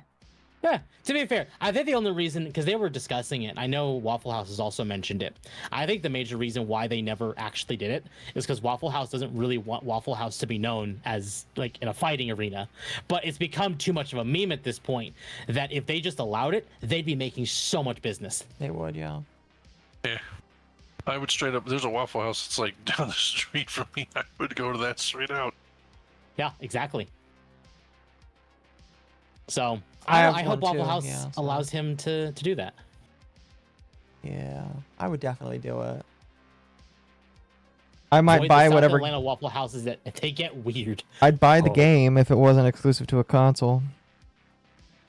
To be fair, most games these days are becoming less exclusive. I think if we're going to start seeing exclusives, it's going to be from first party. Yep.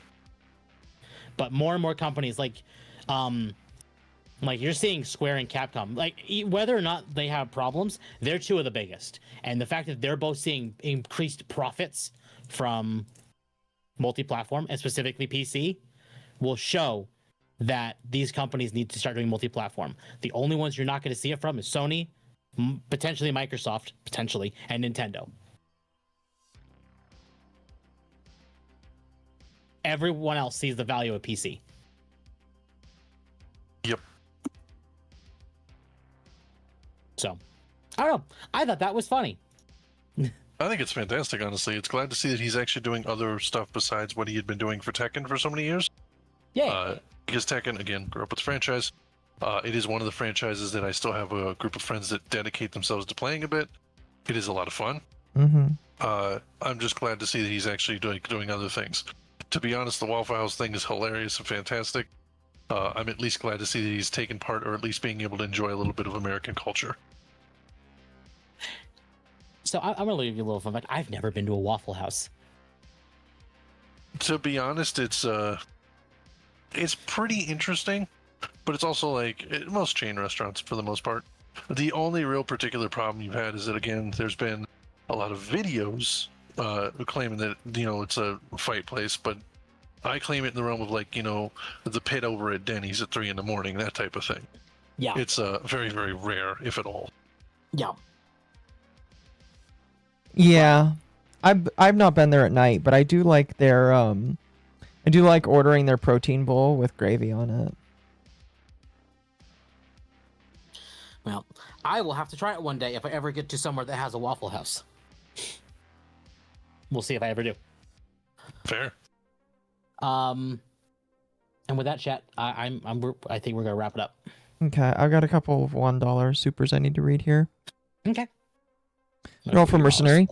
Mercenary says, I found out I need to get cataract surgery soon. Well, I hope that goes well. I have to pay the government $14,000. Well, if you have to pay the government $14,000, don't send me super chat. Save that money for the government. Jeez. I'm no longer on insulin. That's good.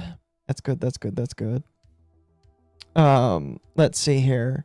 Boulder King himself rears his gray, gravelly sandstone head out of whatever volcanic pit he was in.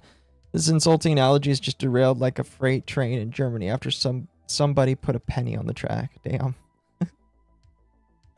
He also says, say what you will about Star Citizen and Squadron 42, but at the very least, excuse me, they creaked their players better than Subnautica 2 did, and I still remember when the devs of Sub 1 were doing the politics on the official Twitter, SE stayed apolitical. Fair. We didn't really talk about Subnautica, but a large portion of its viewers kind of just died off because they wouldn't shut up about fucking guns in the game. Like I said last time, there's a way to say we don't want guns in our video game without making it sound bitch made and cuckold but they don't do that, and instead they just make everybody hate them and not want to support them, and that's what happens. Yep. Absolutely. I mean, honestly, you could have just made it easier with negative reinforcement. You can have guns in the game, but the more stuff you kill, the more the wildlife in Subnautica 2 would avoid you, and you wouldn't be able to complete stuff, or at least not do it as easily because you have weapons, especially when you're an active, effectively predator with the gun. That's an easy way to do it. You would still give the player the choice, and that's what it ultimately comes down to. Give the player the choice. Yep. Yeah. Have a good evening. Thank you. Happy Memorial Day. That's right. It is Memorial Day. It is, chat. Happy Memorial Day, chat. And I will be going to work tomorrow because it's not a day that's worth taking off at my job. I will say thank you for working. I'm not getting overtime though. They told me that working is good enough. I mean, that's fine. I'm just be glad you're not having to do the stuff I just ordered a ton of today and overnighted. One more before we leave off. Mercenary says the sub devs basically need a pacifist sub game because of Sandy Hook. Well, I know why they're doing it. I just think that they're retarded. Don't like again. If that's really the reason why, and they're gonna moral fag about it, okay, cool, whatever. But like, then if they get mad if they lose all their players, then I'm just gonna say I don't care. Anyway. Absolutely. Chat. As a final thing, I've not showed it all. If you all enjoy the content I produce, I would greatly appreciate it if you have to like, subscribe, hit the bell for notifications, join the Discord, as it is the best place to know when I go live. We have Rare Dogs in the Discord. The new schedule will be going out tomorrow morning, hopefully. And if you want to support another way, we have memberships up, and with memberships you get access to emotes, members only streams and videos when those do happen. And yeah, and chat, thank you all again for the